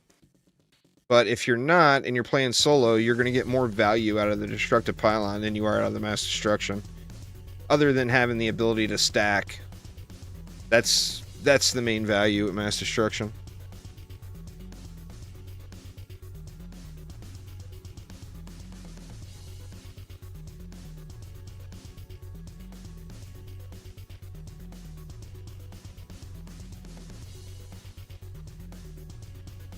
Oh, is it 23 maps?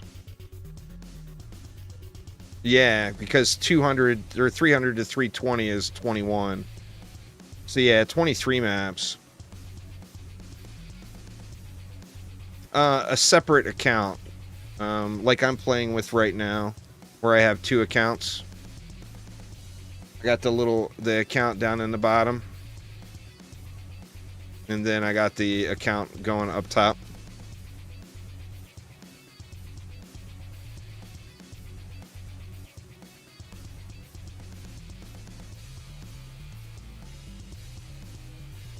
I mean, it takes a time to set up. So it's a choice you make. I don't bother with it unless you're planning on doing a bunch of them.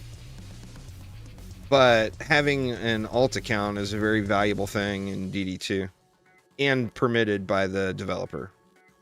Keywords there.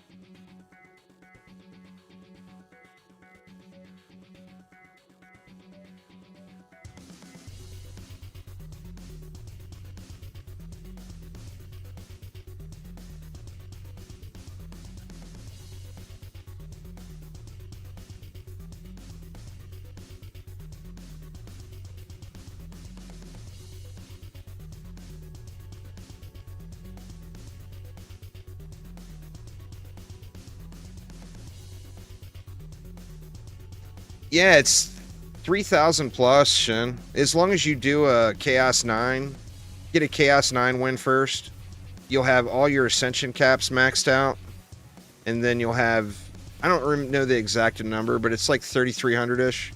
Or yeah, Royal said it too. It's 3,000 and change. Well, you don't have to fully upgrade it, Afon. You just have to have the ability to carry a Chaos 9 map. That's it. But you can do it in Chaos 10 gear. So, like, you don't need Gilded Shards, you don't need anything fancy. You're going to be doing Chaos 9 and Chaos 10 gear. So it doesn't take as much as people think to get an alt squared away. It's not their main account, so you don't want to sink a bunch of time into it, you know? It's just there to pick up the free loot. Oh yeah, the good old days. Shit, originally I want to say it was like, it took me like a month to get to 285. Or no, it wasn't that long, but it was several weeks just to get to Ascension 285.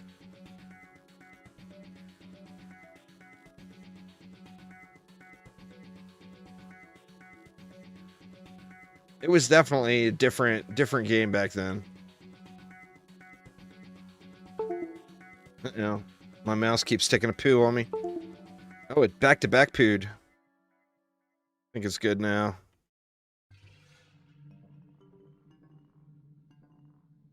All right, and we are headed off to town for another AP reset.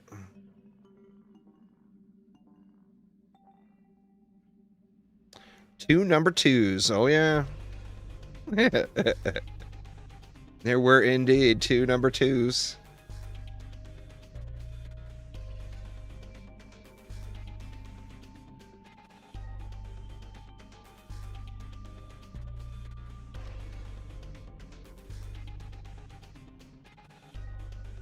Well, floor 999 is the equivalent of floor of wave 131 in survival, which literally everyone and their brother has blown past now. So yeah, 999 is not the challenge.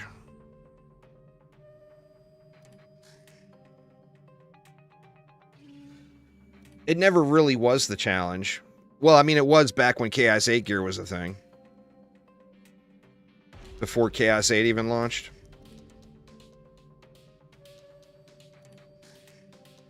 I think I've got that. That I don't care about.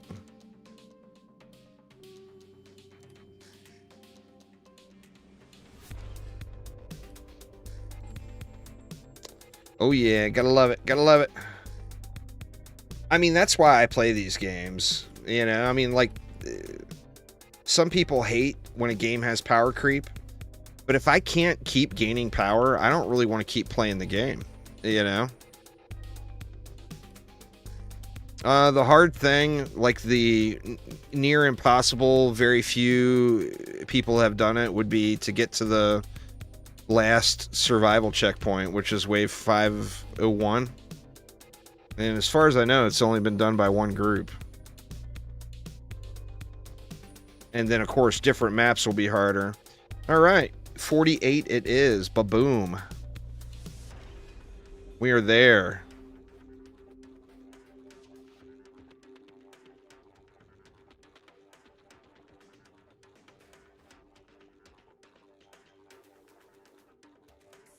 Yep. Artie, Rexo, and Tassa, and Jade did it. I'm not sure if, I mean, not many people are focusing on that at all. But there is another one or two groups that I know of that are, or were climbing. I'm not even sure if they still are. I know, Gardy in the group he was playing with quit, until the leaderboards come out.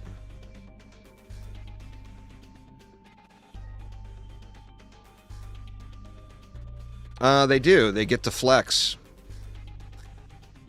They get a month or whatever to flex before other people try to do it. Oh shit, Frankenstorm is up. Well, there's my afternoon is gone, y'all. I don't even want to finish these AP resets today now. I've been staring at that shit for 3 days now. Waiting for that Frankenstorm beta to come open. Shit, in fact, what time is it even? It's still early. I can't bail yet. I won't take the chump road yet, y'all. I want to play that so bad.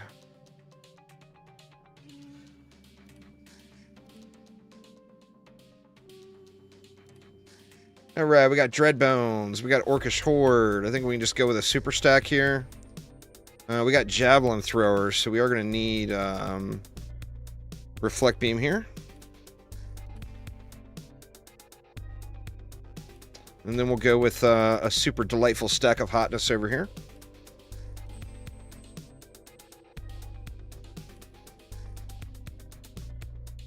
And by super stack of delightful hotness, of course, I mean baby birds.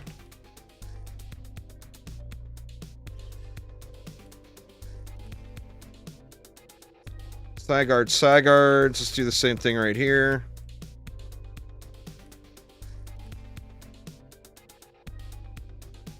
A little close to homie.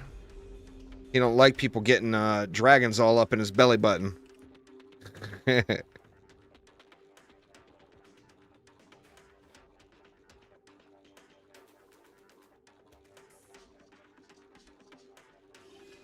God dang it, I just screwed my windows again. All of these windows.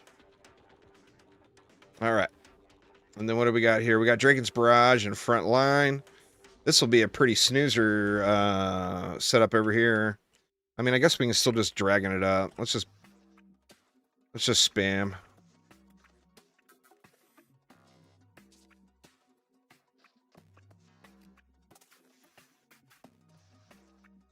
Mm, 20 left. What do we want to do with 20? More freezies.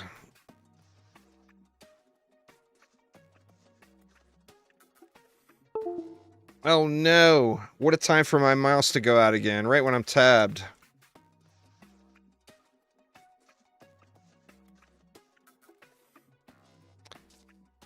It's not really a meta, it's just kind of a preference. I mean, the dragons are very effective. The Nimbus is very effective doing this exact same thing. There's a lot of different defense setups that you could use. Uh-oh. Uh-oh. What do we got going on over here? We got our booty pushed, our stuff pushed in here. Oh no! Is this actually going to be a lose? I do not even want to be rebuilding maps. Not sure what happened there. I mean, that should have been enough to just blaze this whole area. Boo, we got flyers coming now. It's the same as every other defense in the game, Afon. Defense rate, anti-melee, anti-chaos, mass destruction, destruction, whatever third shard you want to use. I personally would use the one that makes the Nimbus fly faster. That's the exact same thing I'm doing here.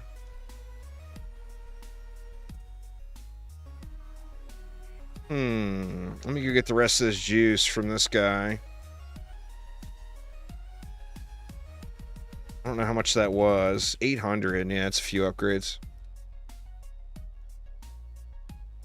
Exclamation YouTube in chat. El Diablo, my entire week has been dedicated to doing videos about that. God damn, man. The mouse is taking a shit. Very frequent here now. What the hell? How? Oh, you know what? The dragons are getting distracted by that lane, I think. Is what's going on. I'm going to move them. Then I won't have to worry about these flyers either.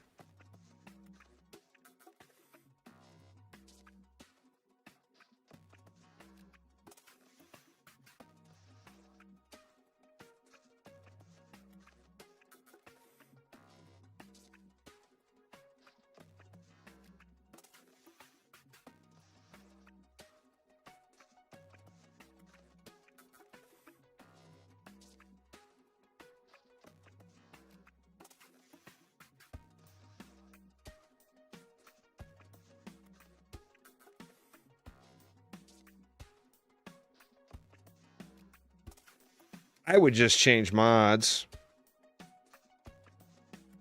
It's going to be way... Changing mods is going to be way smoother than sticking with additional heroes or whatever. Alright, let's move all this down. I'm pretty sure that's what happened there. What happened is all these dragons went over into this lane. And we're getting distracted because we've got all the mobs. You know, this Dreadboard's Bones Horde is 226 enemies. So nothing was hitting the mobs that I needed them to hit.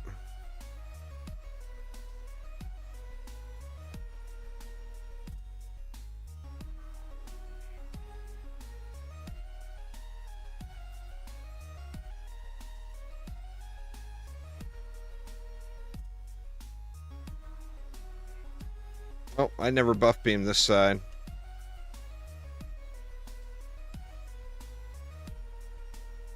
Alright, I think that'll be good.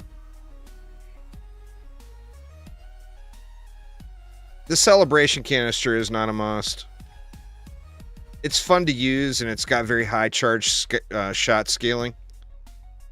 But like the canister from, say, Tornado Valley, pierces enemies and has the same charge shot scaling as Celebration. So no, it's definitely 100% not a must.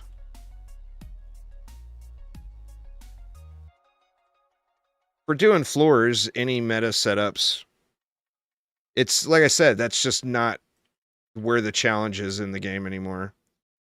So doing onslaught floors, use literally anything. We have climaxed past the point of that being difficult.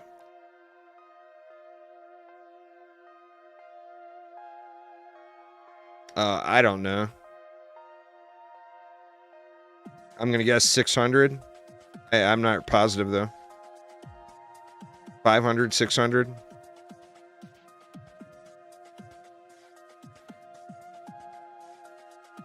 Basically, what I'm saying is forget Onslaught exists. Use it for your AP resets and then ignore it. Would be the thing to do. If I was just starting right now and I knew what I knew, I would never do Onslaught other than what's required of me for AP resets.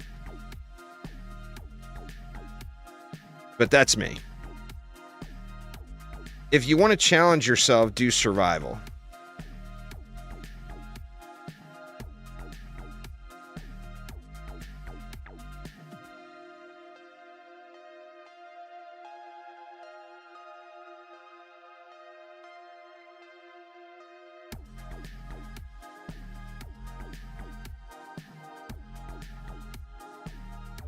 I personally am still using a McManus because the difference is completely trivial.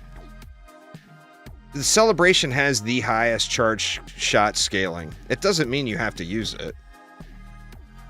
You can still be very effective using any of them. In fact, if it was up to me, I would use that one that shoots out that super cool pattern. I can't remember what it's called. But I'm still using a McManus personally. Because, you know, I'm not trying to min-max in EV. So getting, you know, 1% additional damage or whatever is not a big deal to me. You gotta remember, all of that is all options. It's never required. Oh my god. Mouse is... Oh, it's chaining going now. Holy shit. Yeah, that one, I can't remember what it's called. It shoots out the grid. Oh my god, are you kidding me? You guys can hear that USB connection disconnect notice. I gotta have a short in my mouse or something. I can't remember. I don't remember. It's been so long since I've cared. And have used the EV. Oh my god, it's still going on.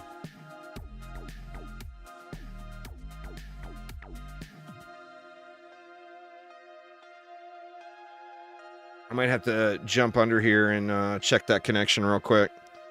Now it's almost acting like it's dangling and not plugged in all the way or something, because it normally doesn't wig out quite this bad.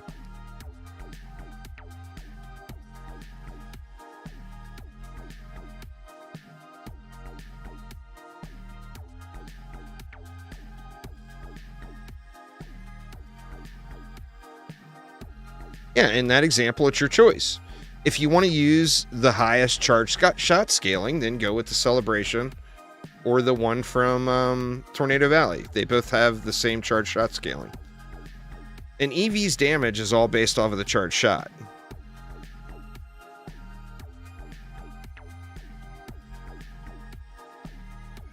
Your damage output is trash, except for the charge shot.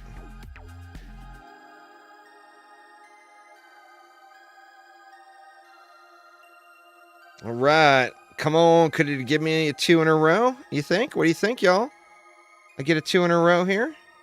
Feel double delicious whammy on back-to-back 2-map AP resets. Let's see.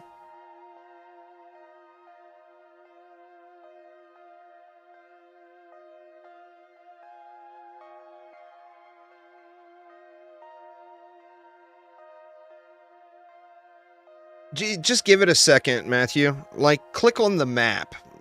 Like, say you wanted to do Gates of Dragonfall. Go to the world map. Click on Dragonfall Town. Then click on Gates of Dragonfall. Then hit Browse. And then it will pop up. It's a visual thing. They'll get it squared away. It's just not squared away yet. Where the 10's at? Am I winning? Kinda. It depends. Let me see. I'll tell you right now if I'm winning. Looking over to the alt screen.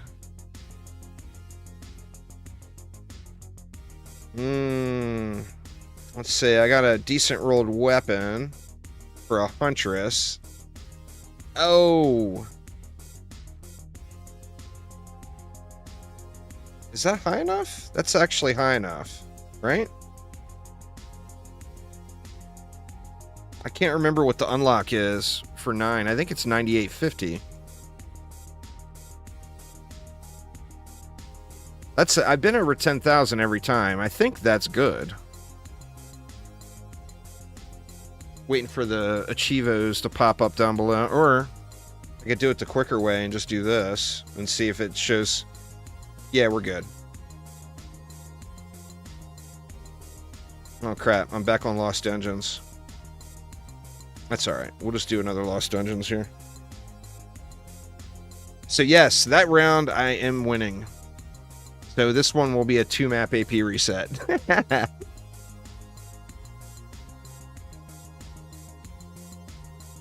I guess I could have shown you real quick, Matthew. I'm sorry. I was right at the war table. I just didn't think to actually show you. But yeah, click on the world map, click the actual map you want to play, then hit browse.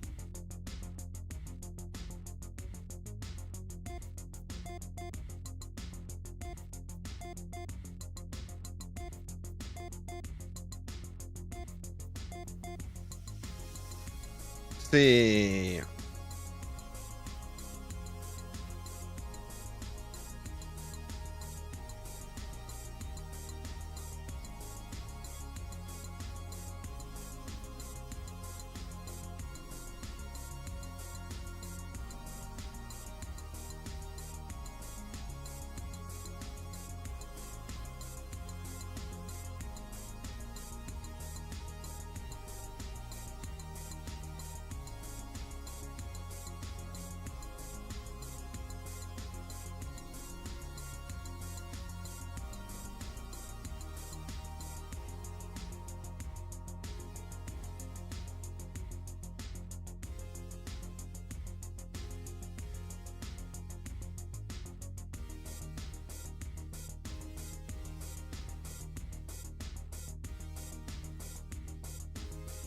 All right, and away we go.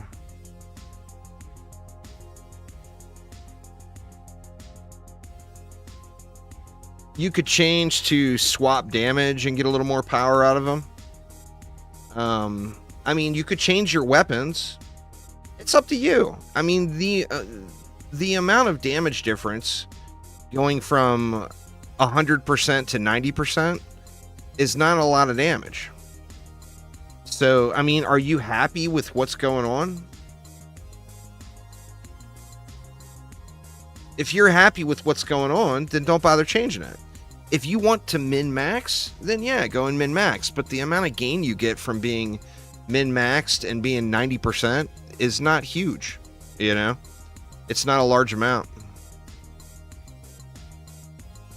That, and there's all the survivability options now, like the pesky flyers or the flyer repellent. What the hell's that that head mod called? I can't even remember anymore. Pest repellent. There's like pest repellent, there's snake skin. So there's survivability stuff now too that, particularly if you want to play through into the harder content, is going to be kind of a big deal, you know?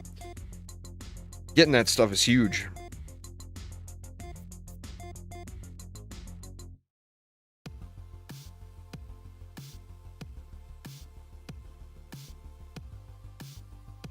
I'm going to see if there's a roller coming. If there's not a roller coming, I'm going to go pee while the next wave runs.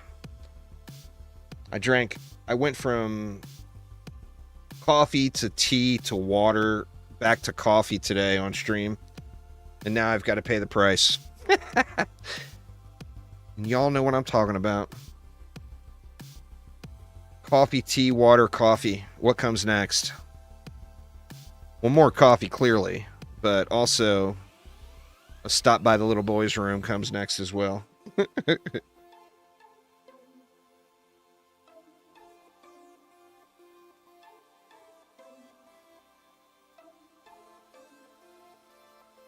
All right, let's see what we get here.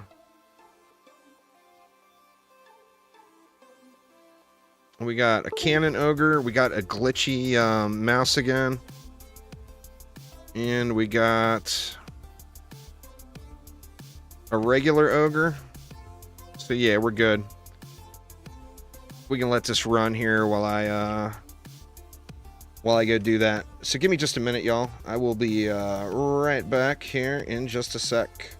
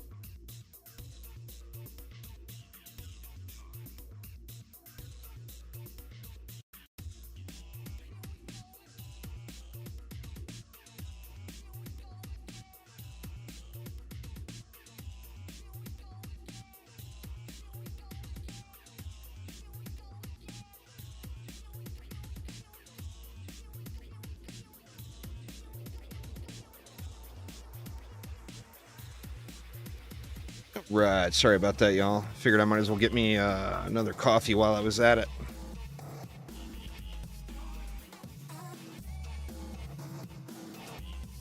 So I am recaffeinated and ready to go.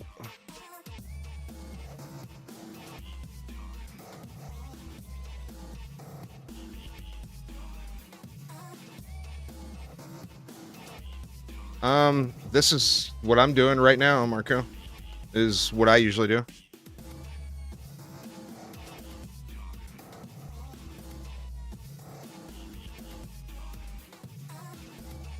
So 4 birds, a Boostara, and a Destructive Pylon on each lane. But this is what I usually do, and it's very chill.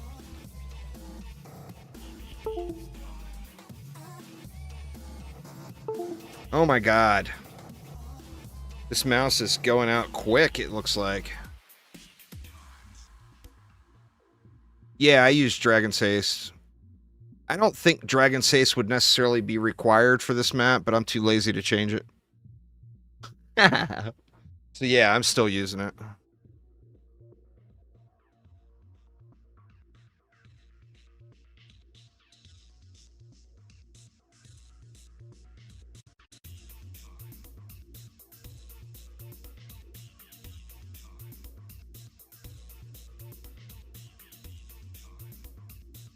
Try it out. I mean, use whatever you want. It's a 3rd shard slot. The 3rd shard slot, you could put anything in there. Pull it out, leave it empty. You'll probably still win. So, I mean, yeah, use anything. I'm just not going to go through and change shards just for one specific map when I don't need to. So that's why I haven't changed it. I mean, to be honest with you, if you got Mass Destruction and Destructive in there, you can leave your 3rd shard slot empty, and on this map, it's still going to win. So just use anything. Dragon's Haste on, you know, on a map where the dragon's got to travel, of course, is huge.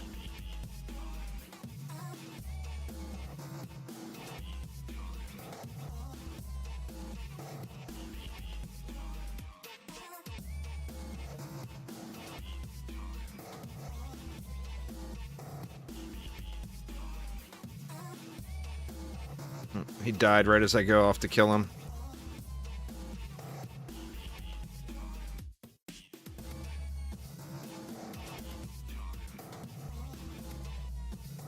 All right, off to town for another AP reset. I think that one's 49.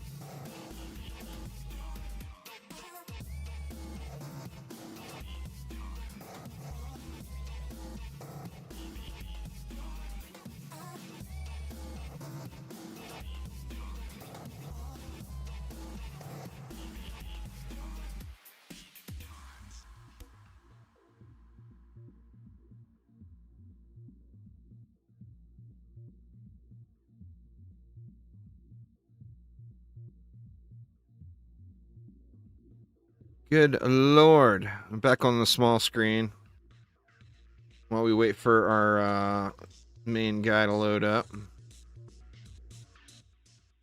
Get rid of my... I didn't clear my inventory again that time. Trying to clear my inventory frequently to speed up the load times, but I constantly forget to.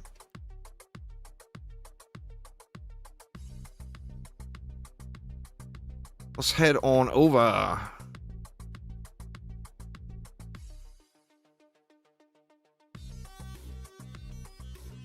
Boom, that is 49.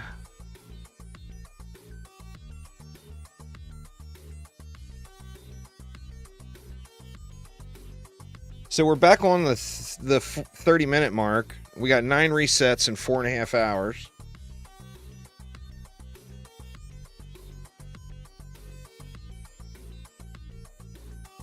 Clear this guy out too. Try to make a little room anyway. Nothing.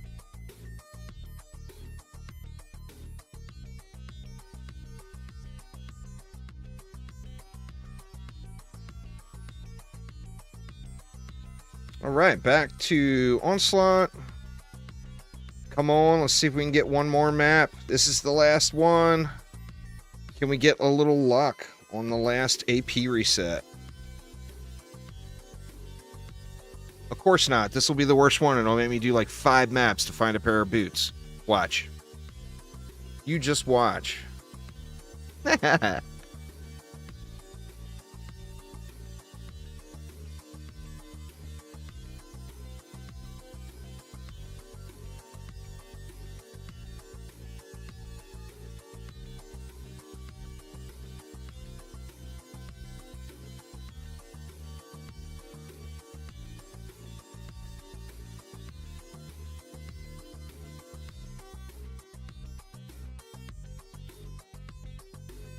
Good lord, man.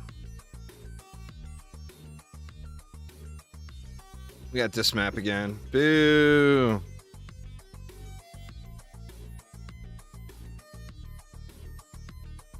Let me double check and make sure.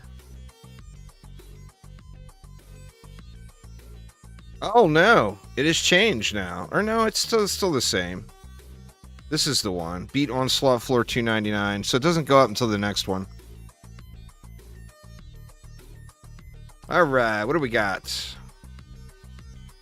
We got Sigard Womps, we got more Cyborgs, we got Carnival Flyers, and we've got a long-ass run down to more Cyborgs. I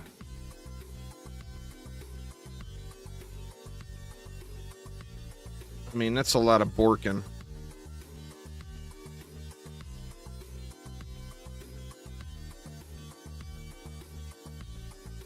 Lots of Borkin.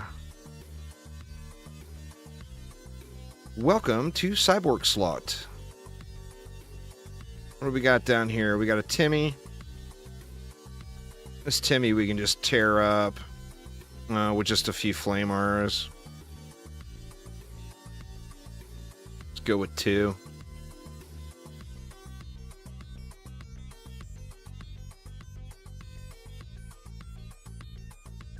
Then we got Frosty Fodder. We can tear that up as well with just a few flame arrows.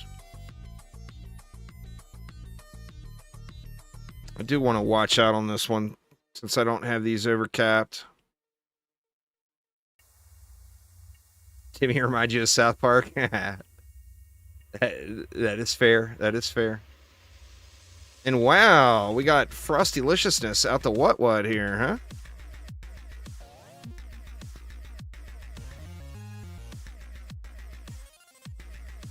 That Frost Strike Sire, once again, is just there for Destructive Pylon. See, I got a bunch of birds over there.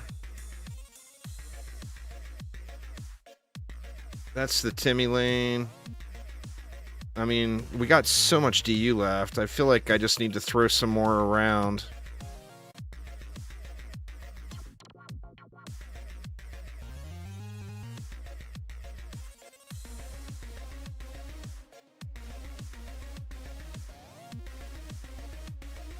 I mean, this lane's got a long way to go, right? Why don't we just throw a few more here?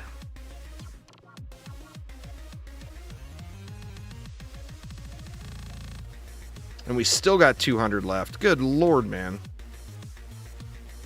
Well, let's go up here, because this lane's got a long way to go, too. We don't have enough to do the full get. It's alright, we'll just give it... We'll give it a mouse disconnect. We'll just give it a boost star and call it good. I'll just keep an eye out.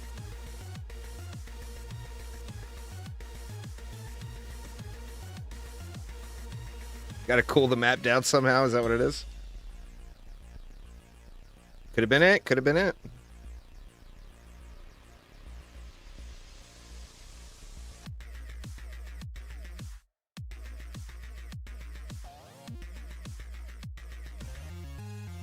I'll just spray into this lane to hopefully speed it up a little.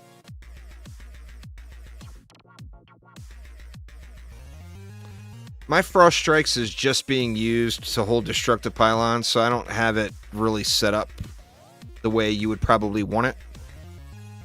I'm using that lingering frostfire on it, and then I think I got defense rate on it, but it's not a optimal setup at all. It's just there to hold destructive pylon.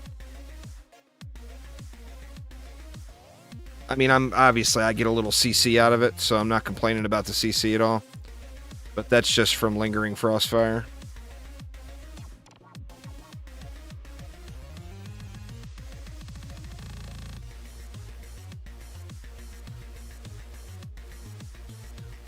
All right, come on, RNG. You can be nice. One more. Just be nice. One more map. That's all I'm asking. You can be mean as hell the next map.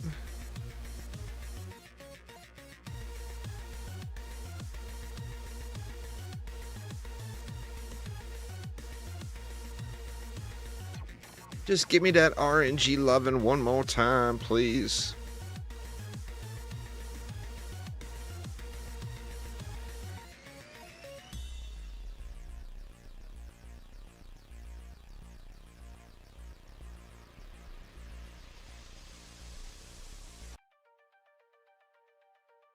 These dragons aren't even doing anything. They just chilling. Oh, there went one.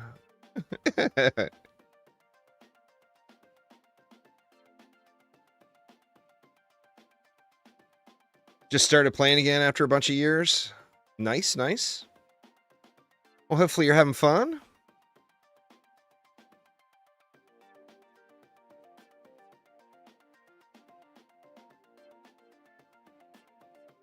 What do we got going on down there? Oh, that was an assassin. On poor little Juice. Poor little Juice.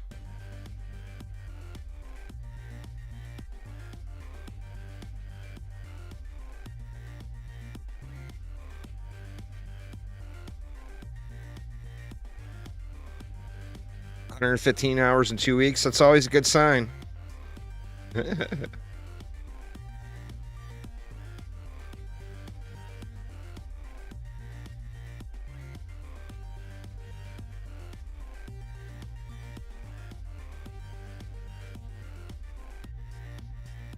Tomorrow, I'm probably gonna... Well, I mean, I really need to get some Uber driving in this weekend.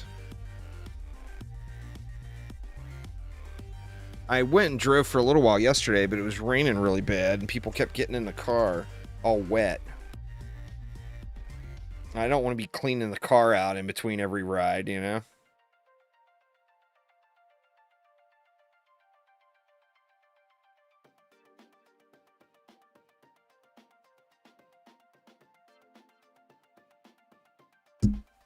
Sorry. Mike Slap for the loss.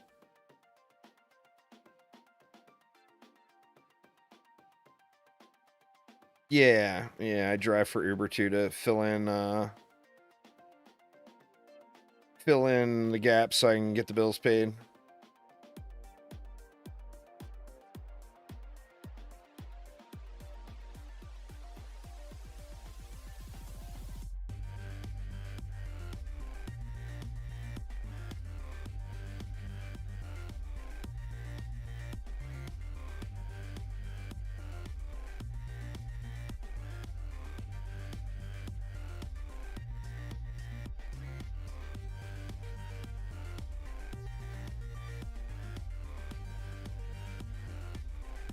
So yeah, I'm not sure if I will have a stream at all going tomorrow.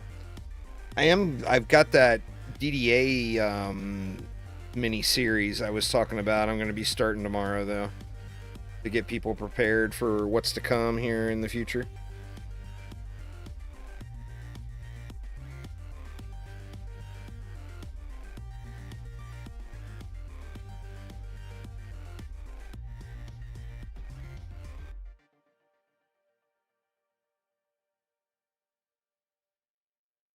He got popped. I was worried about that Gribbs up top there, but as soon as he came around the bend there, he got smoked.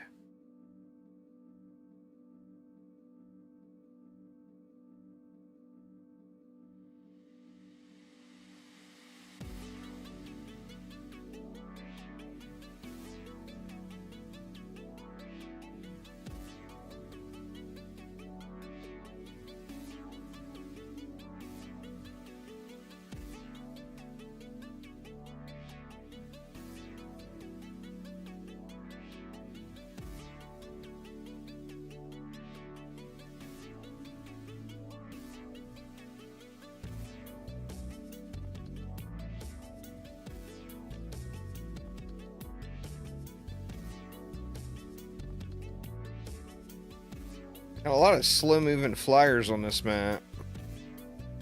Not getting anything out there to kill them is probably a mistake.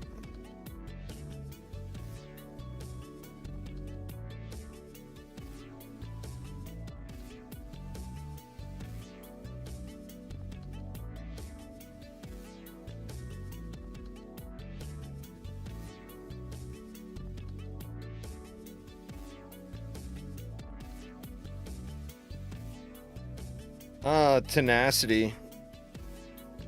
If you have 10 out of 10 tenacity or 100% tenacity total on all your armor pieces, they're still going to kill you, but they won't silence you. I usually don't bother with it.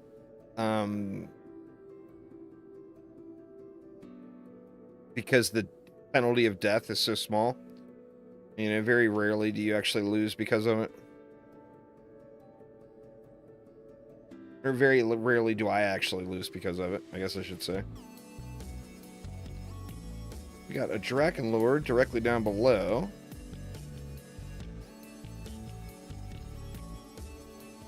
Get some shot. Oh, looks like he getting wrecked anyway. Then we got a Captain. You gonna get smacked? Oh man, he's right on top of that core. Oh no!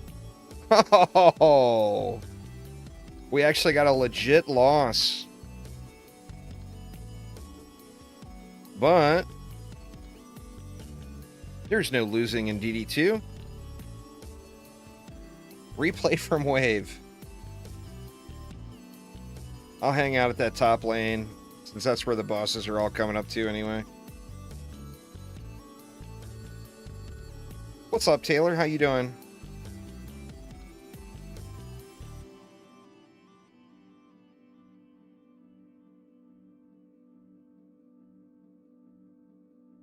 Should have been 25. Unless that got changed. They may have juiced it up to motivate people to do it, because like in the current state of the game, there's not going to be a reason to do Onslaught at all. So that would give a reason to do it. It would make it the DM farming route, you know?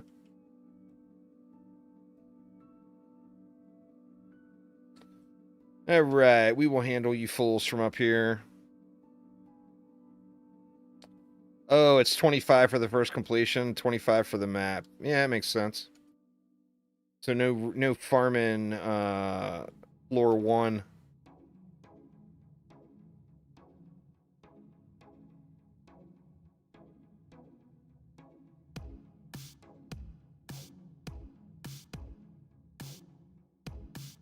Yeah, that was a Draken Lord last time, right?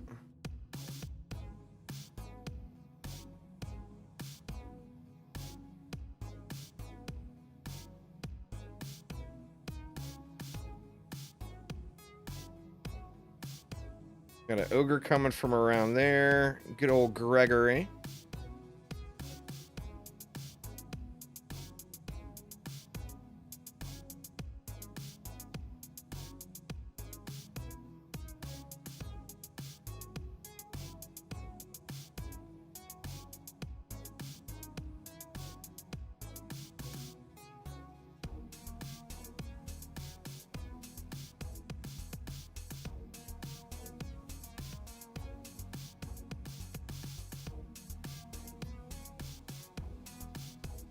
And of course, as soon as I come up here, the bosses get changed. I'll just get an insta-wrecked.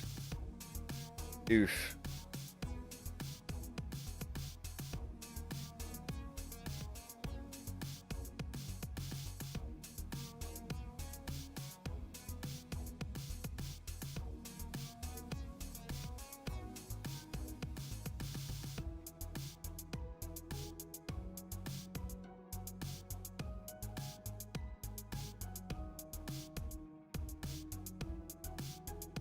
All right. Now, hopefully, we got a little bit of a wave replay there. But hopefully, that gets me. Let's go take a peek and see if RNG was kind or cruel.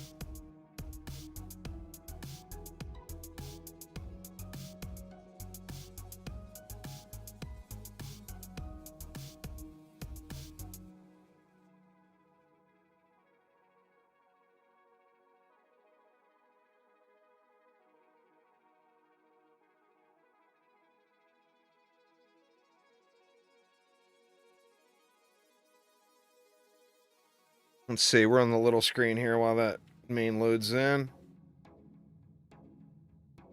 Do we have all the pieces? Let's see, we got a 9600. Looks like bows are the way to go. Actually, there's a 10,000, so let's go with staffs. Boom, we got it. So we got a nice little 2 map reset for our last one, too. So that is good stuff. Now reward me with another 10 out of 10 mod, dang you.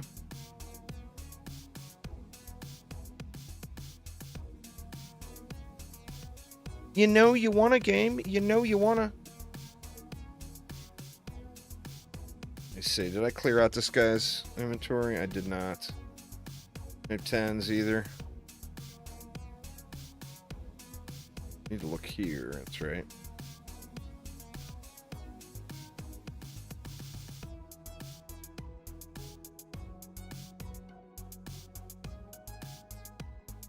No, assassins don't. I mean, assassins will kill your defenses, but they're not affecting your defenses.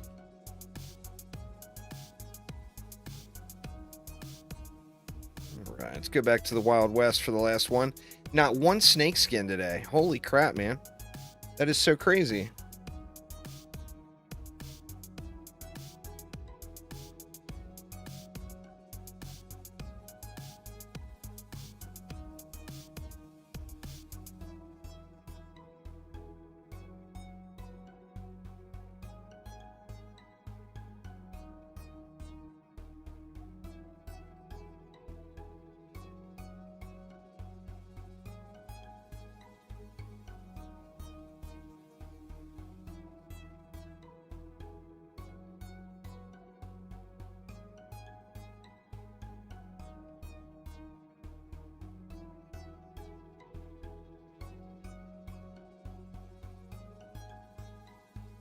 It's nothing to be alarmed about, Ricky. It's complete ignore factor, man.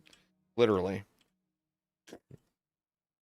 You'll get to a point where you just ignore assassins. You just have to get to that point. Like when you're first breaking into Chaos 5, it's really rough. Yeah, that just seems really odd to me. That's not something I've ever noticed before. Assassins debuffing your damage by half on defenses. I've never heard anybody say that before.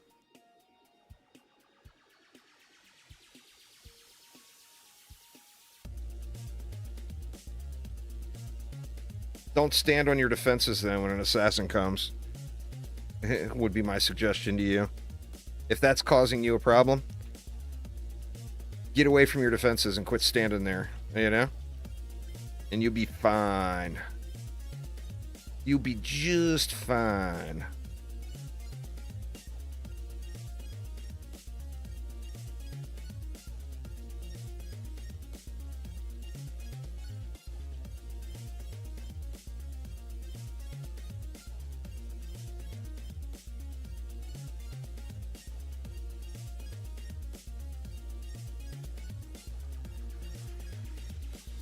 All right, let's get it.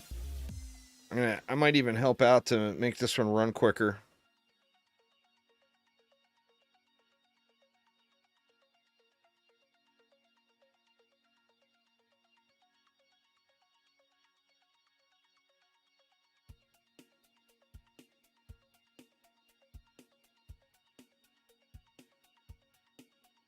It's not something I've ever heard of before, so I don't know. We'll test it right now. How's that? We will get some assassins right here.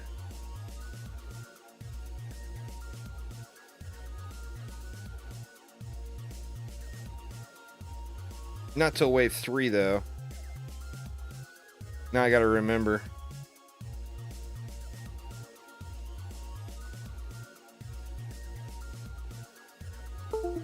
God damn it.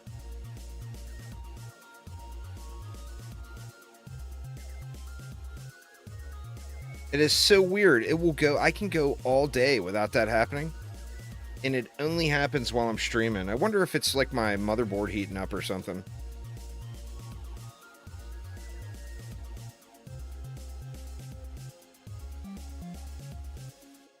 Well, I mean, if it's a thing, it's so trivial that no one has noticed. In what? How long have assassins been a thing? For 7 years. Or 6 years. So think of it more that way. If it's actually a thing, literally no one has given a shit in 6 years of play. Got you a damage buff chip. Very nice, very nice. That's usable on many heroes.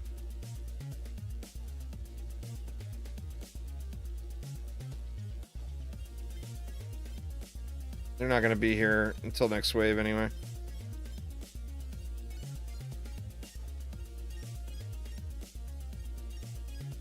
I'm going to tell you what my guess is. My guess is a hex thrower threw at you at the same time, and there was a hex on the ground, and that's what affected your defenses. But maybe there is something. I don't know. We will find out here next wave. In fact, let me bring the alt over here. And we can do it right here, actually. We'll do it right here on top of these. Let me just upgrade these so I don't have to look over here.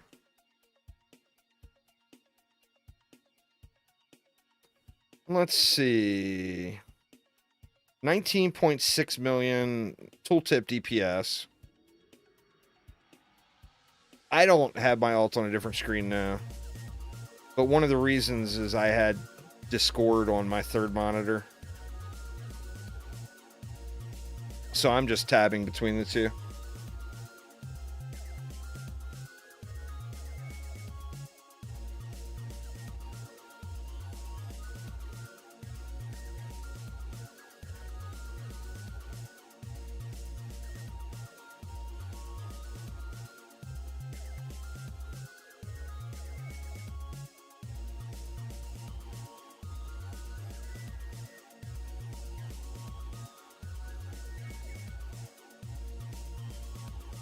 Alright, here they come. 19.6, no change.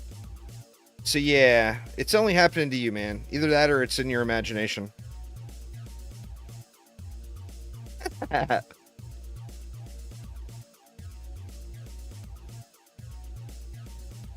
I said, I'm going to take a crazy guess and say a hex thrower threw at you at the same time. And the hex was on the ground, because a hex will do that from a hex thrower. But obviously, it's just me guessing.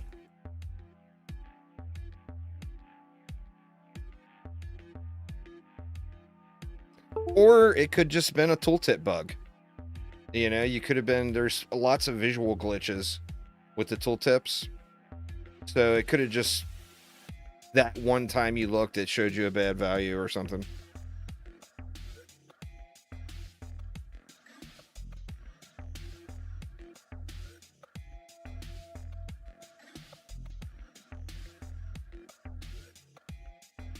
Try it again. 19.6.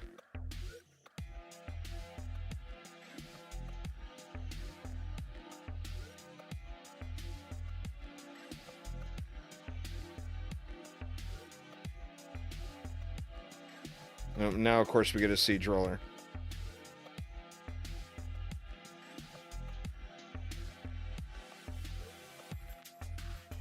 All right, there's the assassin. 19.6. So yeah, I'm not getting it.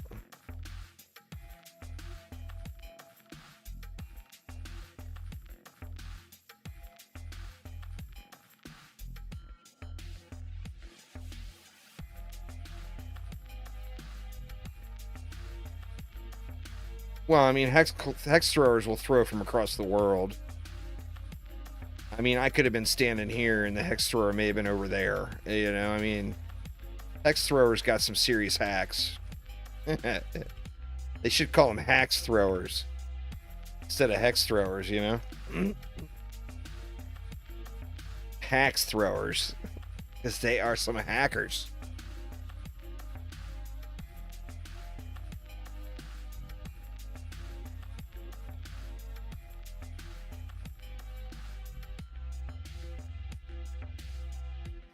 Oh, they throw out the core sometimes. Unless they change that. That used to be a problem on a lot of maps. Siphon Sight D is one that comes into mind. Hex throwers would throw at the core from inside of the spawn protection where you couldn't hit them yet. So you had to put a reflect beam up or you would lose, like, anytime there was a hex thrower laying there.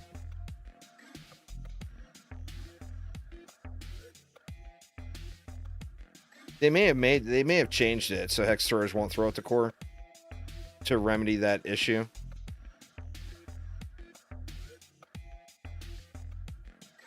But yeah, it used to be a bad problem.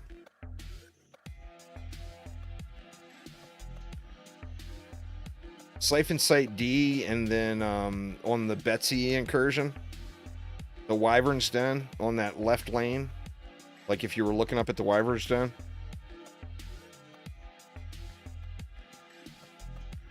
Don't reinstall the game for that, Ricky. It's not going to affect anything. A visual bug is something there until you load to the next screen. It's not something that the game needs a fresh install of.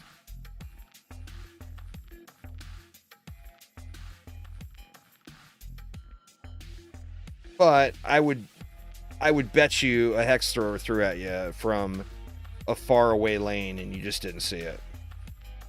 That would be the only thing that would really make sense, to be honest.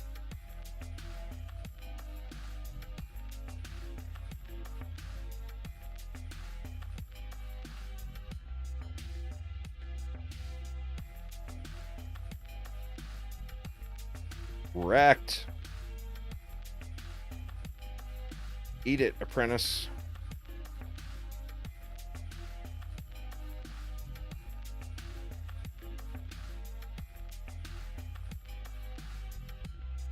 All right.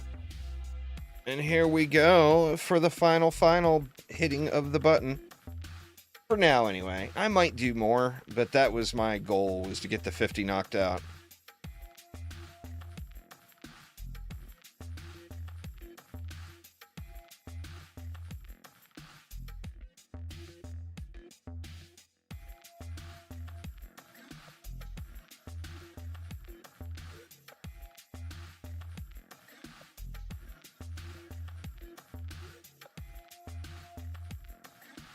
Pretty easy to have it melt through a lane. I mean, you can get 2 billion damage, or close to 2 billion out of the channel, you know? Right. And what kind of crappy icon is it going to leave me with? I'm not even sure what it looks like.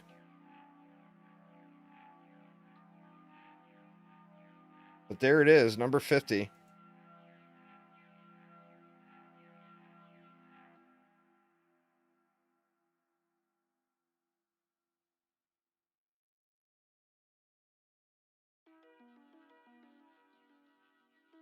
Now, what is the next one? Next one is 320, I think it is, right? No 10 out of 10 mods.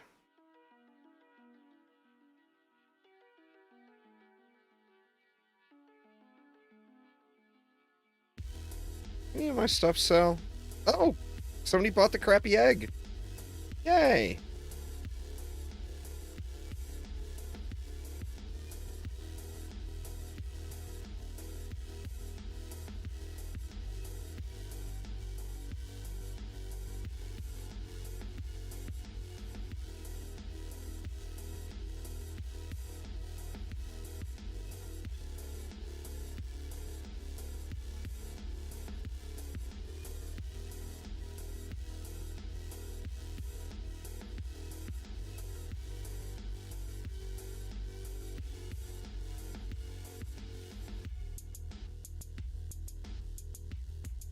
When did I start this?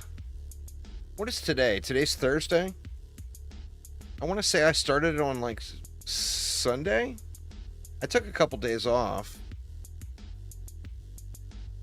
I want to say that's like 4 or 5 days of play. Or not, like, 24-hour days, but like 4 or 5 real days.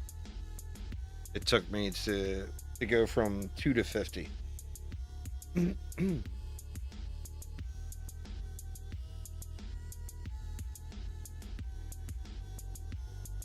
Oh, we got another 10. Yay, it did give me a 10. I won't look at it yet. What is it? Piercer chip. Boo.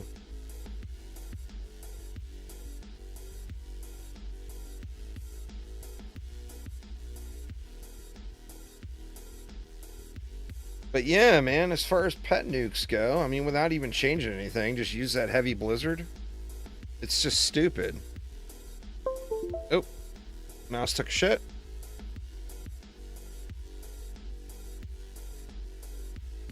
I mean, look at how much damage it ends up doing. Oh, that's not without, that's without Tamer. Well, I mean, shit, we're going to hit 700 million, 800 million, 900 million damage. That's forgetting to change the shard. Is that a chest shard? That's a weapon shard, right? Let's see. Sundering Blow.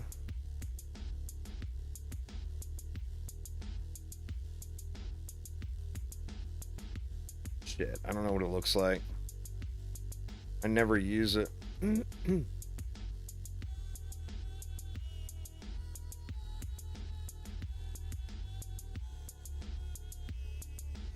Tamer's Gambit, that was it.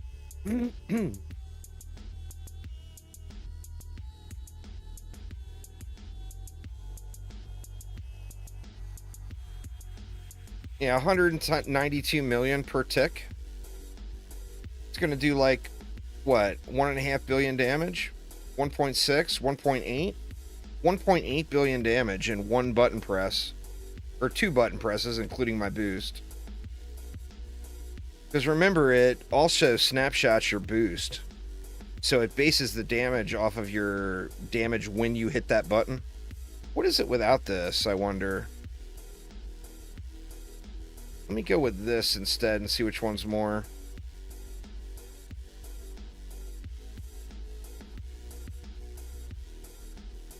$235 million damage per tick now. That's with the selfishness shard in. 2.8 billion. 2.08 billion. That's a lot of damage for one button press, you know? Right now, I don't plan on pushing past 50 now. I don't know if you guys can see it on the small screen, but like right now, we got to get to Onslaught floor 320 and Onslaught 260 unlocks. Now you do the 260 and then 1 Chaos 9, and that puts you at 300, and then you got to do 300 through 320. So it's 23 maps. And the only thing you're gaining is, I mean, besides the extra XP, which nobody cares about, you're gaining about 5,000 gold per map. So if you're doing Chaos 10 expeditions, each extra reset gives you an extra 5,000 gold. So I gotta level this guy back up now, but which I'm not gonna do right now today. But yeah, so I mean, I'm pretty happy with the 50. That, and I was just doing it for science. I don't really care about the. I mean, I'm sitting on 130 million right now that I could easily spend instantly. It's gold that I don't need or care about, so that would make it not worth doing. For me. I mean, everybody's got their own reasons for pushing past the first one. For me personally, it instantly becomes not worth doing. It's more worth doing to get rid of that stupid looking purple diamond than it is anything else. So, I mean, if I did any more, it would just be to get rid of that dumb looking purple diamond over his head. You know what I'm saying? Anyway, y'all, that is going to get it for me for today. Keep an eye out for some DDA, new DDA series starting tomorrow to prep people for what's to come. And then, I'm not sure, I will probably be live tomorrow, but I'm not positive yet. No, mod roll chance is the same at Chaos 1 or Chaos 10. They're loony, no difference. But anyway, thank you all an absolute ton. Hopefully everyone's having a good week. And I will see you all next time. Take it easy, y'all.